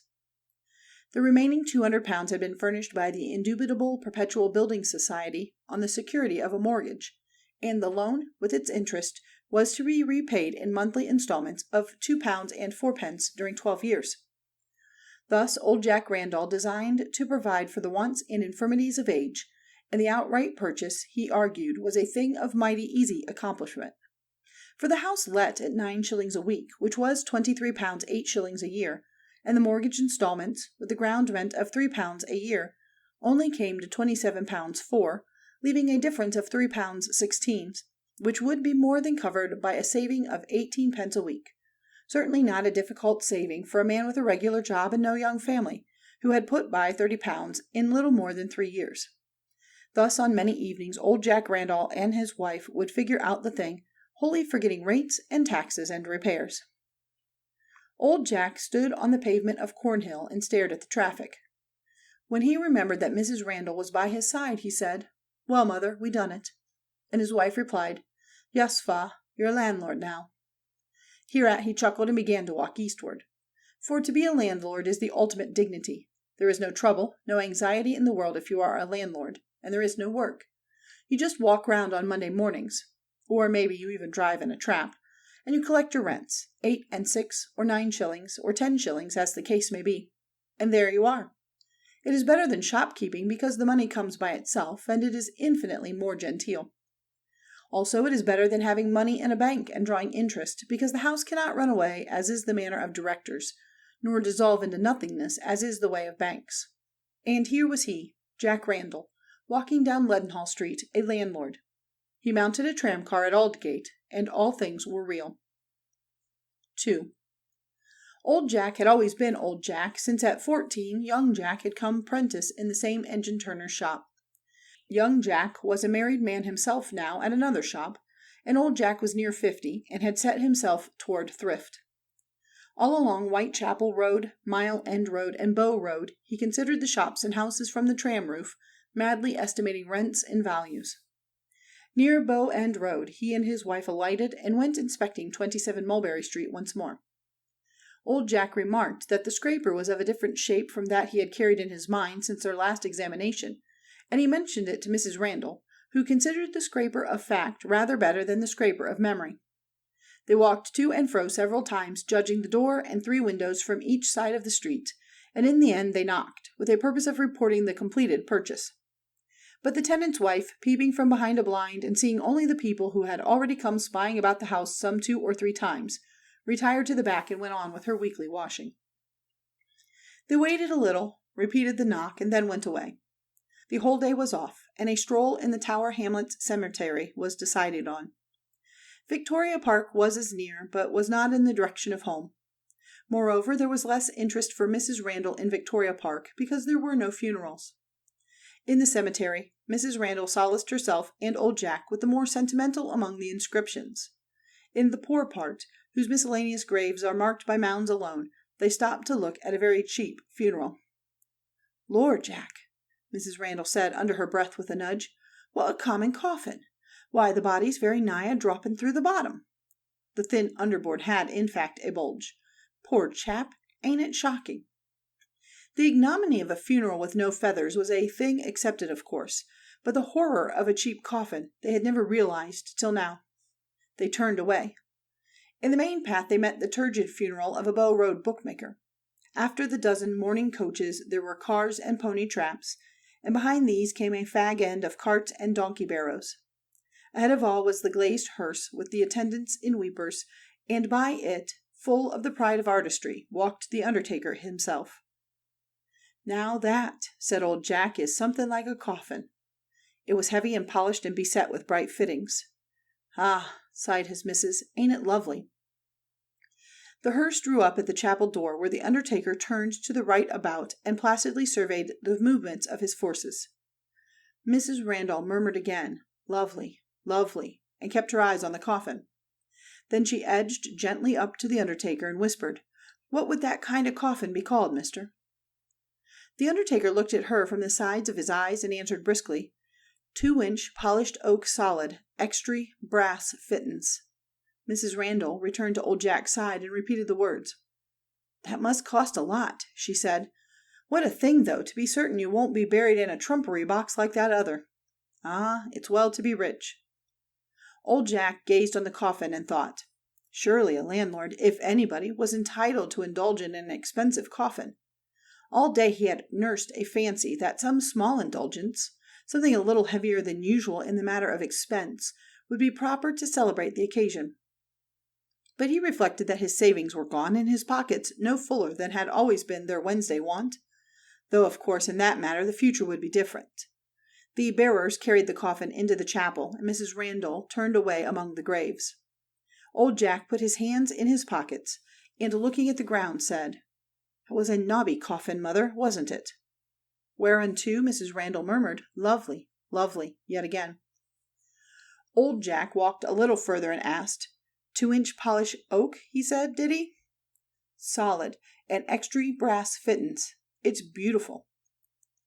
I'll remember it. That's what you shall have if it happens you go first. There. And old Jack sat on the guard chain of a flowery grave with the air of one giving a handsome order. Me? Get out. Look at the expense. Matter as circumstances. Look at Jenkins's gardens. Jenkins was a bedchan at the Limited and got his houses one under another through building societies. That there coffin 'ud be none too dear for him. We're beginning, and I promise you that the same, if you'd like it." "Like it?" the missus ejaculated. "Course I should. Wouldn't you?" "Why us? Anyone 'ud prefer something a bit knobby and thick." And the missus reciprocated old Jack's promise in case he died first, if a 2-inch polished oak solid could be got for everything she had to offer. And tea time approaching, they made well pleased for home. 3. In 2 days old Jack was known as a landlord all about. On the 3rd day, which was Saturday, young Jack called to borrow half a sovereign, but succeeded only to the extent of 5 shillings. Work was slack with him, and 3 days of it was all he had had that week. This had happened before, and he had got on as best he could. But now, with a father buying house property, it was absurd to economize for lack of half a sovereign. When he brought the 5 shillings home, his wife asked why he had not thrown them at his father's head. A course of procedure which, young Jack confessed, had never occurred to his mind. "Stingy old unks," she scolded, "a-going about buying houses, and won't lend his own son 10 shillings. Much good may all his money do him with his 'ateful mean ways." This was the beginning of old Jack's estrangements from his relatives. For young Jack's missus expressed her opinion in other places, and young Jack was as soon ready to share it, rigidly abstaining from another attempt at a loan, though he never repaid the 5 shillings. In the course of the succeeding week, 2 of his shopmates took old Jack aside at different times to explain that the loan of £1 or 2 would make the greatest imaginable difference to the whole course of their future lives, while the temporary absence of the money would be imperceptible to a capitalist like himself. When he roundly declared that he had as few loose sovereigns as themselves, he was set down as an uncommon liar as well as a wretched old miser. This was the beginning of old Jack's unpopularity in the workshop. 4. He took a half-day off to receive the first week's rent in state, and Mrs. Randall went with him. He showed his written authority from the last landlord, and the tenant's wife paid over the sum of 9 shillings, giving him at the same time the rent book to sign and a slip of written paper. This last was a week's notice to terminate the tenancy. "We're very well satisfied with the house," the tenant's wife said. She was a painfully clean, angular woman with a notable flavor of yellow soap and scrubbing brush about her. "But my husband finds it too far to get to and from Albert's Docks morning and night, so we're going to West Ham." And she politely ejected her visitors by opening the door and crowding them through it. The want of a tenant was a contingency that old Jack had never contemplated. As long as it lasted, it would necessitate the setting by of 10 and 6 a week for the building society payments and the ground rent. This was serious. It meant knocking off some of the butcher's meat, all the beer and tobacco, and perhaps a little firing. Old Jack resolved to waste no more half-days in collecting, but to send his missus. On the following Monday, therefore, while the tenant's wife kept a sharp eye on the man who was piling a greengrocer's van with chairs and tables, Mrs. Randall fixed a "To Let" bill in the front window. In the leaves of the rent book she found another thing of chagrin, to wit, a notice demanding payment of poor highway and general rates to the amount of £1.18 and 7. Now, no thought of rates and taxes had ever vexed the soul of old Jack. Of course, he might have known that his own landlord paid the rates for his house, but indeed he had never once thought of the thing, being content with faithfully paying the rent and troubling no more about it. That night was one of dismal wakefulness for old Jack and his missus. If he had understood the transaction at the lawyer's office, he would have known that a large proportion of the sum due had been allowed him in the final adjustment of payment to the day. And if he had known something of the ways of rate collecting, he would have understood that payment was not expected for at least a month. As it was, the glories of lease possession grew dim in his eyes, and a landlord seemed a poor creature, spending his substance to keep roofs over the heads of strangers. 5. On Wednesday afternoon, a man called about taking the house, and returned in the evening when old Jack was home. He was a large-featured, quick-eyed man, with a loud, harsh voice and a self-assertive manner. Quickly, old Jack recognized him as a speaker he had heard at certain street corners, a man who was secretary or delegate or that sort of thing, to something that old Jack had forgotten. He began with the announcement, "I am Joe Parsons," delivered with a stare for emphasis, and followed by a pause to permit assimilation. Old Jack had some recollection of the name, but it was indefinite. He wondered whether or not he should address the man as Sir, considering the street speeches, and the evident importance of the name. But then, after all, he was a landlord himself, so he only said, "Yes?" "I am Joe Parsons," the man repeated, "and I'm looking for a 'ouse." There was another pause, which lasted till old Jack felt obliged to say something. So he said, "Yes," again. "I'm looking for a 'ouse," the old man repeated, "and if we can arrange things satisfactory, I might take yours." Mr. Joe Parsons was far above haggling about the rent, but he had certain ideas as to painting and repairs that looked expensive. In the end, Jack promised the paint a touch-up, privily resolving to do the work himself in his evenings. And on the whole, Mr. Joe Parsons was wonderfully easy to come to terms with, considering his eminent public character. And anything in the nature of a reference in his case would have been absurd. As himself observed, his name was enough for that. 6. Old Jack did the painting, and the new tenant took possession. When Mrs. Randall called for the first week, a draggle-tailed little woman with a black eye meekly informed her that Mr. Parsons was not at home, and had left no money nor any message as to the rent. This was awkward, because the first Building Society installment would be due before next rent day, to say nothing of the rates. But it would never do to offend Mr. Parsons. So the money was scraped together by heroic means. The missus produced an unsuspected 12 and 6 from a gallipot on the kitchen dresser, and the first installment was paid. Mrs. Randall called twice at Mulberry Street next rent day, but nobody answered her knocks. Old Jack, possessed by a misty notion, born of use, that rent was constitutionally demandable only on Monday morning, called no more for a week. But on Thursday evening, a stout little stranger with a bald head which he wiped continually came to the Randalls to ask if the tenant of 27 Mulberry Street was Mr. Joe Parsons. Assured that it was, he nodded, said, "Thanks, that's all," wiped his head again, and started to go. Then he paused and, "Pay his rent regular?" he asked. Old Jack hesitated. "Ah, thought so," said the little stranger. "He's a wrong 'un. I've got a bit of paper for him," and clapped on his hat with the handkerchief in it and vanished. 7. Jack felt unhappy for a landlord. He and the missus reproached themselves for not asking the little stranger certain questions, but he had gone. Next Monday morning old Jack took another half-day and went to Mulberry Street himself. From appearances he assured himself that a belief, entertained by his missus, that the upper part of his house was being sublet, was well-founded. He watched a while from a corner until a dirty child kicked at the door, and it was opened. Then he went across and found the draggle-tailed woman who had answered Mrs. Randall before, in every respect the same to look at, except that not one eye was black, but two. Old Jack, with some abruptness, demanded his rent of her, addressing her as Mrs. Parsons. Without disclaiming the name, she pleaded with meek uneasiness that Mr. Parsons really wasn't at home, and she didn't know when to expect him. At last, finding this ineffectual, she produced 4 and 6, begging him with increasing agitation to take that on account and call again. Old Jack took the money, called again at 7. Custom or law or what not, he would wait for no Monday morning now. The door was open, and a group of listening children stood about it. From within came a noise of knocks and thuds and curses, sometimes a gurgle. Old Jack asked a small boy, whose position in the passage betokened residence, what was going forward. "It's the man downstairs," said the boy, "a giving of it to his wife for paying away the lodger's rent." At this moment Mr. Joe Parsons appeared in the passage. The children, who had once or twice commented in shouts, dispersed. "I've come for my rent," said old Jack. Mr. Joe Parsons saw no retreat, so he said, "Rent? Ain't you at it? I don't bother about things in the house. Come again when my wife's in." "She is in," rejoined old Jack, "and you been a landin' of her for paying me what little she has. Come, you pay me what you owe me. Take a week's notice now. I want my house kept respectable." Mr. Parsons had no other shift. "You be damned," he said. "Get out." "What?" gasped old Jack. "For to tell a landlord to get out of his own house. What?" "Why, get out. You ought to know better than coming here asking for money you ain't earned."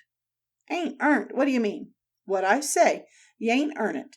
It's you blasted landlords as sucks the blood out of the workers. You go and work for your money." Old Jack was confounded. "Why, how do you think I can pay the rates and everything?" "I don't care. You'll have to pay 'em, and I wish they was higher. They ought to be the same as the rent, and that would do away with fellers like you. Go on, you do your damnedest and get your rent best way you can." "But what about upstairs? You're letting it out and taking the rent there. "That's none of your business. Get out, will you?" They had gradually worked over the doorstep, and Randall was on the pavement. "I shan't pay, and I shan't go, and you can do what you like. So it's no good your stopping, unless you want to fight. Eh? Do you?" And Mr. Parsons put a foot over the threshold. Old Jack had not fought for many years. It was low. For a landlord outside his own house it was indeed disgraceful, but it was quite dark now, and there was scarcely a soul in the street. Perhaps nobody would know, and this man deserved something for himself. He looked up the street again, and then, "Well, I ain't so young as I was," he said, "but I won't disappoint you. Come on." Mr. Joe Parsons stepped within and slammed the door. 8. Old Jack went home less happy than ever. He had no notion what to do. Difficulties of private life were often discussed and argued out in the workshop, but there he had become too unpopular to ask for anything in the nature of sympathy or advice. Not only would he lend no money, but he refused to stand treat on rent days. Also, there was a collection on behalf of men on strike at another factory to which he gave nothing, and he had expressed the strongest disapproval of an extension of that strike, and his own intention to continue working if it happened. For what would become of all of his plans and his savings if his wages ceased? Wherefore, there was no other man in the shop so unpopular as old Jack, and in a workshop, unpopularity is a bad thing. He called on a professional rent receiver and seller up. This man knew Mr. Joe Parsons very well. He never had furniture upon which a profitable distress might be levied, but if he took lodgers and they were quiet people, something might be got out of them, if the job were made worthwhile. But this was not at all what old Jack wanted. Soon after, it occurred to him to ask advice of the secretary of the building society. This was a superficial young man, an auctioneer's clerk until evening, who had no disposition to trouble himself about matters outside his duties. Still, he went so far as to assure old Jack that turning out a tenant who meant to stay was not a simple job. If he didn't mind losing the rent, it might be done by watching until the house was left ungarrisoned, getting in, putting the furniture into the street, and keeping the tenant out. With this forlorn hope, old Jack began to spend his leisure about Mulberry Street. Ineffectually, for Mrs. Parsons never came out while he was there. Once he saw the man, and offered to forgive him the rent if he would leave, a proposal which Mr. Parsons received with ostentatious merriment. At this, old Jack's patient gave out, and he punched his tenant on the ear. Whereat the latter, suddenly whitening in the face, said something about the police, and walked away at a good pace. 9. The strike extended, as it was expected and designed to do. The men at old Jack's factory were ordered out, and came, excepting only old Jack himself. He was desperate. Since he had ventured on that cursed investment, everything had gone wrong, but he would not lose his savings if mere personal risk would preserve them. Moreover, a man of 50 is not readily re-employed once out, and as the firm was quite ready to keep one hand on to oil and see that things were in order, old Jack stayed, making his comings and goings late to dodge the pickets, and approaching subtly by a railway arch stable and a lane thereunto. It was not as yet a very great strike, and with care these things could be done. Still, he was cited and chased twice, and he knew that, if the strike lasted and feeling grew hotter, he would be attacked in his own house. If only he could hold on through the strike, and by hook or crook keep the outgoings paid, he would attend to Mr. Parsons afterward. 10. One Saturday afternoon, as Mrs. Randall was buying greens and potatoes, old Jack, waiting without, strolled toward a crowd standing about a speaker. A near approach discovered the speaker to be Mr. Joe Parsons, who was saying, "Strike pay is little enough at the time, of course, but don't forget what it will lead to.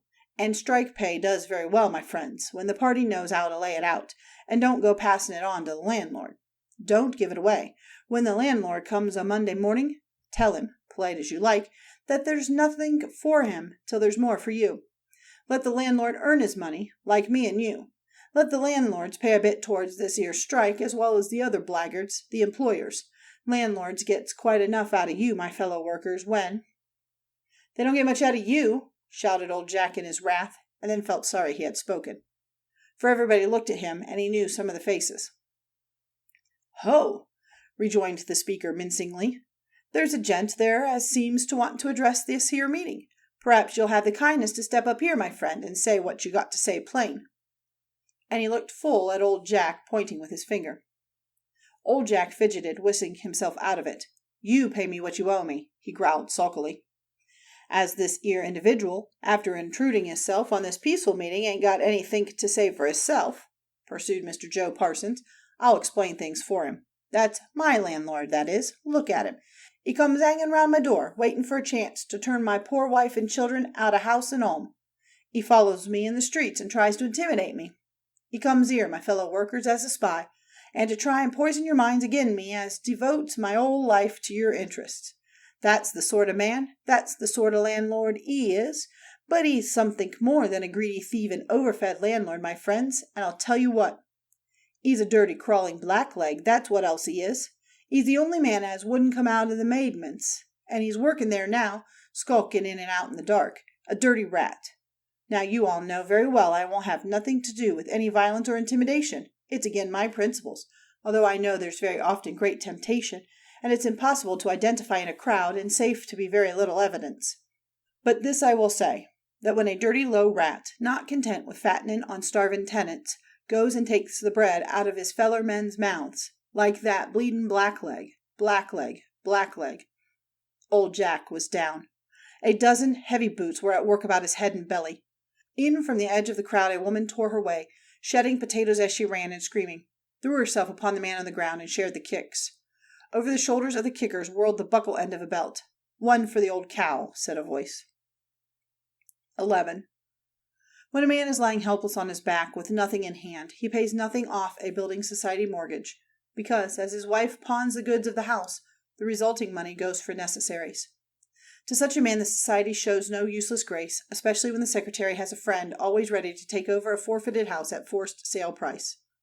So the lease of 27 vanished, and old Jack's savings with it. In one day, some months later, old Jack, supported by the missus and a stick, took his way across the workhouse forecourt. There was a door some 20 yards from that directly before them, and 2 men came out of it, carrying a laden coffee of plain deal. "Look there, Jack," the missus said as she checked her step. "What a common coffin." And indeed, there was a distinct bulge in the bottom. The end.